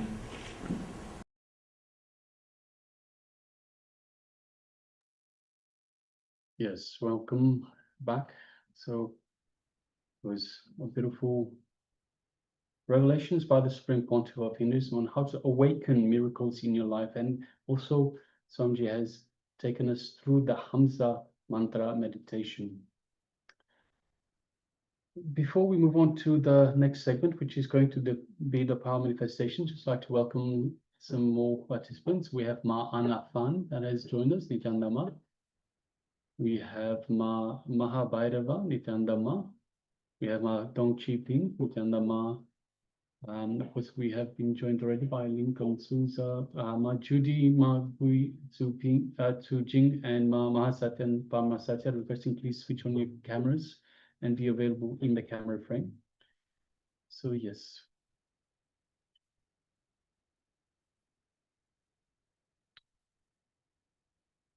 All right, so as mentioned, the next segment is the power manifestation, and today's power is the power of third eye solutions. So in the first instance of this power manifestation, we asked a question. We had a question that we wanted an answer to, that we wanted an answer from the divine. So we put the question in our third eye and we asked Swamiji to show us the solution. In this second round, we will be doing the same just for somebody else, for another person. So requesting everyone to please reach out to a person, reach out to somebody, and ask them first of all to if they're willing to take part in this power manifestation, and then they will be asking you for a solution, a third eye solution, directly from the cosmos, directly from Swamiji himself, to a question. They'll be asking a question that they want an answer to, a solution that they want information on. So let us reach out and ask them to give you a question that you can seek for third eye solution for. So let us do that now. And we understand it's a little bit late for some of you. So if you if it's too late to reach out to somebody else, you don't have, if there's no one awake around you, no one that you can reach out to, perhaps even by phone, then you can do this again for yourself. So you can ask any question that you have found difficult to come to a solution, something that has been bothering for some time, something that has been stubborn and hasn't had any movement in the way that you expect, in the way that you want. So you can just do that. But first instance, if you can reach to somebody else, please do so. So the idea is that we push you outside of the comfort zone. So with each power manifestation we do for this power of third eye solutions, we do both for yourself and for somebody else. So that way you get comfortable with the power manifestation either way, for yourself and for somebody else.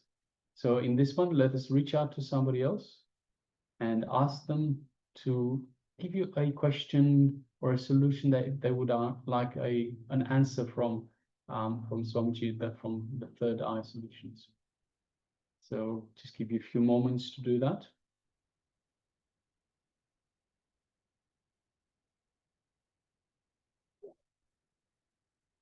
Once again, requesting everyone reach out to somebody and get a question they would like a solution from them.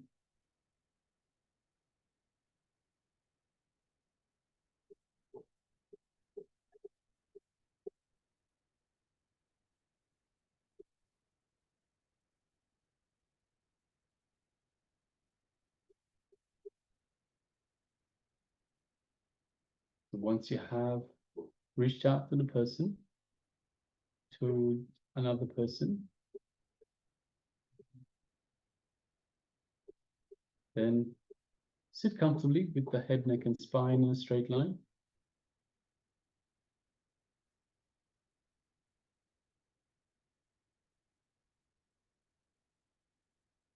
Let's bring our awareness to our inner space, just below the heart center and just above the navel center.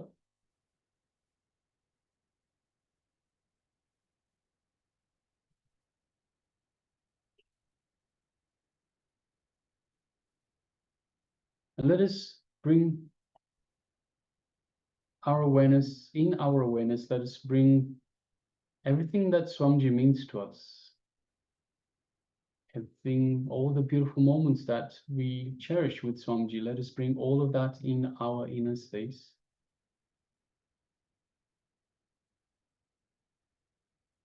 Because understand, the inner space is the space Swamiji has initiated us in, to connect to him, to connect to the divine, to be in the space of oneness with the divine.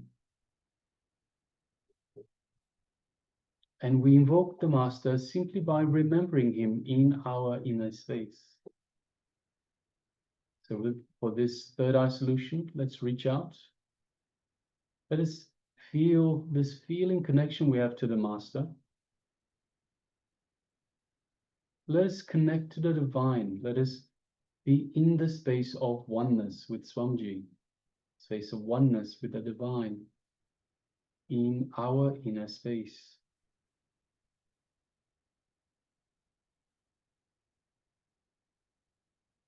So just take a moment and feel that space of oneness with Swamiji.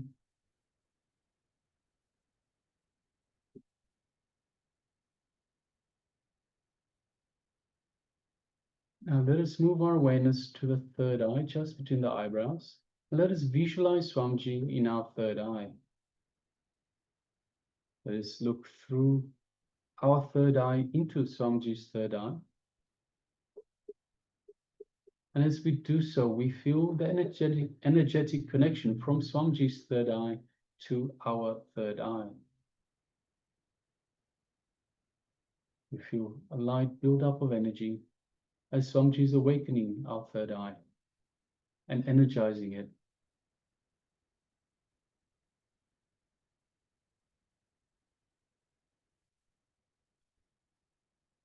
Now let us put the question that we have, or that somebody else has, that they want a solution for, in the third eye.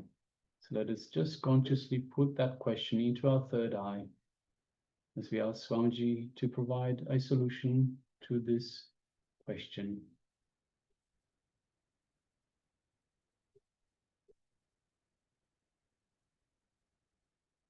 Let us start chanting the Mahavakya.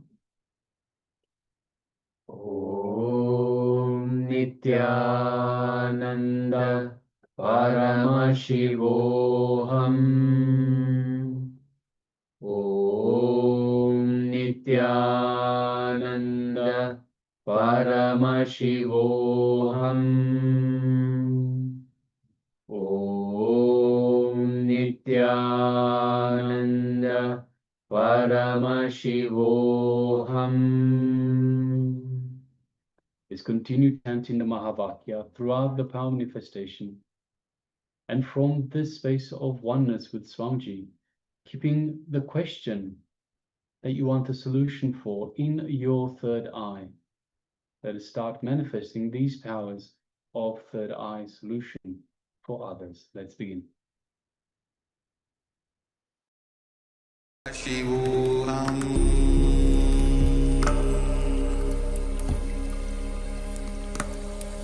Om Nityananda Paramashivoham.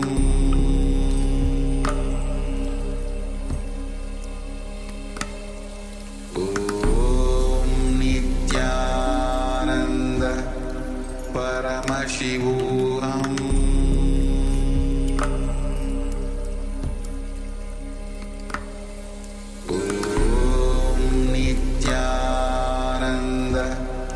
Paramashivoham.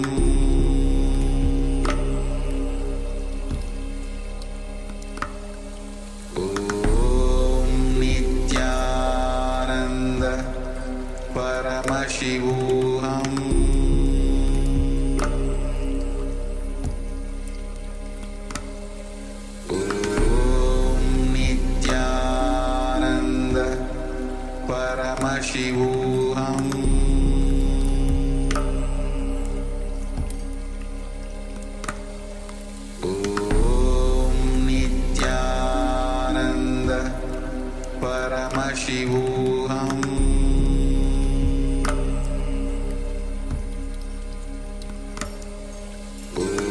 Om Nityananda Paramashivoham.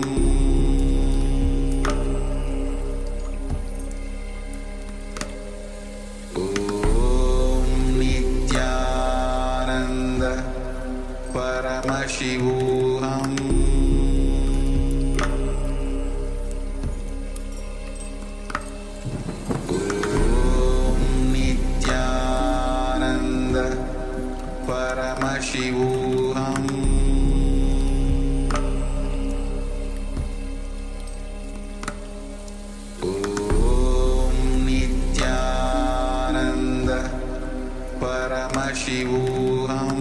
Om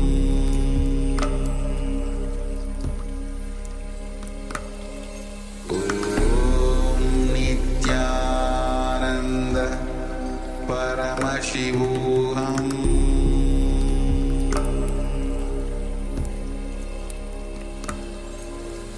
Om Nityananda Paramashivoham.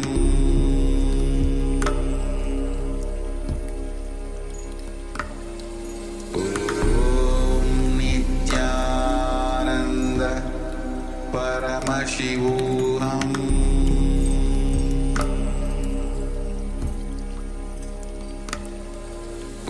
Om Nityananda Paramashivoham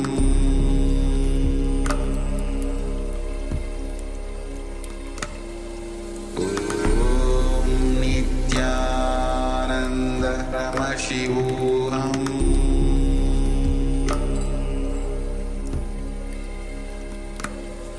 Om Nityananda Paramashivoham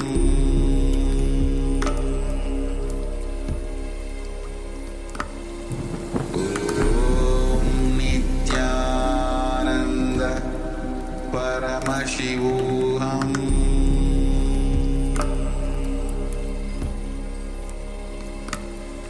Om Nityananda Paramashivoham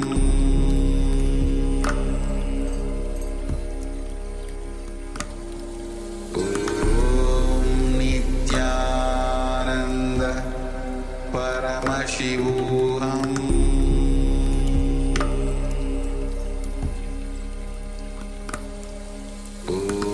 Om Nityananda Paramashivoham Om Nityananda Paramashivoham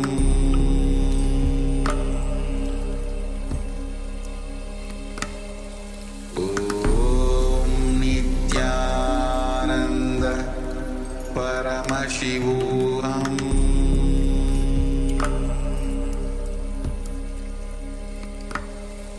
Om Nityananda Paramashivoham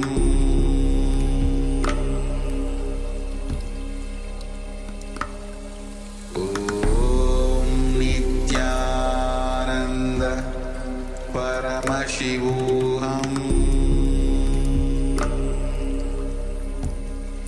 Paramashivoham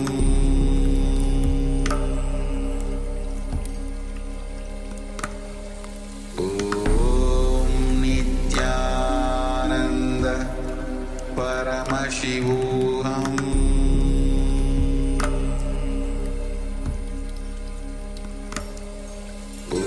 Om Nityananda Paramashivoham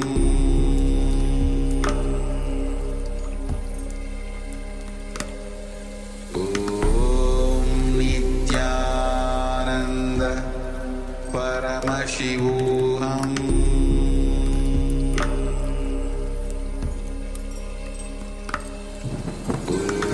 Om Nityananda Paramashivoham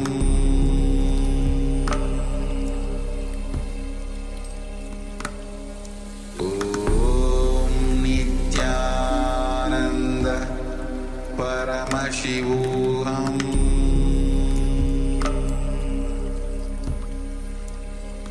Paramashivoham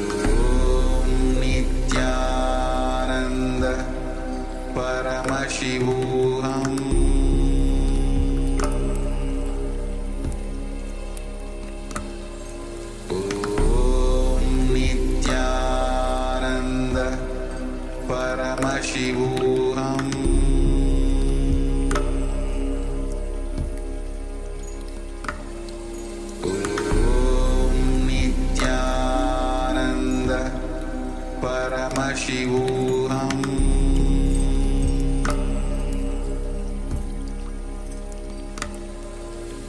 Om Nityananda Paramashivoham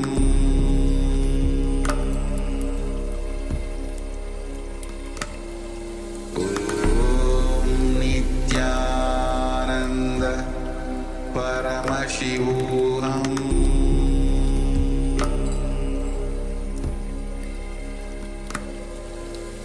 Om Nityananda Paramashivoham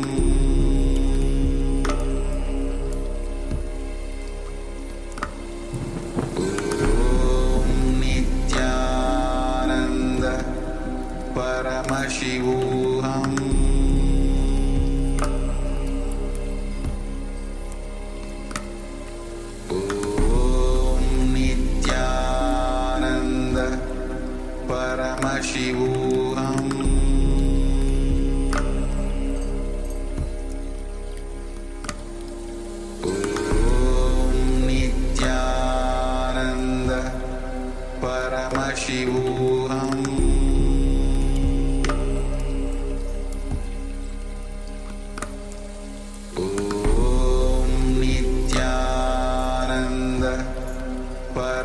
Paramashivoham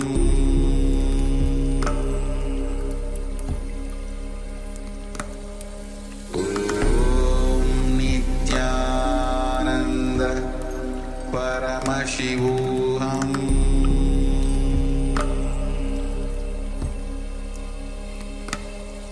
Om Nityananda Paramashivoham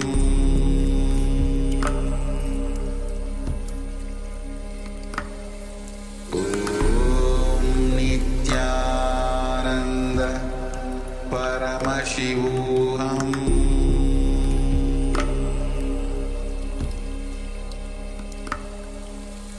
Om Nityananda Paramashivoham Om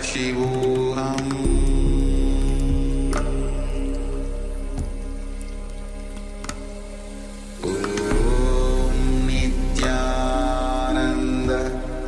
Paramashivoham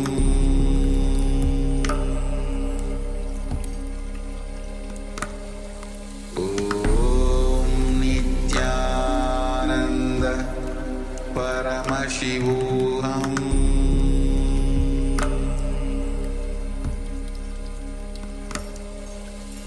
Om Nityananda Paramashivoham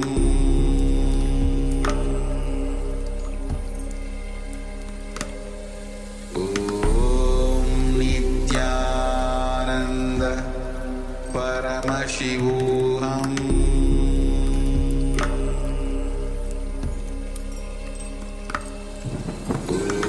Om Nityananda Paramashivoham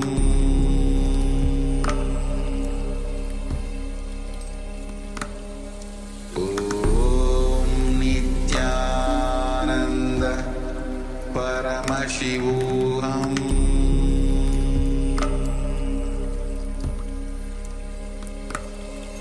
Om Nityananda Paramashivoham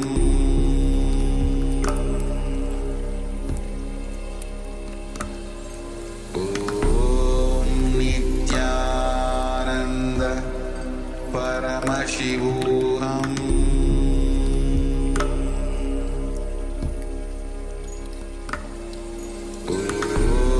Om Nityananda Paramashivoham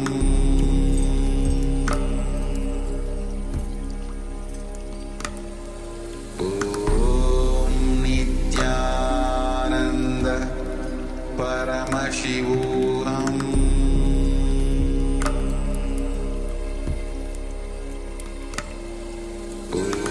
Om Nityananda Paramashivoham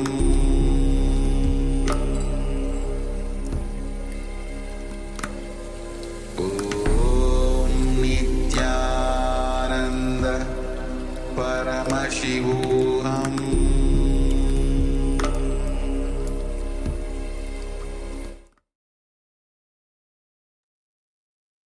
Yes, you can relax now. And now take a moment and share with us what was revealed to you in your third eye. So you could let us know what was the question that you asked of Swamiji, of the divine, to show you the solution to, and also the solution that you have received. Yes, we have Mahabhairava that shares sea river, mountains, green color. So Ma, we are doing the third eye solutions, not third eye vision. So we were asking a question that we want a solution from the divine.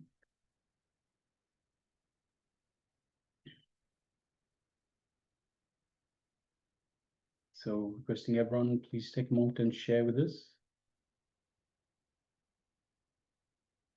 the question that you had asked Swamiji to reveal the answer for, and the answer that Swamiji has revealed to you. Please take a moment and share.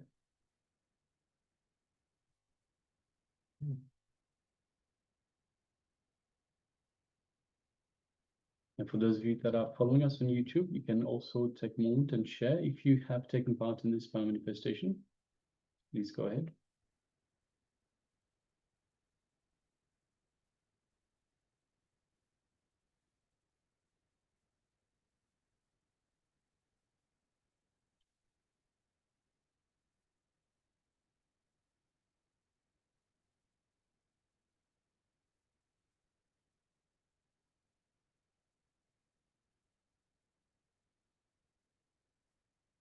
So requesting Ma Nyana Pradaini, Ma Anapang, Linko Souza, Ma Dong Chi Ping, and everyone else that is here with us. Please take a moment and share with us what was revealed to you is the solution that Swamiji has provided.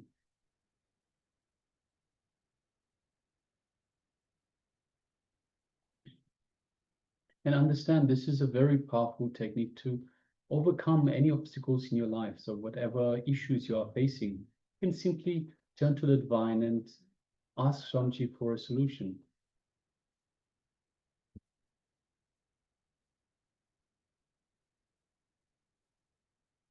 So it's a powerful power manifestation that we should all incorporate in our daily life, make it our very lifestyle.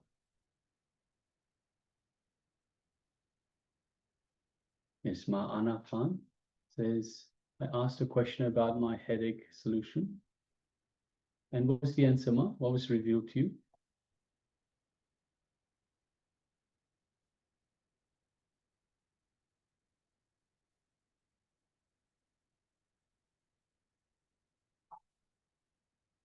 Ma Nyana Pradani says, I have a titanium implant in my left ear and I often get ear infections. So Swamiji asked, what is it that I can't hear? What do I want to hear? So what was your question to Swamiji, Ma? And did Swamiji reveal an answer for your question? Ma Anafan shares, in terms of, I asked questions about my headache solution, just continue to heal my head using my healing power. Yes, Ma. So healing yourself is, there are many different ways to heal yourself, Ma. So there is simply just pulling in the energy from around you, from the cosmos.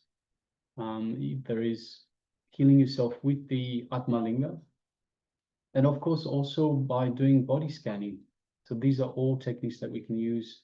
Swamiji has given us to manifest to a healing for ourselves. So use a combination of these or anything that you find best, that works best for you, Ma.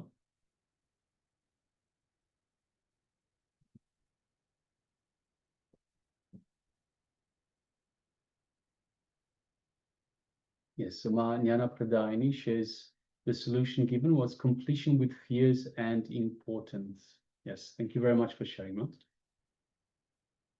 So it's important that that everyone, whatever solution is given to you, whatever solution is revealed to you by the Supreme Pontiff of Hinduism, by Swamiji, make sure you start implementing that. So these are solution importance. So yes, thank you, Ma.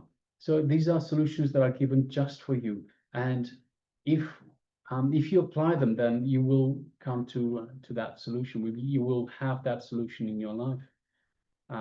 If you don't apply them, then you will have the same issue continuing. So you will be asking again and again. So please make sure whatever is being revealed to you, whatever solution is given to you, please make sure you apply it, and you apply it as soon as possible. All right, so with that, we are going to move on to the next segment in our... Yes, so next we'll be listening in to further revelations from the Supreme Pontiff of Hinduism about the existence, the ultimate reality. In this segment, we'll continue to receive powerful cognitions about how the elevation of the consciousness can happen, how to elevate our consciousness. It's going to be a powerful session. As we saw earlier today, today's goal or today's theme is to experience the ultimate reality. And Swamiji has been taking us through, walking us through step by step.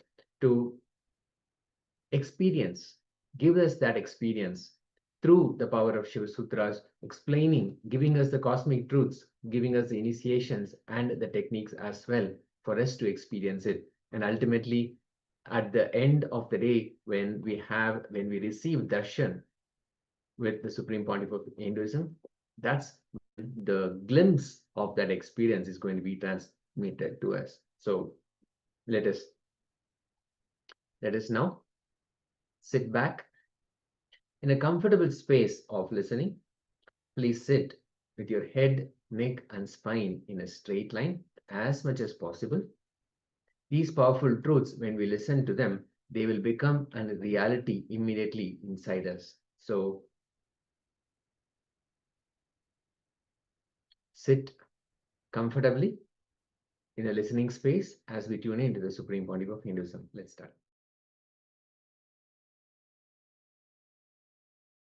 Even the wars, when the wars are described in our scriptures, in our Mahabharata and Ramayana, they say with the arrow, when they concentrate on a person, they will create a particular vibration, mantra. For every astra, there is a mantra.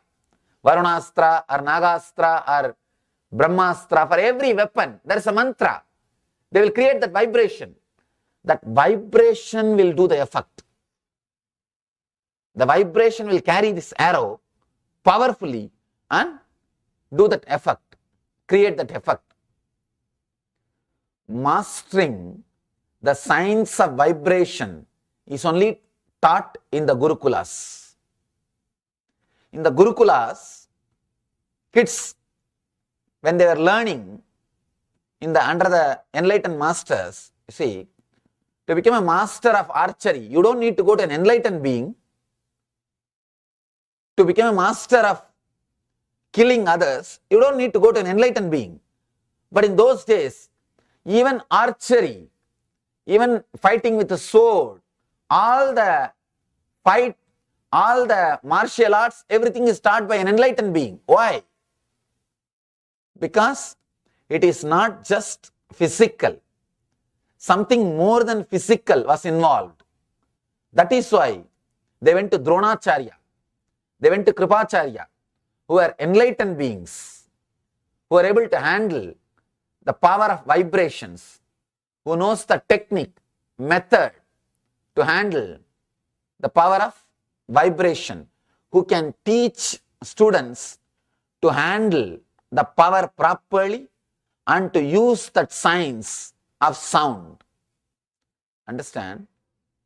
20 years ago, if somebody tells you, if somebody would have told you that if you just type few words in the computer, you can get to know about anything you want in the world, nobody would have believed. But today you can do it. Just type any word and search in the net. Anything. You name it, you have it. Anything. 20 years ago, nobody would have imagined this is possible. But today, it is possible. Understand? Same way, just because we are not seeing few things, never think it never existed. Just like a computer passwords. Computer passwords are our olden days mantras. Those days mantras are just like computer passwords. If you now just type anything in the search in the internet, you will get the whole information. You will be able to do so much. Same way, those days our masters had passwords. Passwords for particular vibration, to handle particular thought, to handle particular sound. Those passwords are only called as mantras. They are only called as mantras. Why? Why we lost it? Why Durvasa is able to curse somebody? Why Vishwamitra is able to curse somebody? Why Vasishta is able to bless somebody? Why we are not able to? Vishwamitra was just like us. Durvasa was just like us. But how they are able to use the power of sound and use the power of vibration, why we are not able to use? Understand, this is an important question. If you know the answer for this question, you can work on the Shiva Sutra. Now Shiva is giving technique, solution, just for this question. He is answering just this single question. Why Vishwamitra or Durvasa were able to use the power of vibration? Why we are not able to use? Understand, the answer is cerebral layer. Let me explain that word. Please understand, let me explain how we are corrupted even in our lust, how we are corrupted even in our anger. Even in our anger, we are not pure, we are not authentic. Even in our lust, we are not pure, we are not authentic. If Vishwamitra is angry, if Durvasa is angry, he will not sit and calculate whether the guy in front of me is my boss or subordinate. You will calculate. Understand? When you become angry, one part of you is still able to manage the calculation. He is my boss, too much is at risk, please relax. But Durvasa is not calculating. Durvasa doesn't know how to calculate. He is just fire.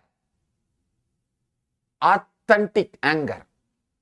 I tell you, I am not telling you to shout at everybody or be violent at everybody. No.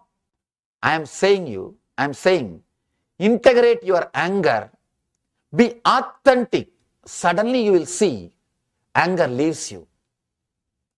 Lust leaves you.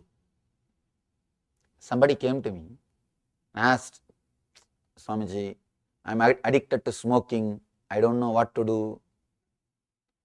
Few days ago, I read a book and then dropped. I asked him, did you drop the smoking? No, I dropped reading books like that, which are confusing. Please do something. I told him, do one thing. First tell me, how did you start? He told me, when I was 15 or 16, I was standing in a shop with my friend. My friend was smoking. From a distance, my father saw, he misunderstood. He mistook that I am only smoking. The smoke was coming from me. So when I went back to home, he was shouting and he started beating me. In India, kids will be beaten. He was beating me. I thought, oh fellow, you already punished me. Then why not smoke? I already received the punishment. Then why not start smoking? Just my anger towards him, I started smoking. And I felt I have become a man when I say no to my father. The same problem you all will be facing in your house. When they say no to you, they feel that they have become independent. They are now man. They are now adults. They can think on their own. It is just the desire for freedom comes out as big no. Anything you say, all they know is no. Anything you try. See, to do some work, there are three ways. One, do it by yourself, or hire somebody to do, or tell your kids not to do. It will be done. Just anything, straight no. Because they feel strong when they say no to you. When they say no, their ego is feeling very strong. It's the nature. So I asked him, your anger towards your father only started this habit. First work on that anger. First be really authentic, integrate. See, if you are angry, express it on him. If you don't if you feel that expressing it on him will create karma, cycle, the chain, he will again express it on you, it will lead to one more karma, then at least know how to release it in the air. That's what we call releasing the samskaras, karma dahana. In Yoga Sutra, we have a technique, we have a method. If you can't express the anger on the other person, if you feel the cycle or the karma chakra will be created. Karma chakra means what? You will shout and she will beat and you will again shout, and it's just a routine. It will only get developed. If you feel that will happen, then at least release it in the air. But be authentic in your anger. When you are not authentic, it will start expressing in so many ugly ways. Understand? Anything, whether it is anger, guilt, lust, or pain, or fear, if you are not authentic with that emotion, with that energy, it will express it in a very perverted way. Very perverted way. All perversions, all mental disorders are just perverted or cerebral expressions, or disturbed, distorted expressions of these emotions. Understand? These emotions are power, energy to your being. You can see when you become angry, how energetic you become. Your whole body is alive. Every cell is just living. Your whole energy is alive. When you are filled with lust, you can see, when you are filled with lust, the fear won't be there. You won't have fear. No fear will be there. That is why, even knowing the laws of the country, people commit mistakes.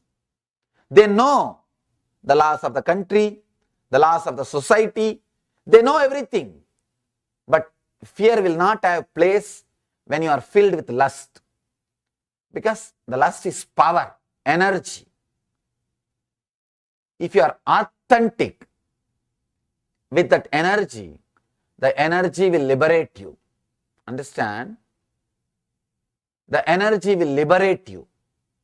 Because all these energies, the lust is Muladhara chakra, the base energy. Fear is second, Swadhisthana chakra. Worry, constantly brooding over, guilt is Manipura, third chakra. Each of these energies are base material for your energy centers. Each of these energies are worshipped as gods in our tradition. Understand? Each of these chakras are worshipped as gods in our tradition. Because the authentic energy, if you are authentic with your lust, you will be liberated. If you are authentic with your fear, you will be liberated.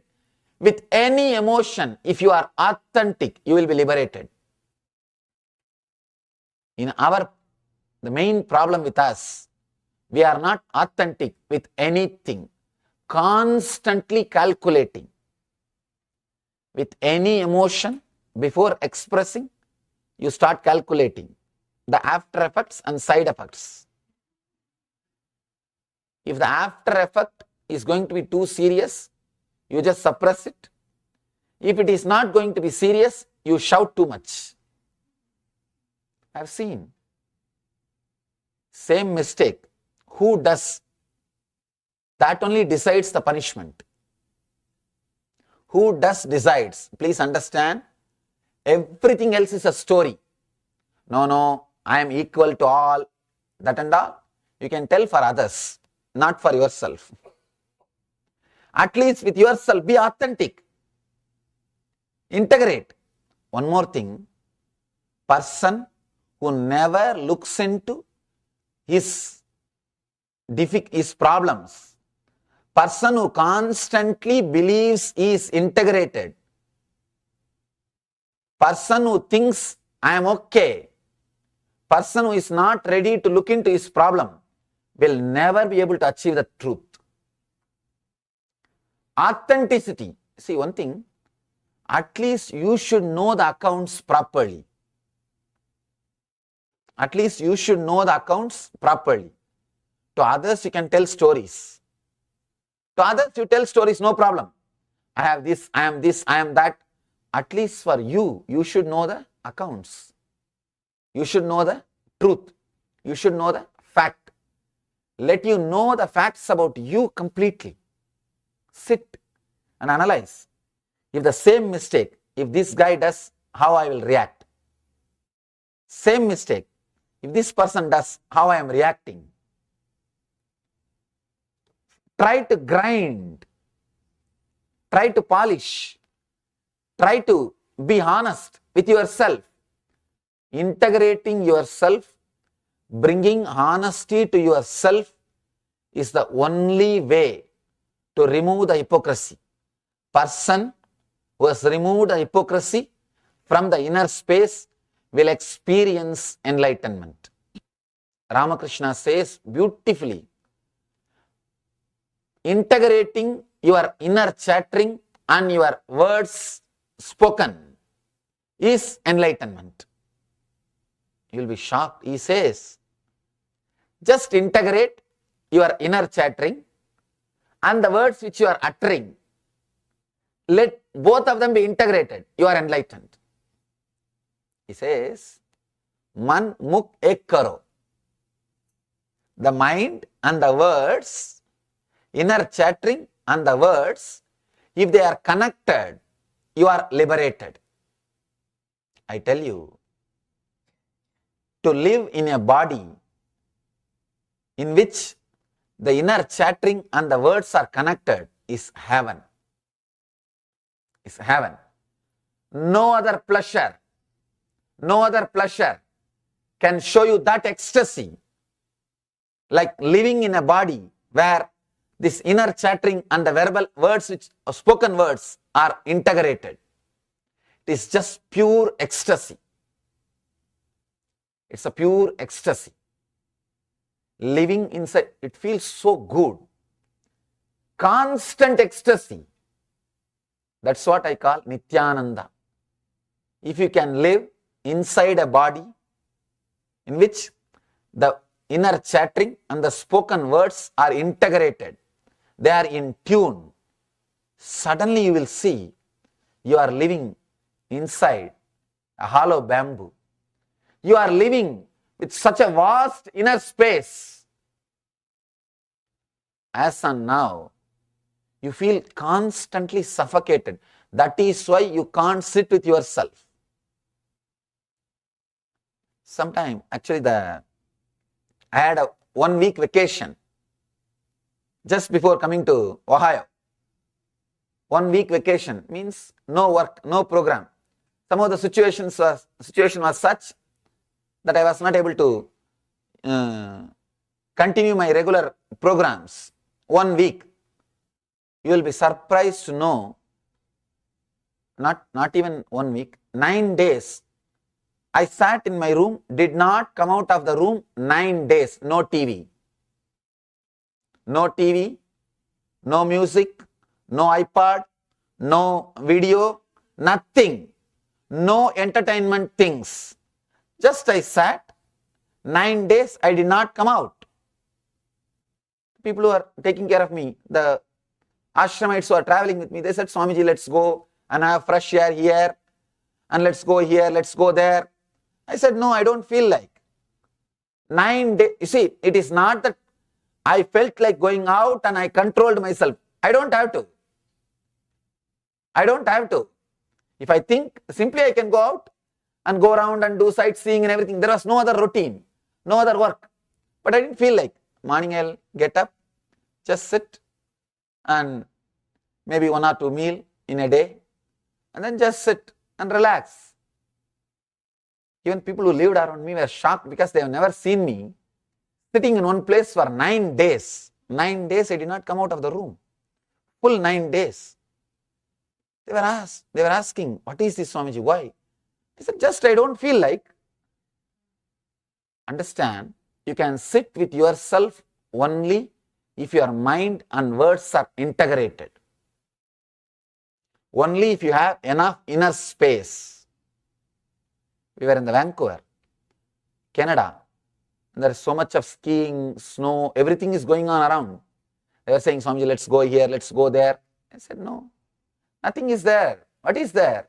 I am completely comfortable with myself. I can sit with myself for hours. I don't need anything to entertain me. We need so much of entertainment because we can't sit with ourselves. Suffocation. Understand? If you can't sit with yourself, your inner chattering and the spoken words are not integrated. You can't experience power of sound. The basic quality to experience power of sound, power of vibration, you must be able to sit with yourself. Doing nothing. People are shocked. They ask me, how can you just sit? Say, what is there?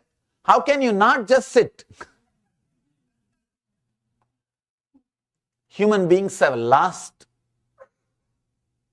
one big dimension of the life. If you can't sit with yourself, be very clear, you have lost one major dimension of your life. Person who is born blind, he can't understand what he is missing. You can't explain to him. Person who is blind from birth, can you explain to him what he is missing? Even if you try to explain, he will only misunderstand. A small story. One blind guy, born from birth, blind from birth. One friend came to him and said, my child died. He asked, why? Why did your child die? No, we gave little milk, and that milk, because of that milk, he died. Milk. Milk means what? No, it will be white, liquid. White. White means, don't you know? It's like a bird. It's like a crane. Crane. Crane means what? How it will be? Oh, he just put the hand to explain and told that blind friend, touch and feel, like this only it will be there. Crane. Then the friend felt the hand and said, such big thing, if you give it to child, it will die only. How can it swallow?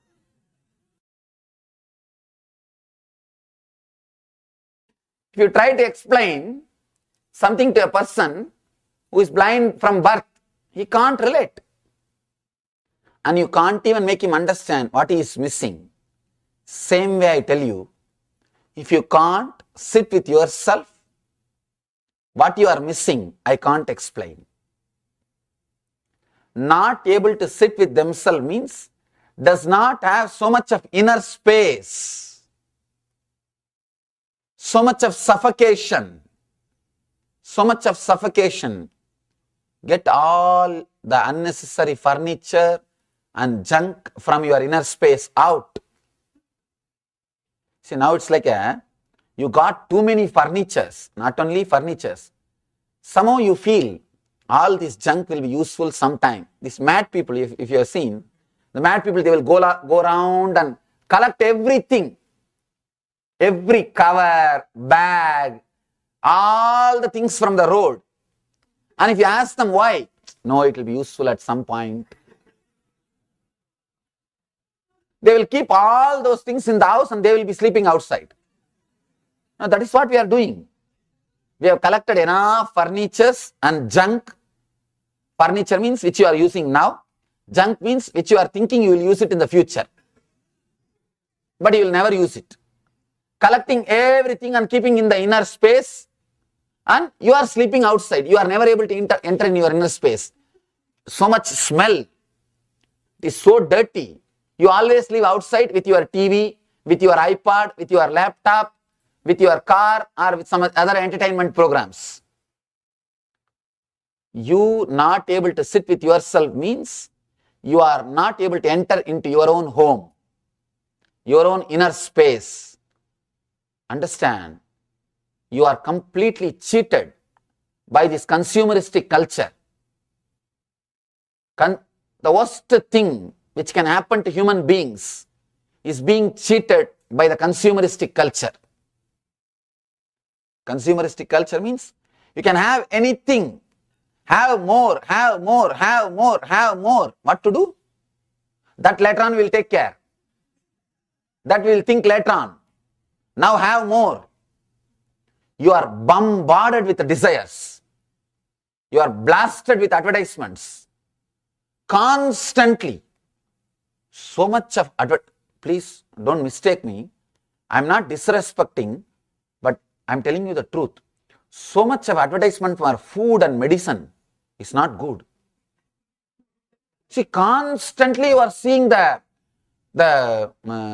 restaurants. You see, I am not comparing or criticizing. Everywhere, so much of advertisement for food. What will happen? Every time when you see a food, such big burger photographs, and you will think, why not have one? So much of consumeristic attitude, life. Understand, you lose your inner space. Inner space is lost. You can't sit with yourself because you are constantly. One more thing, you are taught, you are conditioned. If you are sitting with yourself, you are lazy, useless. I am not telling you to be lazy.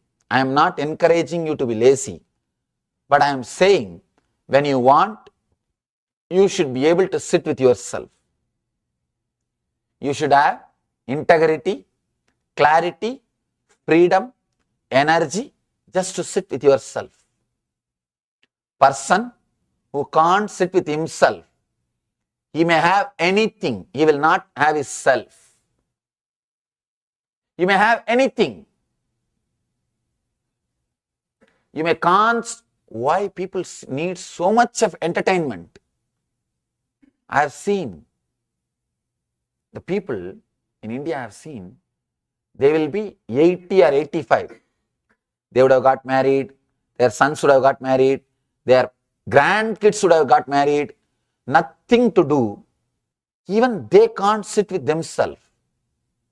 From morning till night, they will be reading that same old Hindu newspaper with a big glass and matrimonial columns. What for? Nobody knows. Just because they can't sit with themselves. No, truth. All the old magazines they will collect and they will be sitting and reading.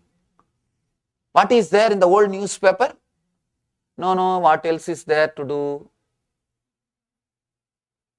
Because running so much, you lost the ability to sit with yourself. You lost the ability to sit with yourself. The cerebral layer means disintegrated being, unconnected being, completely disconnected with yourself is the reason why we are not able to experience the power of sound. Understand? When Vishwamitra can experience, when Durvasa can experience, when Arjuna can experience, then why can't we? The only reason is they are authentic even in their anger. See, anger itself is not wrong. Lust itself is not wrong. But from where it comes, if it comes in an uncorrupted way, in a pure way, you will live it and leave it. You don't have to drop smoking. Smoking will drop you. If you are complete, if you are really smoking, just for smoking, not because of your anger towards the father turns as a habit of smoking, then you can't be healed. You can never be healed. Understand? If you are not able to drop the addiction, some addiction, be very clear, you are not addicted to that. The root of the addiction is somewhere else. People come and tell me, I am addicted to alcohol. Swamiji, please heal me, cure me. I tell them, what do you mean by the word addiction? Do you want to drink? No. Then why do you drink? At that point I want to drink. Why? You know you don't want to drink.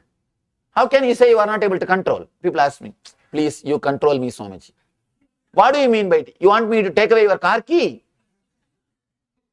And what do you mean by you control me? You are intelligent enough. Just understand, difficulty is they are not directly addicted to alcohol. Some other anger or vengeance, some other emotion got perverted, and that is associated with addiction. Like a story I told you, that boy is not directly addicted to cigarette. No, his anger took a perversion and he started smoking. Whenever he smokes, his unconscious feels satisfied. He is taking revenge on his father. He always says, when I leave that smoke, I feel I'm leaving it on my father's face. I am blowing it on my father's face. His unconscious feels satisfied when it uses the anger in some other way. He feels satisfied. I am taking revenge on my father. Impossible. You can't drop addiction. You can't drop addiction unless you are authentic, unless you are able to understand to what you are addicted. I told him, you are addicted to the anger, vengeance to your father. You are not directly addicted to smoking. Heal that. Smoking will drop you. You don't have to drop smoking. Smoking will drop you. If you are addicted to something, understand, if you are not able to drop something through your logical analyzing, be very clear, you have the perverted emotions. You have the perverted being. Your inner chattering and the spoken words are not integrated, are not clearly connected. They are not directly relating with each other. The power of sound can be experienced only if your spoken words and the inner chattering is directly connected. Durvasa is not bothered. When the anger fills him, he doesn't bother who is cursing. He cursed Shiva. You know that? He cursed Shiva, Mahadeva. He did not even bother who he is cursing. When he is filled with anger, he is authentic. When Vishwamitra was filled with lust, he was authentic. When he was filled with guilt, he was authentic.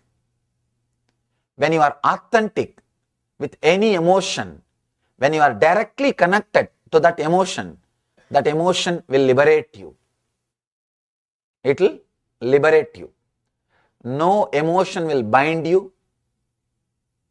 They will bind you only when you are not facing them face to face. Only when you are not connecting with them directly. Even fear. When you go into the fear, you will be liberated. Here, Shiva is giving a beautiful technique to work on the power of sound. Let me read the sutra in Sanskrit, then we will know the meaning and how to use this technique. Understand? Now we all know there is something called power of sound. Means the sound can transport you to a different plane of existence. There were masters who used this science, and I told you even experiences from my life. And now we have a technique how to use it in our life, and we know why they were able to use and we are not able to use. The reason why they were able to experience the power of sound and why we are not able to experience. Here we have the technique for the problem also. We have the solution for that problem. Just understand these three things. Through the power of sound, you can be transported to a different plane of existence, and it is possible. Many have lived.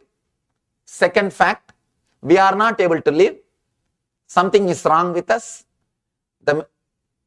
How we can achieve that same power? How we can relate, connect with that power? Here Shiva is giving us the technique for two things. One, how to connect yourself, elevate yourself to the level where you can use the power of sound. And the second, how to use that power of sound and achieve enlightenment. Two things. He is first going to help you to integrate. Next, he is going to help you to evolve. Integrating yourself and evolving beyond yourself. Here he is giving the technique. Let me read the sutra. Pranavadi samucharat plutante sunya bhavanat sunyaya paraya shaktye sunyatam iti bhairavihi.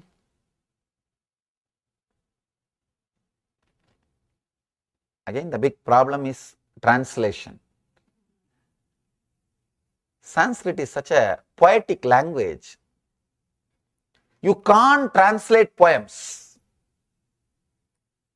Even from English poems to English prose, no. You can't translate. If you translate, you can say what he means, but you can't say what all he wants to express. Maybe you can express only one dimension. Poem is like a 360-degree vision. Prose is like a 120-degree vision. Poem is like a 360-degree vision. Prose is like a 120-degree vision. Only one slice of a pizza. One bit. You can't express the whole truth. And here I am trying to translate a Sanskrit poem to English. Maybe I'll try to give the technique, that's all. I don't think I'll be able to translate the sutra completely. Intone a sound, O Bhairavi, as Om, the A-U-M, A-U-Ma, the Pranava. Slowly, as sound enters the soundfulness, let you also enter and become enlightened. Very simple sutra.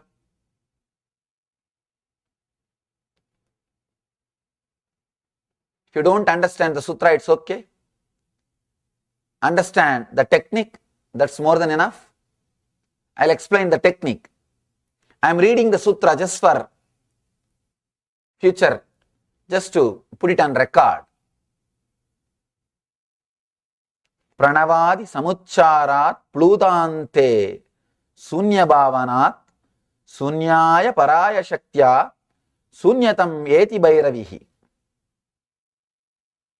O Bhairavi, by perfect intonation of a pranava, A, U, A, U, Ma, or the sacred syllable Om, by contemplating over the void at the end of the sound, as sound enters into the soundfulness, let you also enter into that energy and be liberated.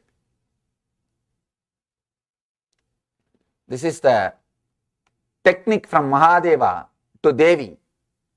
He is addressing, O Bhairavi. Bhairavi is the word. Bhairavi is the name of the Devi. He is addressing, O Bhairavi,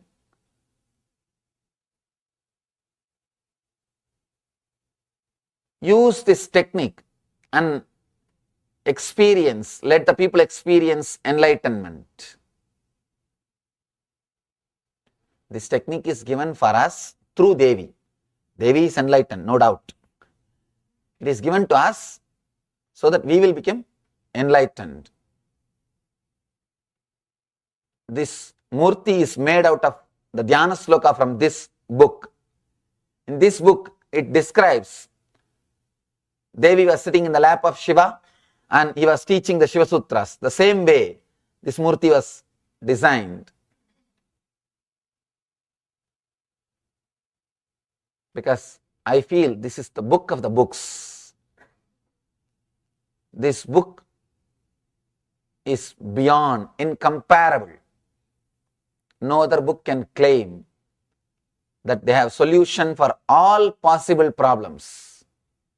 Here, practically Shiva solves all the existing, existed and yet to exist problems. He gives solution for everything. He says, intone a sound as A-U-M, Om, A-U-Ma, slowly. As sound enters soundfulness, let you also enter and liberate. Let's understand the technique first. And let me connect how this is going to directly help to integrate our inner chattering and verbalization. How it is going to create more inner space. How it is going to integrate us. And how it can elevate us to different plane of existence. How it can elevate us to different plane of existence. Understand? When you create a particular sound, your mind will be occupied only with that sound. Especially loudly. If you are creating internally, you will be doing 2-3 things. I always tell people, don't close your eyes and sit here. People think, no, Swamiji, I am meditating and listening. No. Good listener is a person who is thinking about something else. You will be sitting and acting as if a good listener. What he will be doing? He is lost somewhere else. If you are using the words internally, your whole being will not be integrated. No. Create the sound loudly. Let others also listen.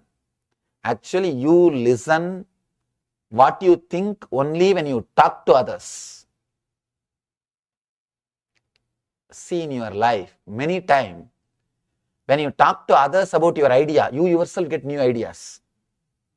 People think you planned and now you are coming and giving presentation. No. Suddenly you discovered it. That's all. When you are talking to others, suddenly you discover it. Actually, great truths are discovered when they are presenting the truths. That's all. It was not discovered earlier by contemplating and thinking and then presentation is given. No. Orators, speakers look very intelligent, filled with wisdom, because they are constantly discovering when they talk. If you want to be an intelligent person, don't think you need to think, contemplate, meditate and discover the truths. No. Just start talking to the people as if you know the truth.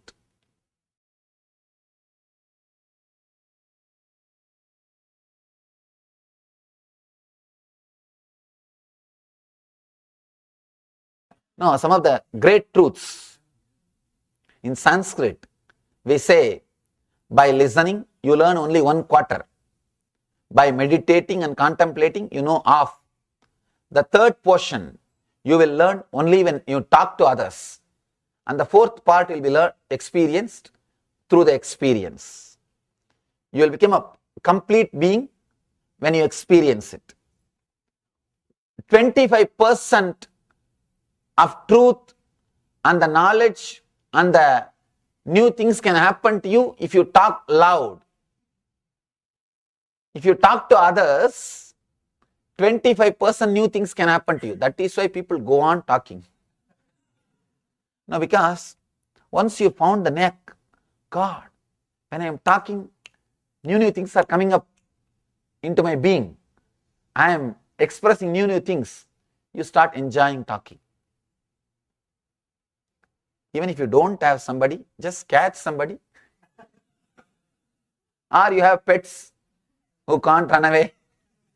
Start talking. Start giving your presentations. And you will see suddenly you are talking too many intelligent things.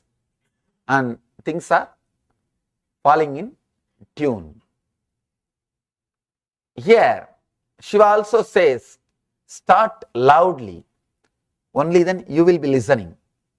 You won't listen if you are chanting internally. People ask me, Swamiji, if I chant inside silently, it will be nice. No. You will feel nice because you have fallen asleep. People come out and tell me, no, Swamiji, I chanted very silently. It was so great. It was such a great experience. Don't think it is a meditative experience. You would have slept, maybe a good sleeping pill. Chanting some mantra internally, inside the mind, may be a good technique for sleeping, not for falling into meditation. Falling into meditation, start with a loud voice. And slowly you will see your whole inner being is filled with that voice. Your whole energy is concentrated to that sound.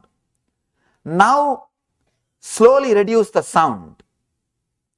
Go to the depth from where that sound is rising, from where that sound is arising, from where that sound is coming out. Go to that source. Go to that being. You will see your inner space filled with soundfulness. I want all of you to know, silence is not soundlessness. Soundlessness, absence of sound, is dead silence. If you are jumping, if you are working towards the soundlessness directly, you will only be constantly disturbed, irritated by other sounds. People, the so-called meditators, the silent meditators, they will create such a hell to the whole house. They will tell, hey, keep quiet, switch off the cell phone, switch off the telephone. The noise which they make. And they will be so filled with irritation. And I have seen people who are working towards the absence of sound, who want absence of sound. For them to meditate for 10-20 minutes, they will turn the whole house upside down. They will shout at this person, that person, and after shouting, before sitting for meditation, they will shout, go around, keep quiet, keep quiet, keep quiet, keep quiet. After coming out of the meditation, they will come and shout, you didn't have sense when I was meditating, you did that, you did that. Even if you do something, create some noise, and other times they won't record so clearly. It means what? When they were sitting in meditation, they were recording like a voicemail. Whatever was going on was getting recorded. People who work for the soundlessness, and even when they were sitting, they will be so irritated.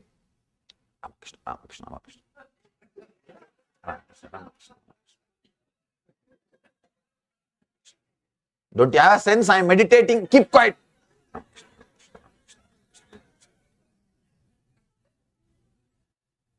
When you are working towards the dead silence, even a small sound will irritate and disturb you. You are bound to be, because you are excluding. Anything which you exclude will take revenge on you. Anything you exclude will take revenge on you. And you will see purposely sounds are coming towards you. They are traveling. Sometime, even if the sounds don't come, you will be waiting for them. A small story like this. one great guy who is trying to work with that absence of sound. The dead meditators, I call them, with a long face, serious, and they can't tolerate even a small sound. They need absolute silence.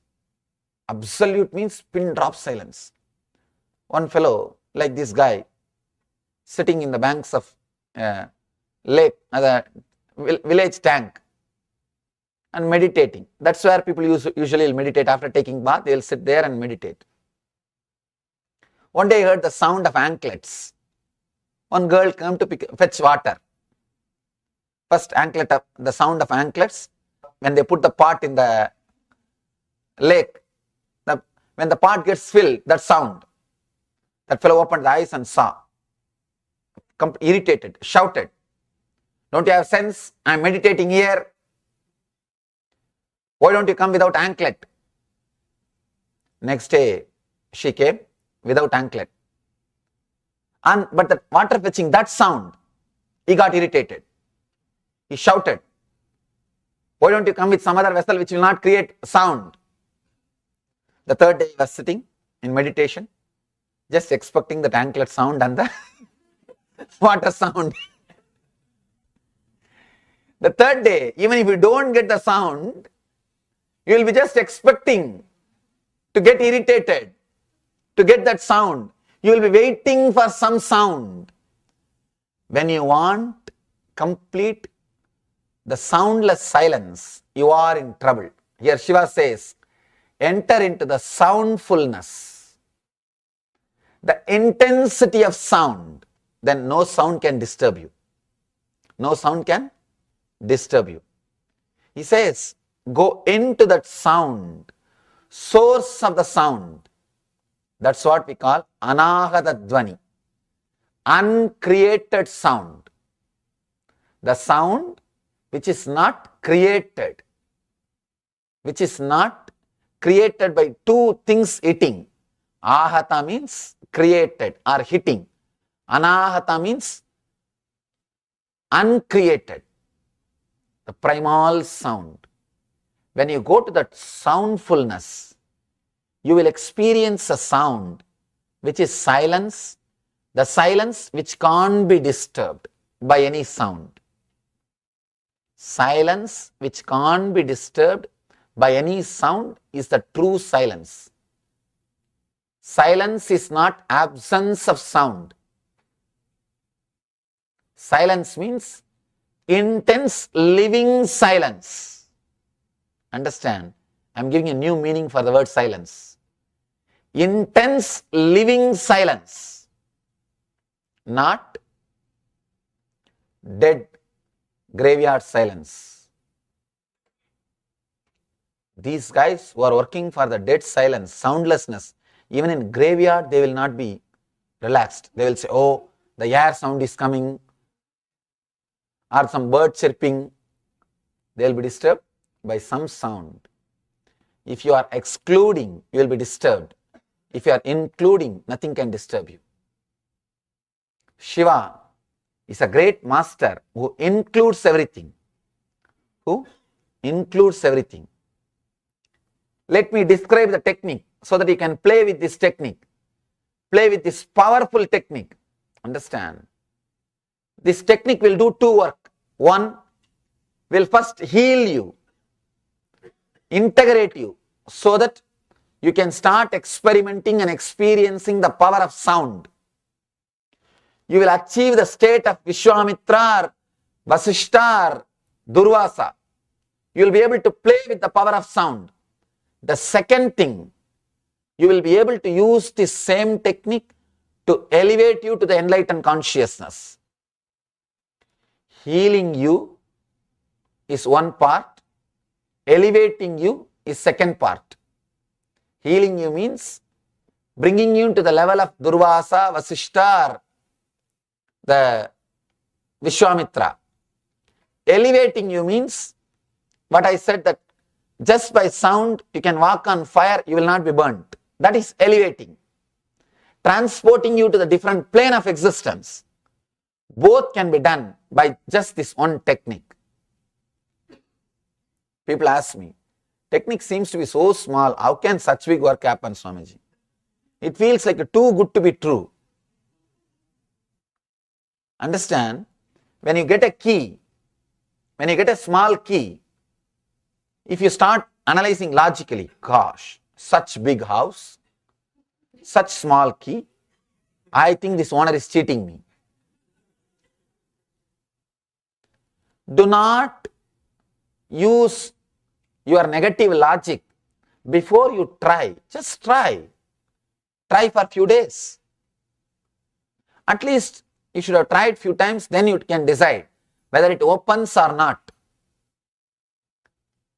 Our logic, gosh, problem is so big, but solution is so small. House is so big. Key doesn't have to be house size, but at least it should be door size. Logically, that is what it should be. Na? It may not be house size, at least it should be door size. But it is too much. 20 feet tall house and just 3-inch key. How can this open? My problems are so big, and the Swami is giving half an hour discourse, and he says, I can become Vasishta, I can become Vishwamitra.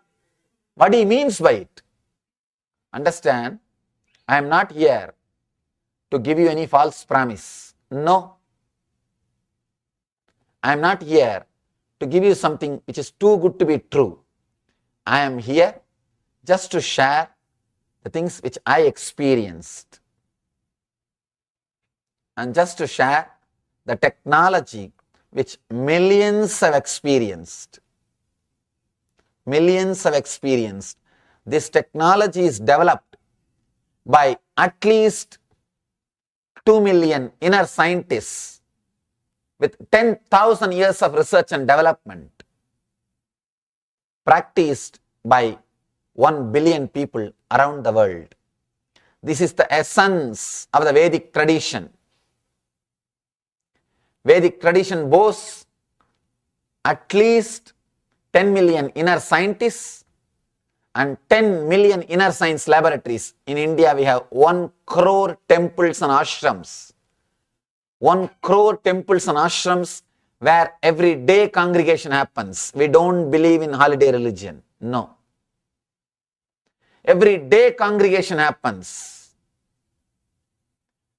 1 crore inner science laboratories and 10 million, same way, 1 crore inner scientists who are working with this technology, who are working with these mantras, with these great truths, and 1 billion people following this technology.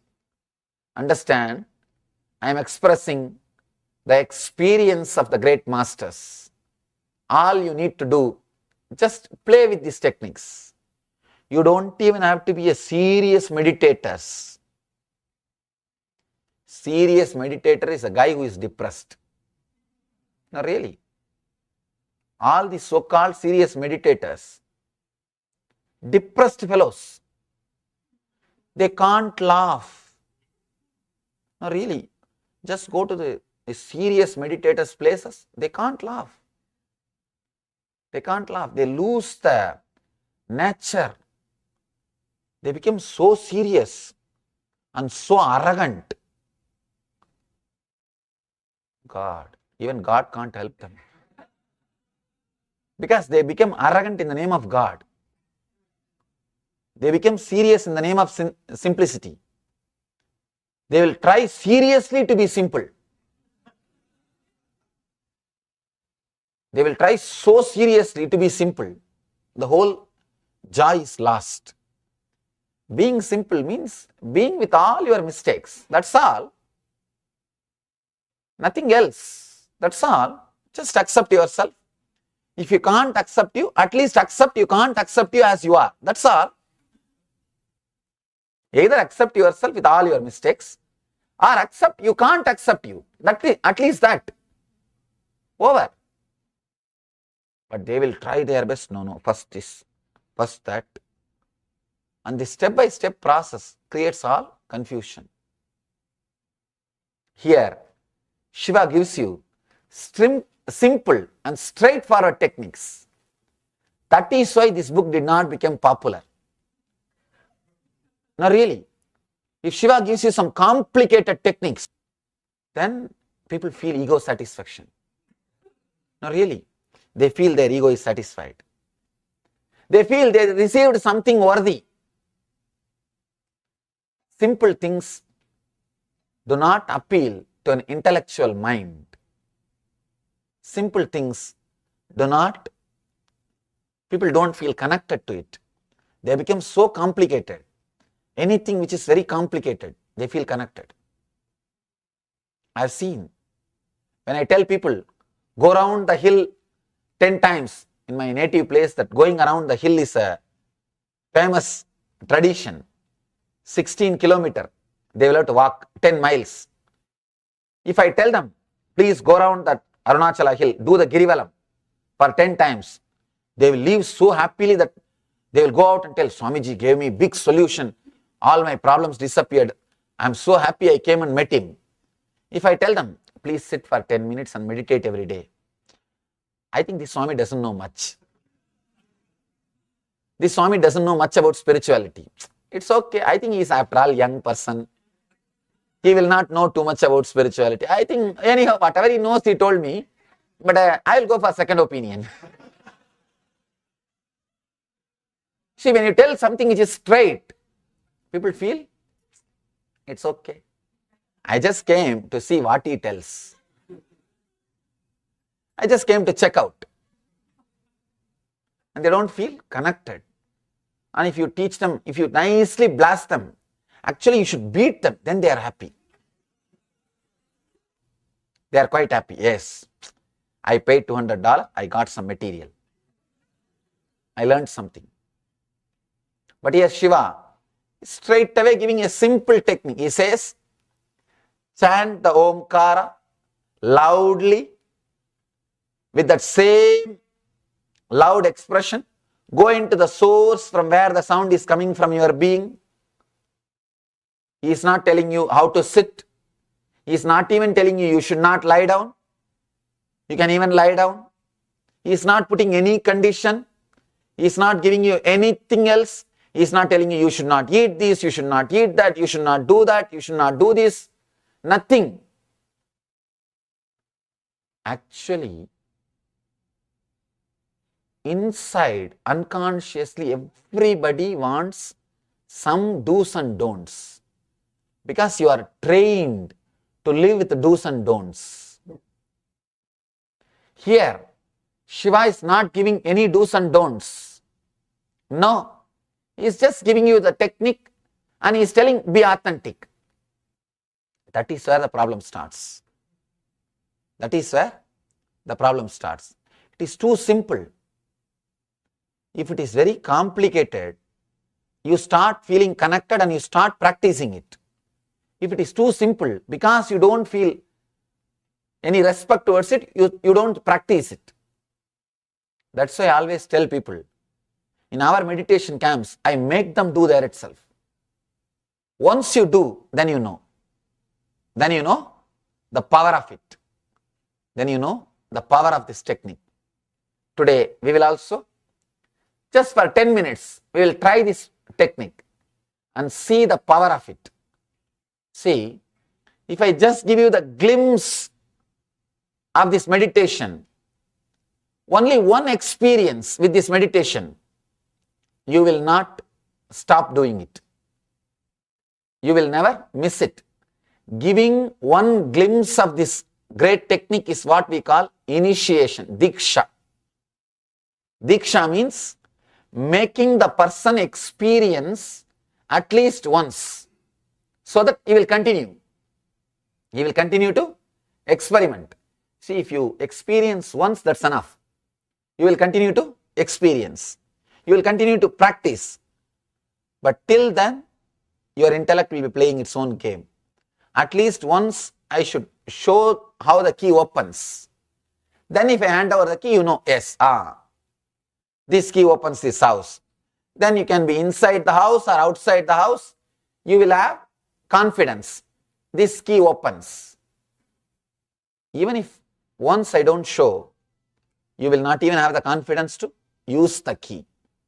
So now let us work on the key just for a few minutes. Let me explain the technique once more. You will create intense, deep sound of Omkara. Om.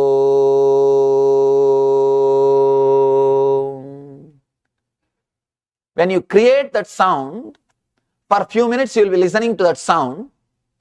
After a few minutes, let you be creating the sound loudly.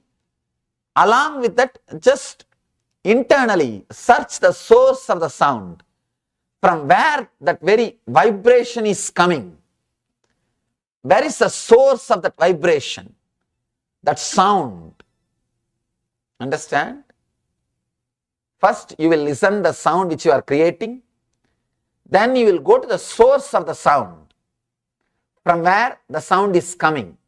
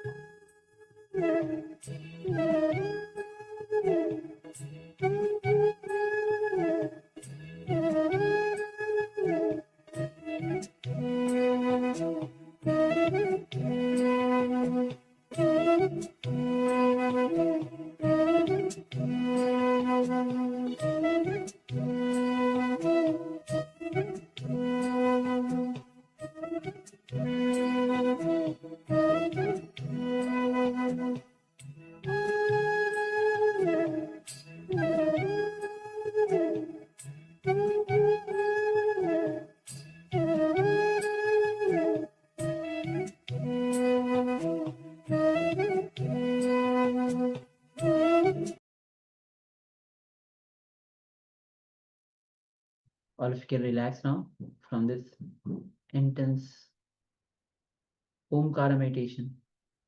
You can slowly, very slowly open your eyes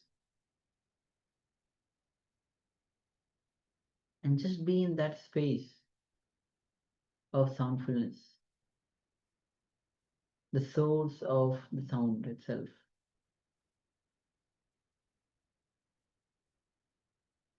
Keep that space within you.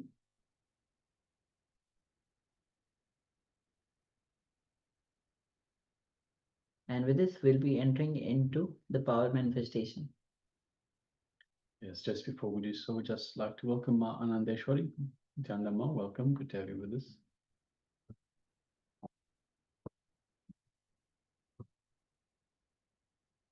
Yes, so the power manifestation for today is the power of third eye solution.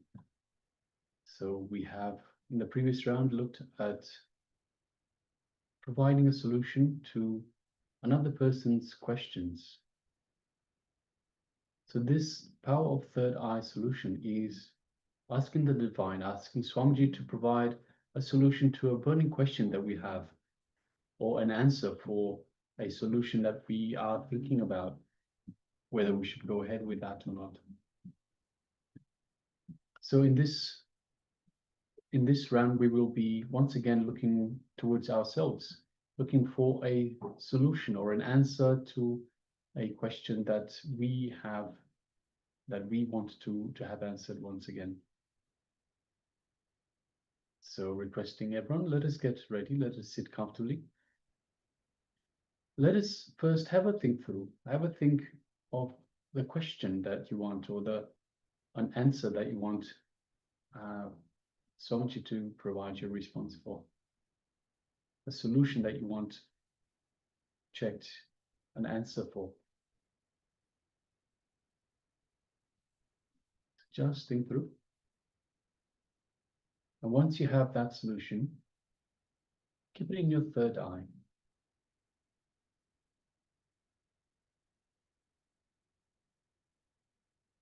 Let us sit in the space of oneness with Swamiji. Let us connect to Swamiji through our inner space, the space below the heart center and above the navel center. This is the Ananda Gandha. This is the space that Swamiji has initiated us in to connect to him, to connect to the divine, to be in the space of oneness with the divine.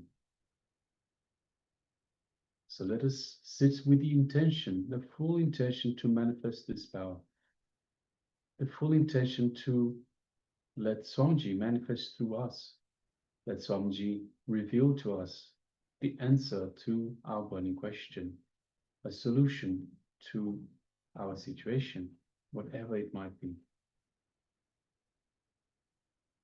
So let us just sit comfortably and connect to Swamiji in our inner space. Let us invoke Swamiji in our inner space and understand that Swamiji is available to us. We can just reach out and invoke Swamiji in our inner space. We invoke him by remembering Swamiji, remembering everything that Swamiji means to us, everything, all the beautiful moments that we cherish with Swamiji. Let us remember all of that in our inner space.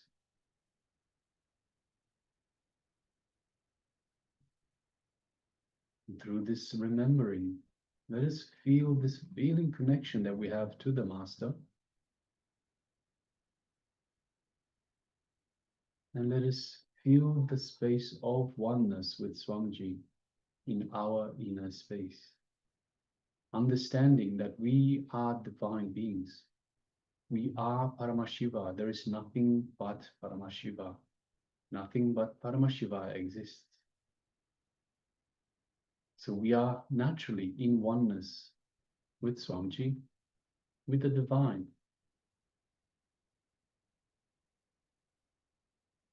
So let us, from this powerful cognition, let us be in the space of oneness with Swamiji.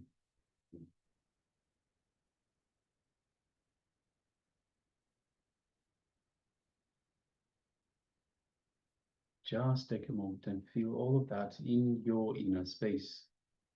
The space below the heart center and above the navel center, the Ananda Gandha.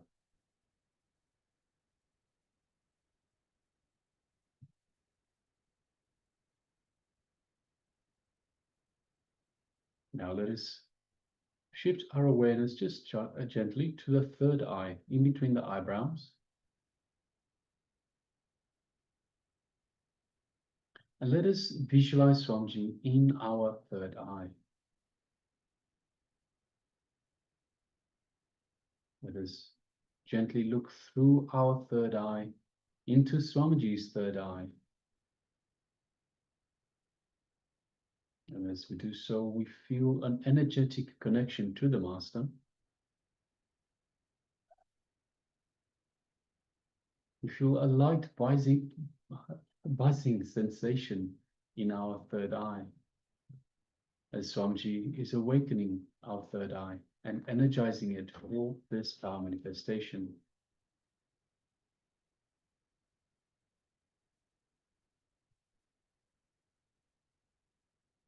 Now, keeping your burning question in your third eye and asking Swamiji to reveal the answer to this burning question, to reveal the solution, the third eye solution. Let us start chanting the Mahavakya. Om Nityananda Paramashivoham. Om Nityananda Paramashivoham. Om Nityananda Paramashivoham. Let's continue chanting this Mahavakya throughout this power manifestation and keeping your strong intention for this question in your third eye. Let us request Swamiji once again to reveal the answer, the solution to our question. Let us begin.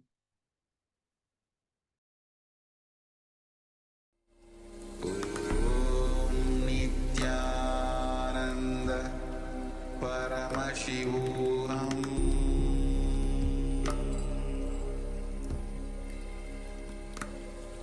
Om Nityananda Paramashivoham.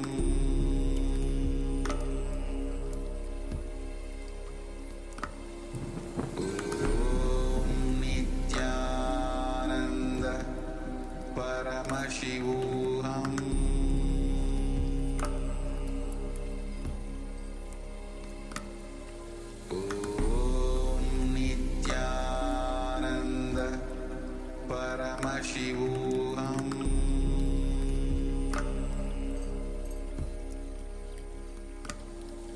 Om Nityananda Paramashivoham. Paramashivoham.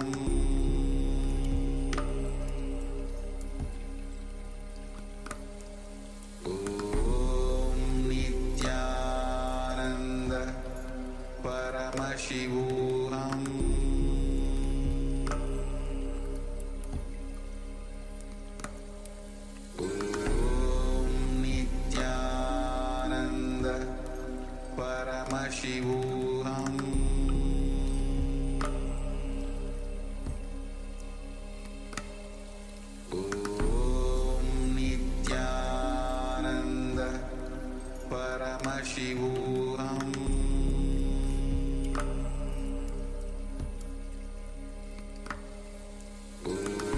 Om Nityananda Paramashivoham.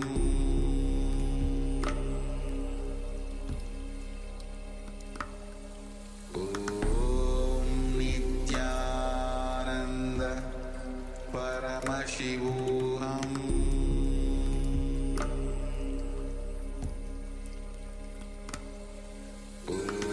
Om Nityananda Paramashivoham.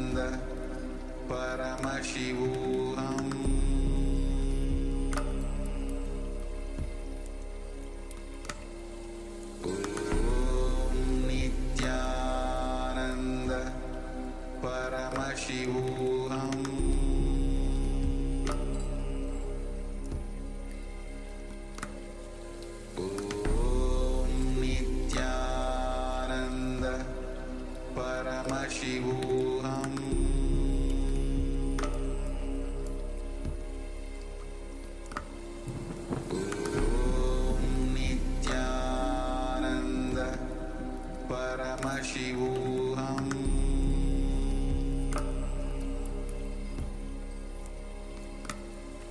Om Nityananda Paramashivoham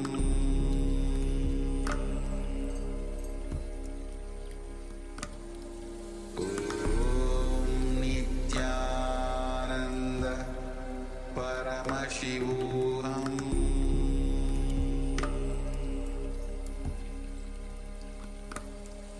Om Nityananda Paramashivoham Om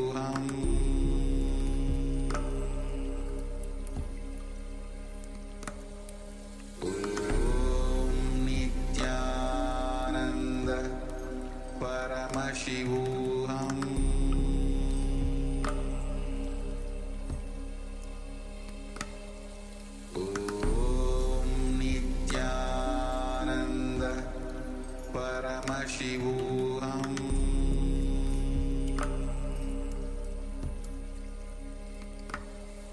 Om Nityananda Paramashivoham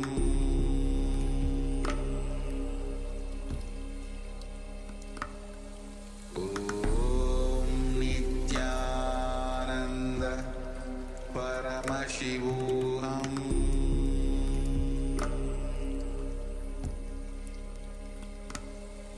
Om Nityananda Paramashivoham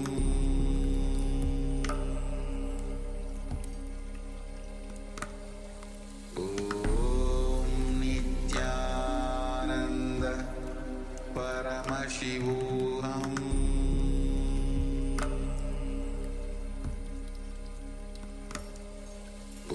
Om Nityananda Paramashivoham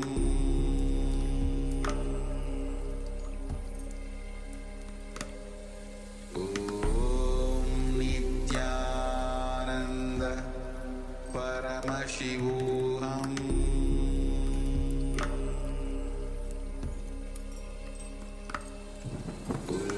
Om Nityananda Paramashivoham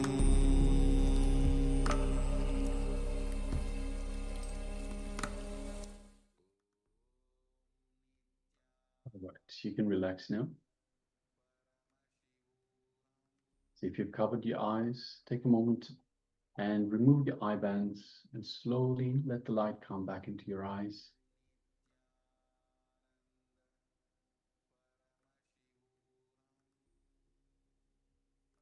And with the solution that has been revealed to you fresh in your mind, take a moment and share with us what was revealed to you in your third eye. What did Swamiji give you as a solution? So you can let us know the question that you had, the burning question, or the answer that you wanted a solution for, and also the solution provided by the Supreme Pontiff of Hinduism in your third eye.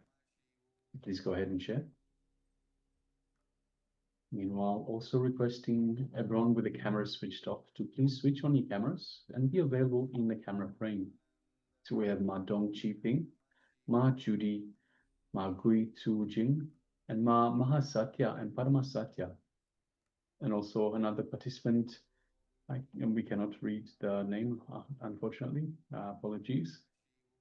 Requesting everyone to please switch on your cameras and be available in the camera frame. Manishwi shares, I saw a green light in my third eye and then a golden light. And Swamiji came into my thoughts. I don't speak English yet, and I'm translating with translator. Sometimes it takes longer. Thank you. Thank you for sharing. Thank you for sharing, ma'am.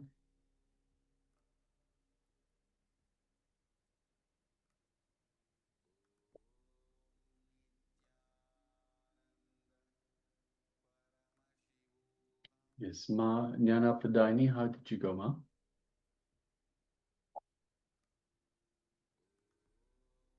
Okay, yes, Ma. Yes, Ma. Thank you, Ma.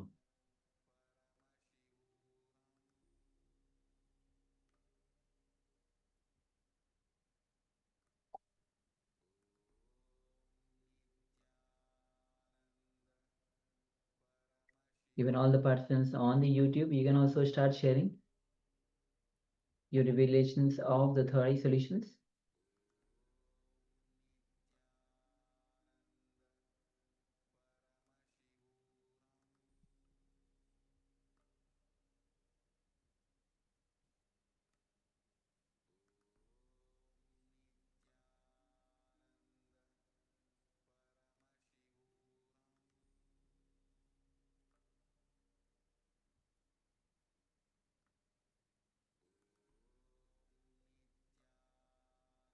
Okay, so just waiting a few more moments for participants to share. Before we move on to the next segment in our program for today, which will be further revelations from the Supreme Pontiff of Hinduism on drive into enlightenment. So this is how to get enlightenment and what you can do just basically being driven around or being in a car. You can do these exercises anywhere and reach enlightenment. Yes. Gyan Pradhan shares, Swamiji, I want to go to Antigua and Barbuda and participate in PSS. What is the solution for me? And the solution that my God, I will guide and protect you. Have faith in me and in yourself. You will manifest it.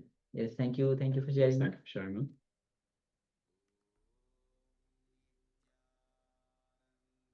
All right. So with this manifestation on Swamiji's revelations, congratulate yourself for manifesting this power, the power of third eye solutions.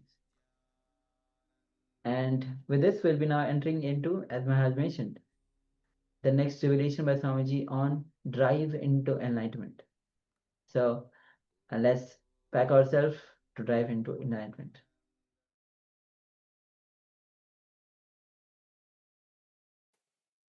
Today's subject is disengage from the I. It's one of the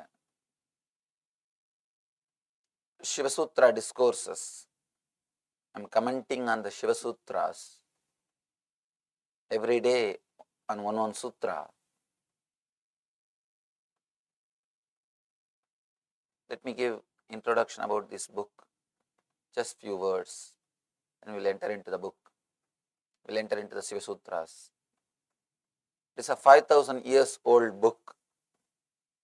It is the essence of inner science technology, the essence of the science of enlightenment. It is the essence of 5,000 years of research and development by more than 1 million inner scientists and more than 1 million inner science laboratories. In India, we have more than 1 million inner science laboratories, means temples and ashrams which are alive, which are maintained. More than 1 million temples which receives everyday worship. Please understand, I am not talking about the temple which are in the dilapidated condition. I am talking about the temples which receive everyday worship, which is used by people. More than 1 million inner science laboratories and more than 1 million full-time dedicated inner scientists. India has got at least 10 lakh Swamis who are dedicating their whole life to the research and development. I am not speaking about the Swamis who are living in the streets or who are not living in the monasteries. In that way, it goes to something like a crore, 10 million. I am speaking about the people who are staying in one place and dedicating their life for research and development of this inner science. That alone is 10 million, 1 million, 10 lakh, and 1 billion people following this technology. This is the strength of this great inner science. This book is the essence of this inner science. Inner science developed for 5,000 years by 1 million inner scientists in 1 million inner science laboratories and practiced by 1 billion people. Ageless truth, ageless wisdom, that's what we call Sanatana Dharma, the ageless truths. This book is the essence of that wisdom, essence of that technology. This book gives 112 meditation techniques to experience the bliss, to experience the peace, joy, which is eternal in every one of us. This book gives the ultimate techniques to experience the ultimate bliss, which is inside our being, which is in our inner space. This gives so many beautiful meditation techniques. Today we will see one sutra. Not only we will see, we will experience that one sutra, Shiva's beautiful technique. Let's enter into the sutra, then we will see the meaning. In a moving vehicle, by rhythmically swaying experience, or in a still vehicle, by letting yourself swing in slowing invisible circles, let you experience the consciousness beyond the body. This is the sutra, means English translation of the sutra.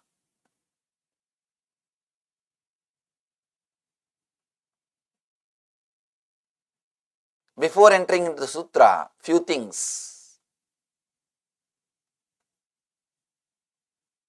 You are not just your body as you always think or as you always believe. You are something much more than your body.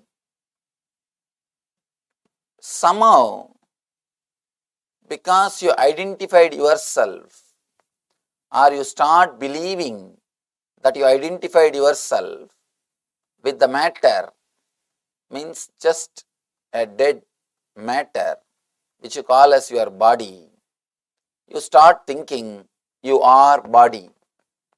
You start thinking you are just this body.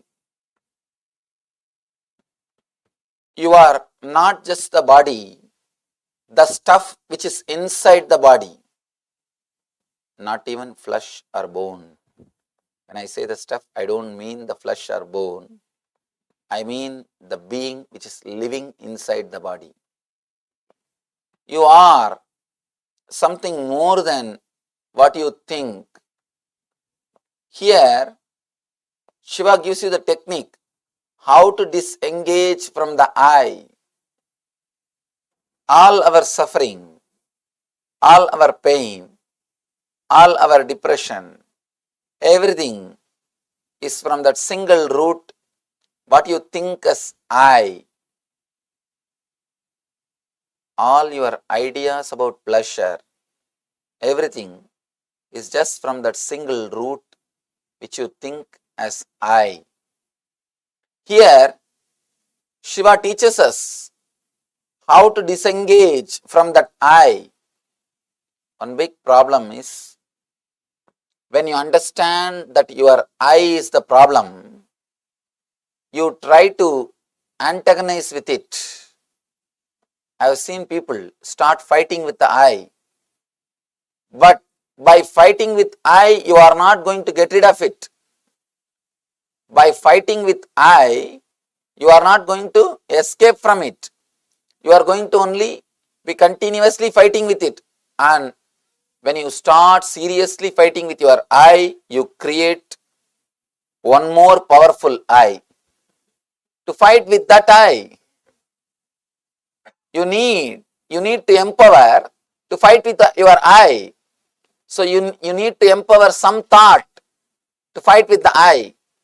By and by, the thought which you empower will become one more bigger I to create lot more problems for you. People who started fighting with I could never achieve anything, can never achieve anything, because the more you start fighting with the I, the more you will be creating one more new I. Whether you suppress or fight with the existing I, you cannot experience the peace. You cannot experience the truth.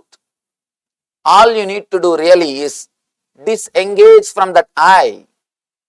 Disengage yourself. Disconnect yourself. Shiva is teaching us not to suppress or to fight. He is asking us to disengage ourselves from the I. This amazing technique, a very simple but powerful technique. Shiva is so practical. Sometimes I am shocked. How could this book be written 5,000 years ago? We have a solid record of this book existing at least for last 5,000 years. Of course, we don't know the age of this book. At least 5,000 years old. That's all we know. The story, how this book was discovered, is one great devotee of Shiva had the darshan of Shiva, and Shiva guided that devotee to go to a cave in a hill and open that cave. On that cave, the whole sutras are written on the stone. Just copy it and bring it and give it to the whole world. So he goes, opens the cave, still the cave is there, still the sutras are there on the rock, on the stone. He brings the sutras and gives it to the world. This story happened at least 5,000 years ago. We have a solid proof that this book existed at least 5,000 years ago. I was shocked how 5,000 years ago somebody can think so practically, so clearly about all the modern day men problems. Because all our problems, fantasies, phobias, fears, depression, every inch is answered in this book. For every step he gives solution. That's why I say this book is not just a book. It is the essence of 5,000 years of research and development. The Indian Vedic system is at least 10,000 years old. I can't say it is 10,000 years old, at least 10,000 years. We have a solid record to prove at least 10,000 years. This book is discovered 5,000 years. So, it is a 5,000 years of R&D, research and development expressed itself in this form of this book. Otherwise, it is impossible to give so many practical techniques. It is very easy to give philosophy. It is very easy to give teachings. It is very easy to say what to do, what should not, what should be done and what should not be done. That's not a big thing. Very easy to tell people, do this, don't do that. Very easy to create a philosophy. To create a philosophy, you don't need anything. A simple 3 things I can tell you. You can become philosopher from tomorrow. All you need is just criticize anything and everything. Whatever you see in front of your eyes, just start criticizing. Do not bother about what you are criticizing. And second thing, never create a system which people can understand. Third thing, complicate things as much as possible. That's all. Nothing else is necessary. To become a philosopher is very easy. And fourth important footnote, never give any solution. Shiva is not creating philosophy. To create a philosophy is easy. He is not giving you philosophy. He is giving you the techniques, technology, how to. He is not saying what to do, what not to do. He is saying how to do. Straight away he is giving you the technology to experience the inner consciousness, to experience the ultimate consciousness, to experience the Shivatva, means the consciousness of Shiva, experience of Shiva. He is straight away teaching us the techniques, not just words. That is why I say this is one of the ultimate book, amazing book, which gives straight teachings and techniques to experience the ultimate consciousness.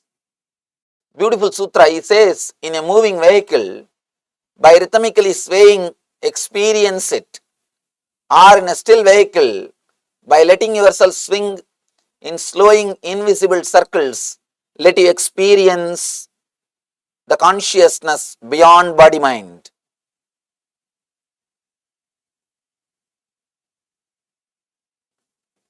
I think this technique would have been created when bullock cart was invented. Shiva is using all doors to enter into consciousness, all possible methods to give you the experience of ultimate. 5,000 years ago, we can't expect any other vehicle, only bullock cart would have existed. He is giving us the technique to enter into meditation, even using the time in which you are traveling.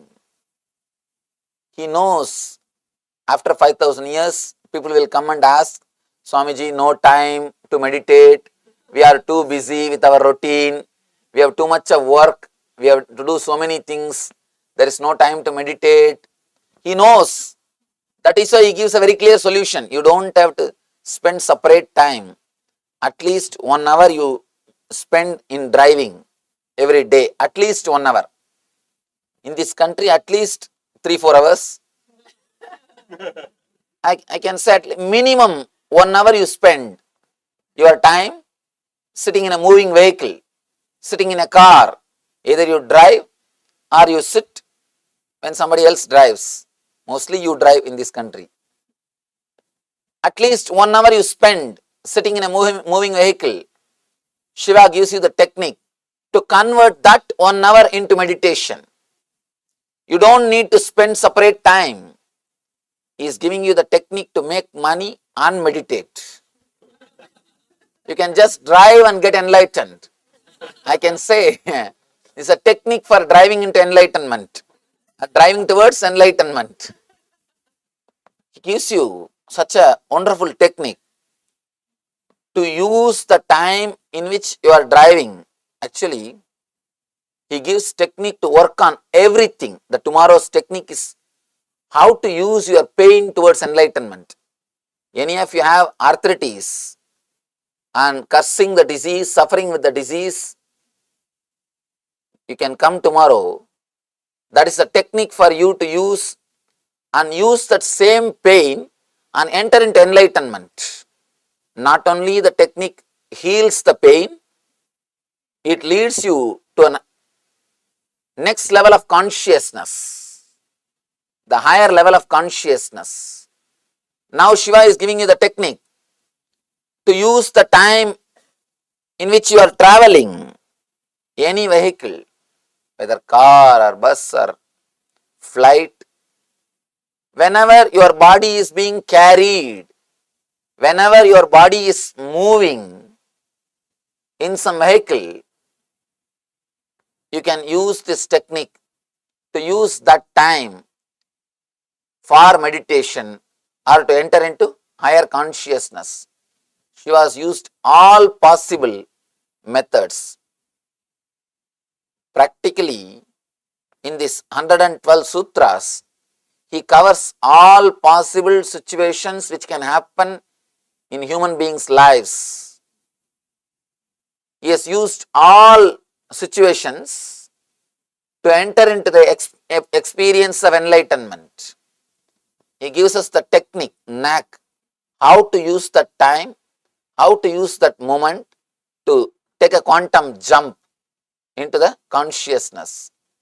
Now he is teaching us how to meditate in a moving vehicle.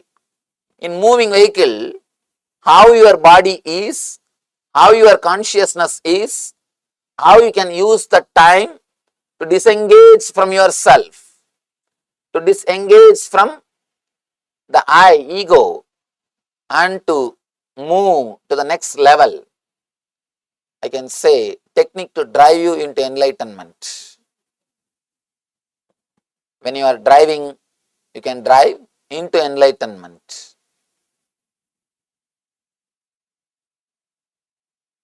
He says, in a moving vehicle, by rhythmically swaying experience, first thing you should understand, constantly you resist all the movements of the body. You can see in your life, whether you are in car or train or flight, constantly you resist the natural movement. Why do you think you become tired by traveling in train? You are not doing anything, but if you travel for 10 hours, you are tired. The reason is you are constantly resisting the flow. You are not allowing, you are not relaxing, you are constantly holding on. You can see in your life even when you are driving. If the vehicle is taking this side turn, you always move the body this side to balance. To balance, you don't want to fall, you balance. But you don't understand one important thing. There is no need for you to hold your body 24 hours. Whenever you are driving, even if you are not driving, even if you are sitting in a vehicle, even if you are sitting in the car or train, constantly you are holding the body. Your body is never relaxed. You don't let go. You are holding. You are holding on to it. You can feel near the Muladhara, root of the spinal cord. You will be just possessing your body. That is the point from where you balance your body, or you try to balance your body. You will be just holding your body tightly, constantly. You will be just catching your body. You will be possessing your body. He says, just let go, relax. Whenever you are sitting in a vehicle, traveling or flying, whenever your body is being moved, just relax. Purely by relaxing, you won't fall.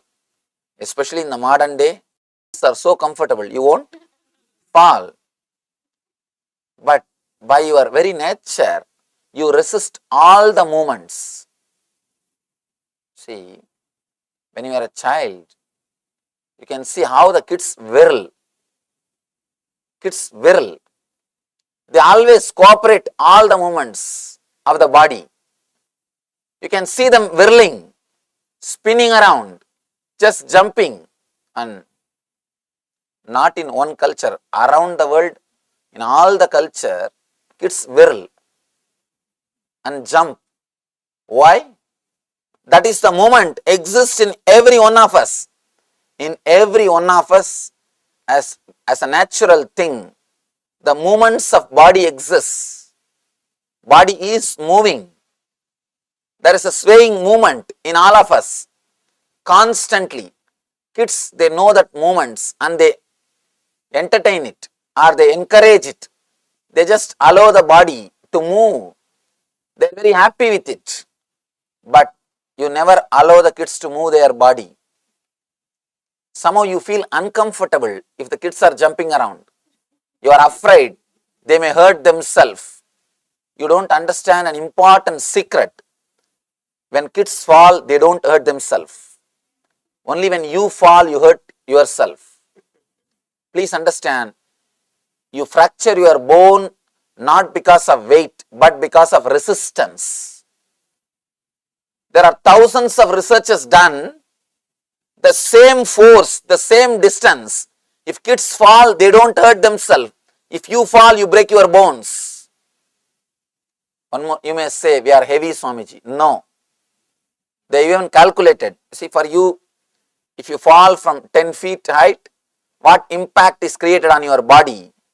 To create the same impact on the kid's body, they may have to fall a few feet more.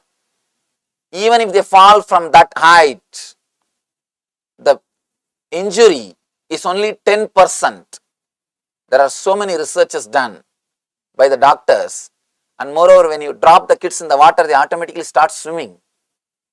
Only after growing, you make them forget that they know swimming. When body movements are arrested by the so-called training, they forget they know swimming by their nature. Recent researchers show when kids are put in the water tub, immediately after birth, they start swimming. They are swimming. By your very nature, your body is liquid. It flows. It moves.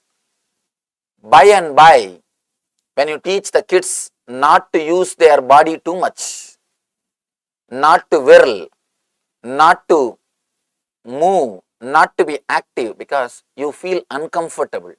To tell you honestly, it is a subtle jealousy. Somebody is so happy, you can't tolerate. Somebody is jumping in front of you, it is too much. We can't tolerate. Only when they also become dull like us, we feel comfortable. Now we feel, yes, now we have reproduced ourselves. When the kids are encouraging their body movements, they will be so alive, so active, so bubbling, overflowing. You can see one more thing. After the travel, you will always be tired. Kids will never be. I have seen people come to see me in India. They travel miles, hours, and especially Indian roads. Oh God. Straight way to hell. Indian roads are such beautiful roads. Actually, Indian roads are created to create more and more bhakti and devotion in the people's hearts. Unless you have faith on the God, you can't travel on that roads. They are specially designed for that. Now, India is such a spiritual country, we design everything for spirituality. We design everything only for spiritual purpose. You cannot travel in those roads unless you have surrendered yourself to God. Unless you have tremendous faith or devotion to God, simply you can't travel in that roads. And I have seen people will come to see me, 10 hours of travel, 12 hours of travel, 1 day of travel. The moment they come inside, the elders, they will ask for room to go and rest. They will ask for room to go and get, they will only come next day to see me. But the kids, first thing, they will drop everything, jump and come to the meditation hall. You will never see them tired. You will never see them tired. I have always seen they are so alive. They don't get tired by traveling because they do not resist or possess the body. They do not constantly resist the subtle movements of the body. The subtle movements which is happening, the natural movements which is happening, kids do not resist those movements. They do not possess their body. When you start training them to possess the body, by and by they forget to flow with the energy. By and by they forget to flow with the movements of their body. They start creating solid rock. They start becoming like a stone. They start becoming dull, frozen, dead. The more you become frozen, more you are dead. If you are completely frozen, you are ready to be burnt. That more you are frozen, the more you are dead. Kids, you can see them alive. They are not frozen. Even when they laugh, their whole body laughs. It's not that only the mouth laughs, only the face, the whole body will laugh. They do not calculate and move the body. You start moving your body only after a big calculation, because you start believing if you work too much, you will become tired. Hard work myth, which is taught to you, is also an important reason for your body becoming like a stone. An important thing, I always tell people, hard work is a pure myth. The idea of hard work is a pure myth. You are taught to sell yourself, especially these so-called developed countries. Constantly you have to sell yourself. You have to frighten your boss that the work which you are doing is too big, which cannot be done by anybody else. Next thing, first thing you have to frighten him, no, it cannot be done, forget about it. And then next you have to convince him, only you can do. Third thing, you also can do if you give your whole life and energy. Only if he is convinced for all these three, you can shave his head now. That's the reason we are constantly trained to sell ourselves. And one more thing, in the beginning, just to sell yourself, you create the idea of hard work. By and by, you start believing you are really working hard. And this idea gets into your body, and you do not move your body for anything else except when you get some solid result. One more important thing you miss. By and by, for every moment you start calculating, what will I get by this moment? What will I get by this moment? Before every moment, logically you start calculating. Why do you think people never come out and do some voluntary service? Because they start thinking that half an hour, me moving my body so many times, if I do it for some other reason, I'll get little money. Why do you think the voluntary service has become such a rare thing? Because people have started calculating. In India, really, to tell you honestly, the country may be poor, but I can say thousands of or millions of people spending their time in social service projects are just going to temple. Every temple, millions of people visit, and the amazing time which they spend in the spiritual tourism, you will be shocked, because they don't have the idea of hard work. They don't work is different. The idea of hard work doesn't exist in their mind. They do not have to sell themselves much. Naturally, when you don't have to sell yourself, you will not logically calculate too much about your body movements. Calculating too much about your body movements, analyzing about your body movements too much logically makes you completely dead. You are frozen. All these things are subtle but important things which makes yourself dull and dead. Please understand, each one of these contributes for making your body dull, making yourself dead. Here Shiva is touching one by one. He says, allowing your body to move rhythmically. Before entering into the technique, we should understand why we are not allowing. Only then we will be able to allow. First thing, why we are not allowing, the insecure feeling. Constantly you possess your body and you balance it. First thing. Next thing, somehow you do not feel comfortable when your body moves for no reason. If it moves to get money, you don't have any problem. If it moves to get a status, you don't have any problem. If it moves to get a name and fame, you don't have any problem. I always tell people, before entering into this type of meditations, you need to prepare yourself. Just do some work which will not bring you money or name and fame, just for 20 minutes to half an hour per day. Just 20 minutes or half an hour per day, do something which will not bring you money or name and fame. Go to a temple like this, some places, clean it, wipe it. Don't expect to be a leader of volunteers. Don't expect your name should be inscribed somewhere. Don't become an administrator. I am not asking you to do that.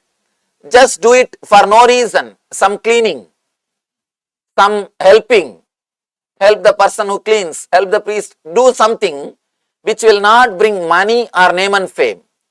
Then you will understand how to move the body for no reason. As on now, we do not know how to move the body for no reason. Constantly you calculate before taking any move. All your moves are calculated, judged, clear, definite. That is why you are so frozen. You are so dull. You are so dead.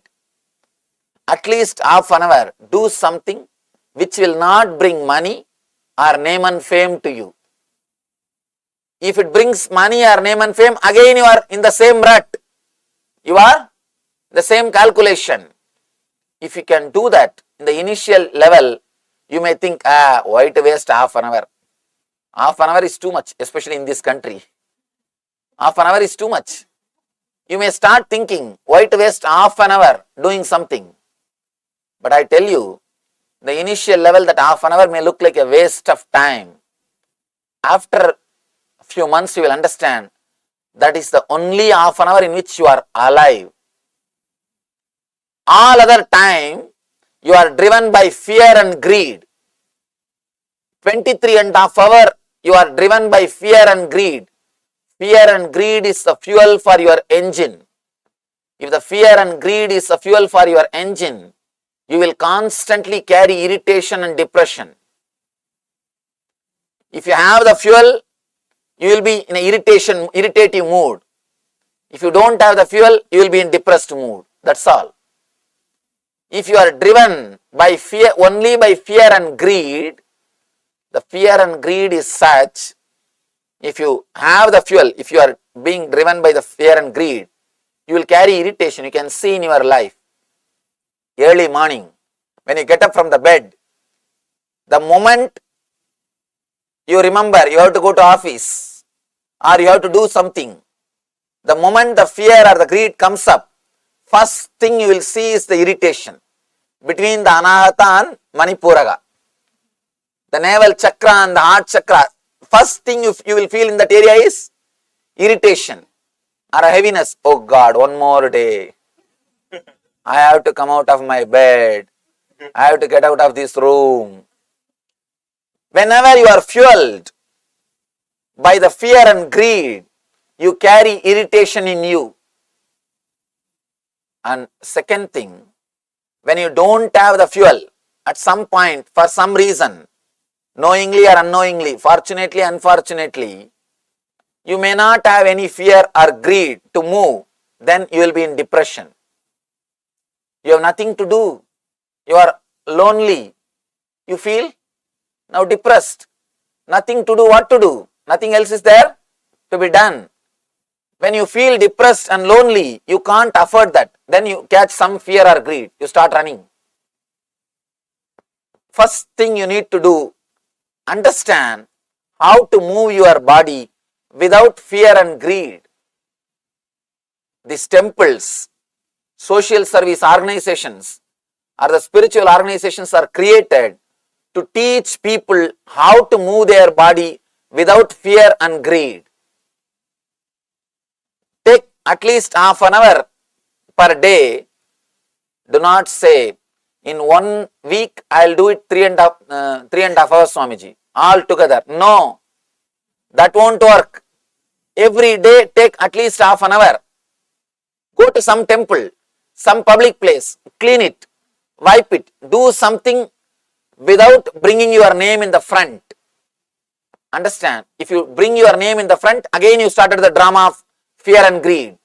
That's not going to work. Then again you are frozen. Your body will move only based on the calculation. Now you will start calculating with less time how to have more name, better post, higher influence, more people should know about me. You will start now calculating. No. In South India, there are beautiful stories of 63 Shiva saints and 12 Vaishnava saints. If you read their stories, actually I was shocked when I read their stories. They have not done big ultimate practices or spiritual disciplines or meditations or anything. Very simple thing, plucking flower and making garland, cleaning the temple, sweeping the temple, washing the vessels for puja. I have not seen a single guy who built the temple became enlightened. Never, not a single king who built the temple became enlightened. No. All these people, the 63 saints or the 12 Vaishnava saints, they are all simple people. Not much big thing. They neither built the temple nor helped to construct. All they did is plucking flowers, making garland, cleaning the temple, simple things. But the beauty is they learnt the knack of how to move the body without fear or greed. It is the knack how to move the body, how your body can be kept alive without the fuel of fear and greed. As on now, you are kept alive just by fear or greed. Either by fear or by greed. That is why your body is completely frozen. You do not feel life flowing in you. You are not living by prana. You are living by bhaya or kama. Kama and the bhaya. Only these two are driving you, not the prana. Prana means the life force. In Sanskrit, the word prana means life force. Please understand, prana does not mean just the breath. The air which you are inhaling or exhaling is not prana. Prana means the life force in Sanskrit. As on now, your body is not driven by life force. It is driven by kama or bhaya, desire or greed, desire or fear, greed or fear. Only these two drives. That is why your movements are measured. You are frozen. You are constantly possessing and your movements are measured.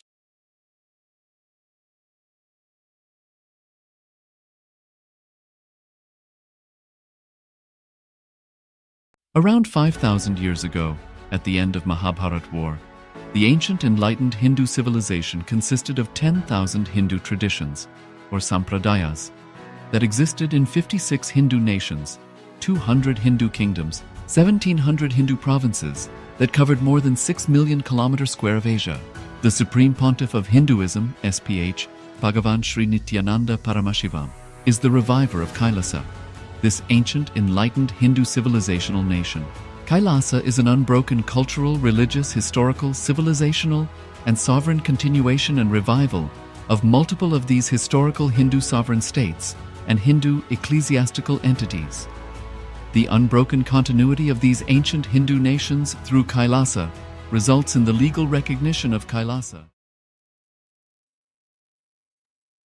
Yes, a beautiful revelation by Swamiji, especially how the Nyanmars, the 63 Nyanmars, as Swamiji mentions, like all these were simple people, plucking the flowers, doing some temples seva.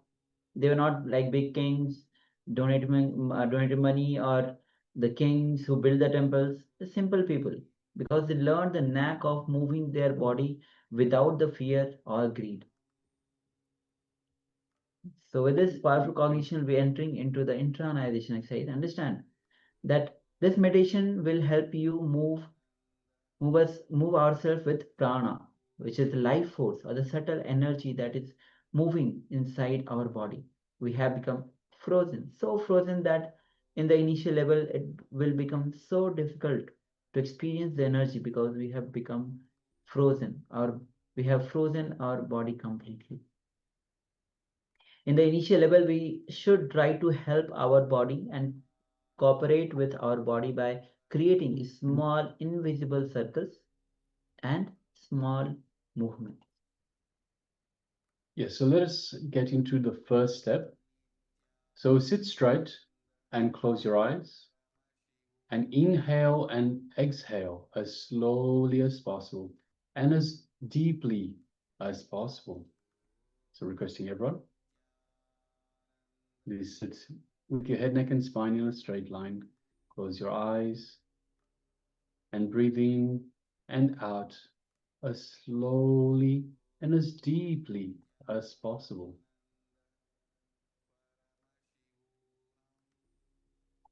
And just start moving the body with very slow and small circles. Even if we visualize, that is enough. Suddenly, we will see that our body is slowly moving and we are feeling really comfortable.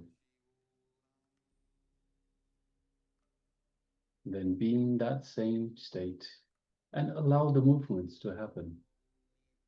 Just slow, small circles. Let us continue.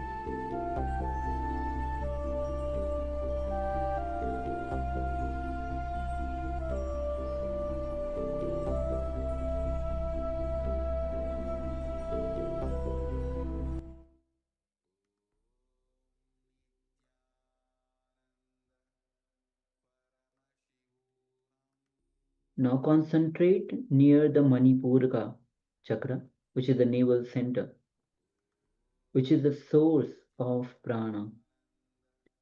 You will see that our whole body is moving in small, invisible circles, and we are centered on the navel. So let's enter into this step.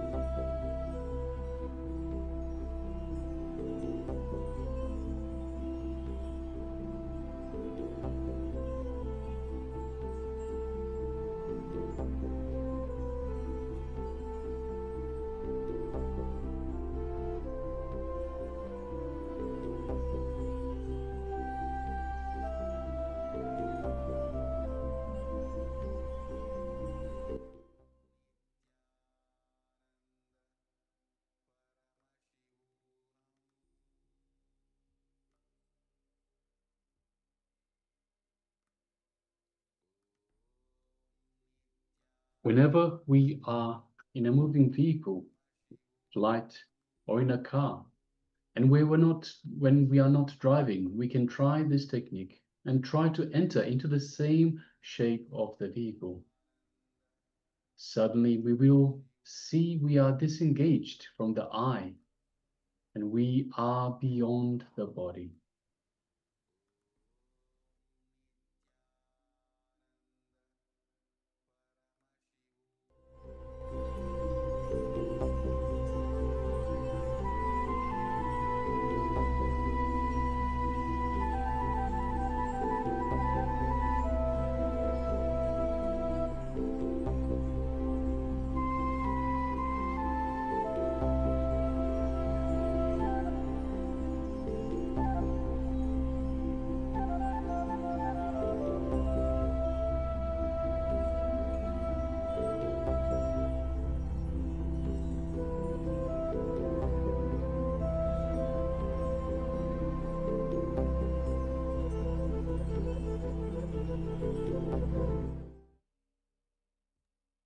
All right, so you can relax now.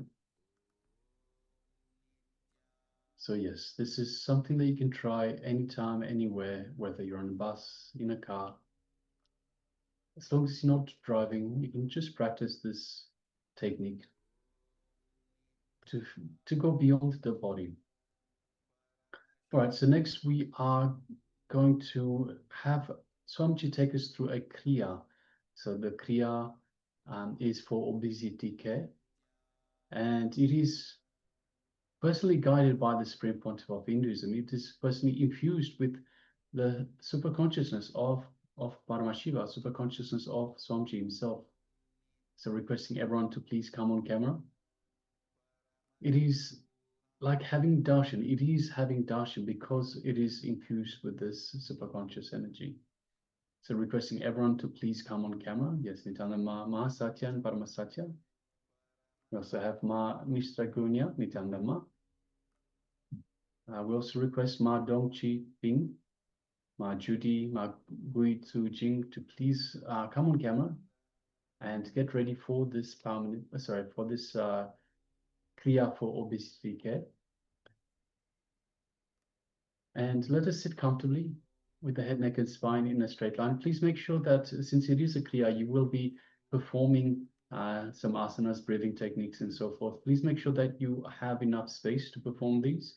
Please make sure you're undisturbed, undistracted, and let us come to the space of listening. Let us pay full attention to Swamiji as he takes us through this very powerful Crea for obesity care.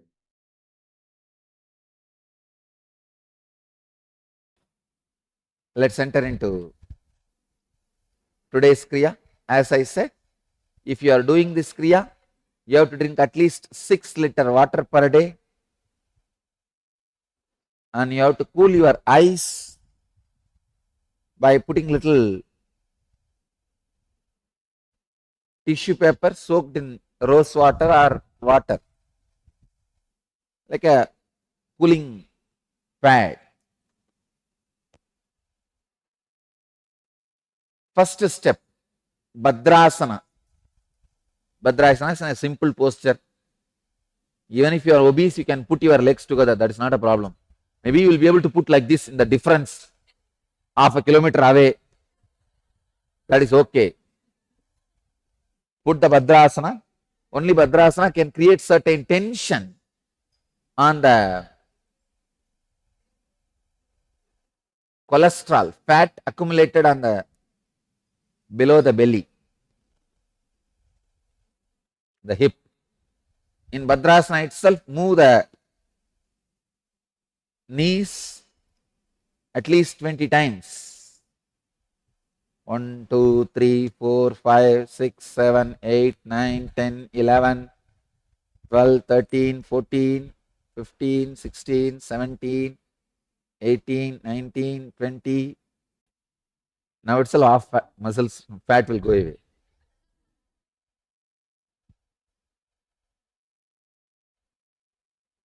This is from Garanda Samhita, 2nd Upadesha, 9th and 10th verse. Next step,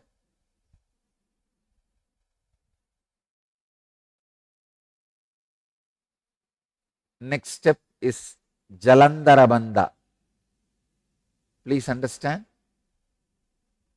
It is just warming up. Jalandhara and Uddiyana are basically warming up. So Jalandharabandha means press your chin firmly on the chest.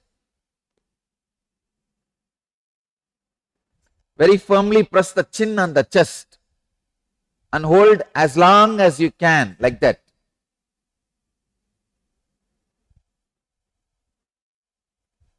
When you can't hold anymore, relax.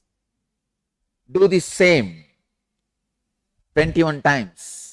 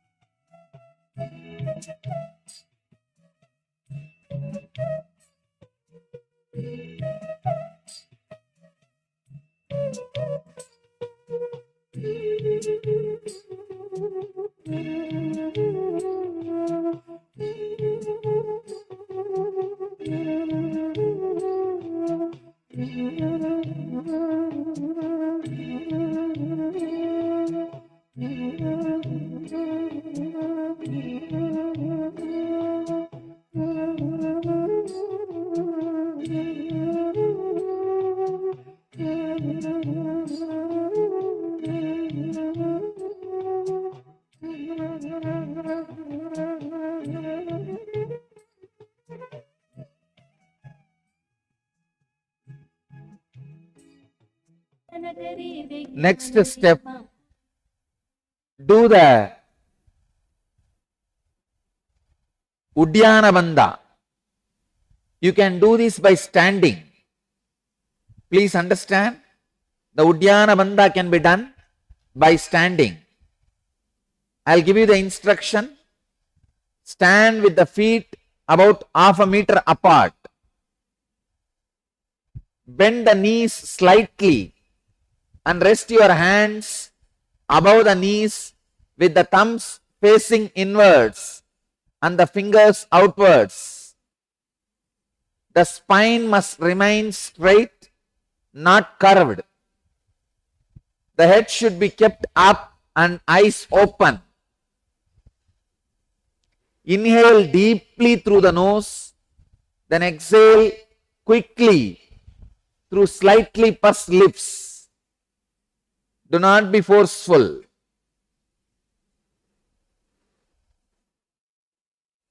Having fully exhaled, now pull the abdomen and stomach inwards towards the spine and up. Pull the abdomen and stomach inwards towards the spine and up. Hold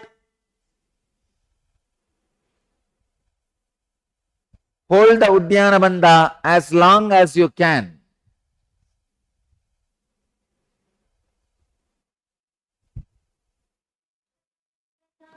When you can't hold anymore, slowly relax. Again, hold in Uddiyana Bandha and release. Do it 21 times.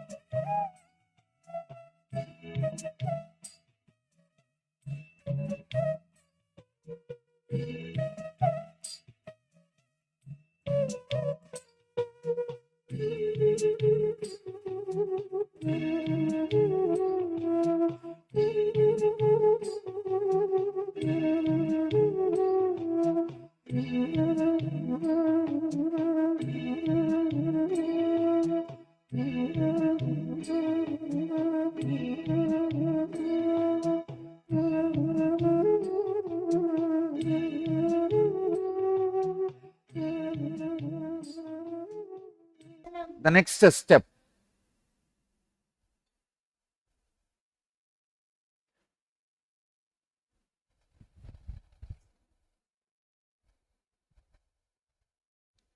Agni Soma Kumbhaka. Please come back to the Bhadrasana. It's a very highly technical pranayama. See, now only you are entering into the Crea to reduce your weight for obesity. All this moment, what you are doing is only a warming up. Please understand, let me give you the instruction. This is from Kumbhaka Patati, 87th verse. First listen completely. Inhale through the right nostril, hold the breath, exhale through the left nostril, inhale through the left nostril, hold the breath, exhale through the right nostril. Inhale through right, hold, exhale through left, hold, then again, see, inhale through right, hold, exhale through left and hold outside. Then again inhale through left, hold inside, exhale through right. Please start doing. Inhale through right, use your fingers. First, inhaling through the right and hold as long as you can. Then exhale through the left.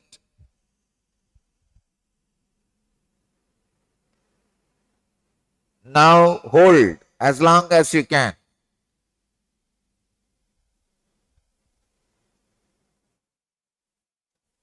Inhale through the left.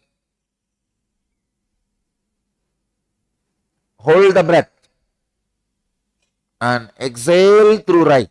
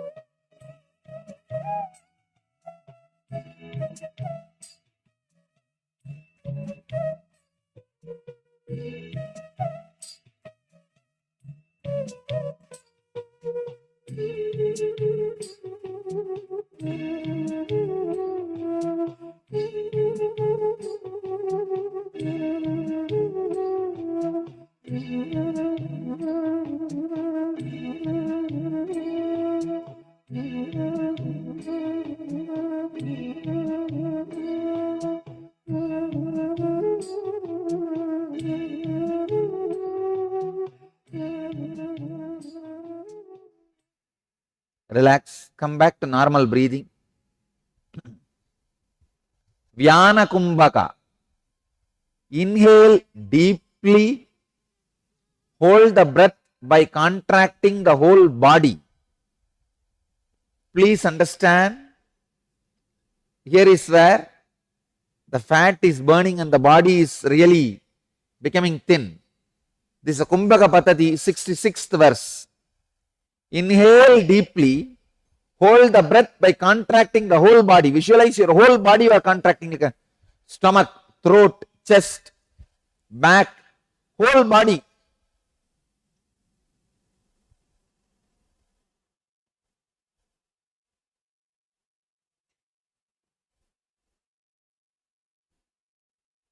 Inhale deeply and hold the breath contracting the whole body.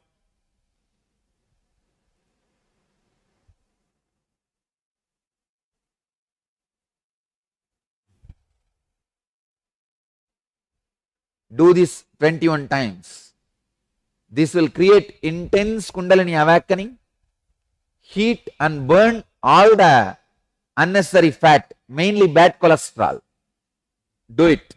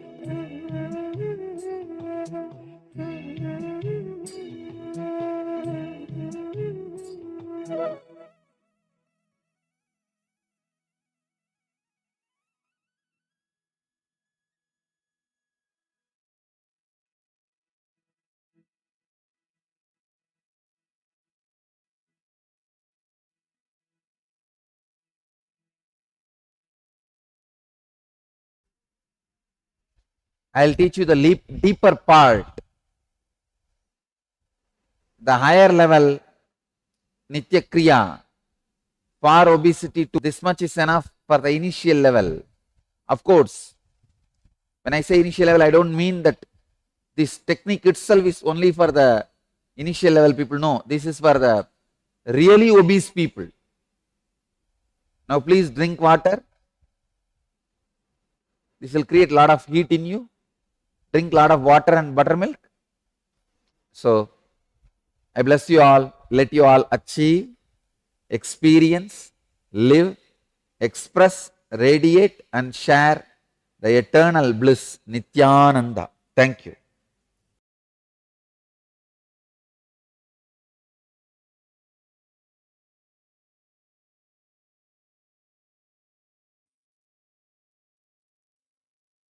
Nityananda Paramashivam. After this beautiful Crea, the Crea for obesity, as Swamiji mentioned that drink a lot of water, drink a lot of buttermilk. And even during this Crea, the whole Crea for obesity, Swamiji said, told to have 7 liters of water. All right. And now this is the time to enter into the power manifestation. So let's get ready. So today we are doing the power of third eye solutions. So what we are doing basically is any questions that you have, any questions that you are seeking solution for, you will be putting that question into your third eye and ask the solution from your third eye. So this is the power manifestation, this power of third eye solution. So you'll be penning down the question that you have. The question that you have, you'll be penning down, and during the power manifestation, you'll be putting that question in your third eye and see what solution third eye is revealing, what solution Swamiji is revealing.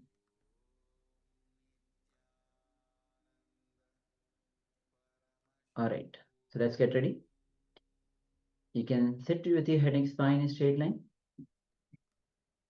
and simply connect with Swamiji. Just simple connection with Swamiji. Allow Swamiji to flow through you. Allow Swamiji to manifest through you.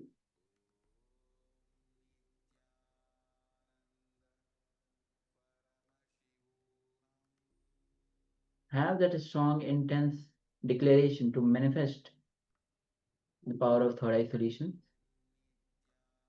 Take a moment to put your question in your third eye.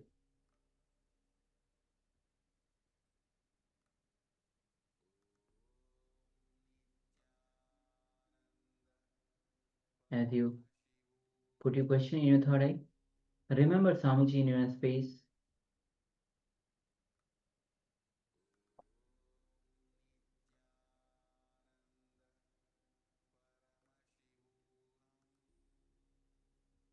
And let's connect with Swamiji through the Mahavakya. Om Nityananda Paramashivoham. Om Nityananda Paramashivoham. Om Nityananda Paramashivoham. Keep chanting the Mahavakya and ask Swamiji to reveal the solution for the question that you have in your third eye. So let's enter into this round of power manifestation, the power of third eye solutions. Let's begin.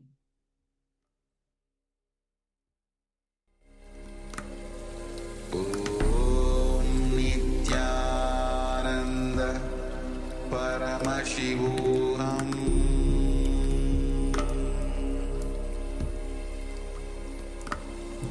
Om Nityananda Paramashivoham.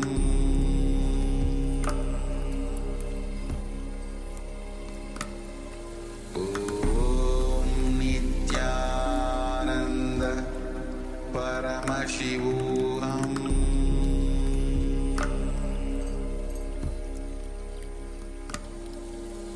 Om Nityananda Paramashivoham.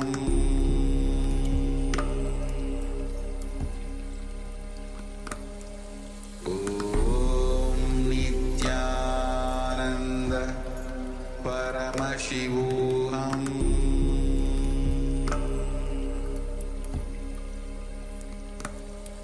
Om Nityananda Paramashivoham.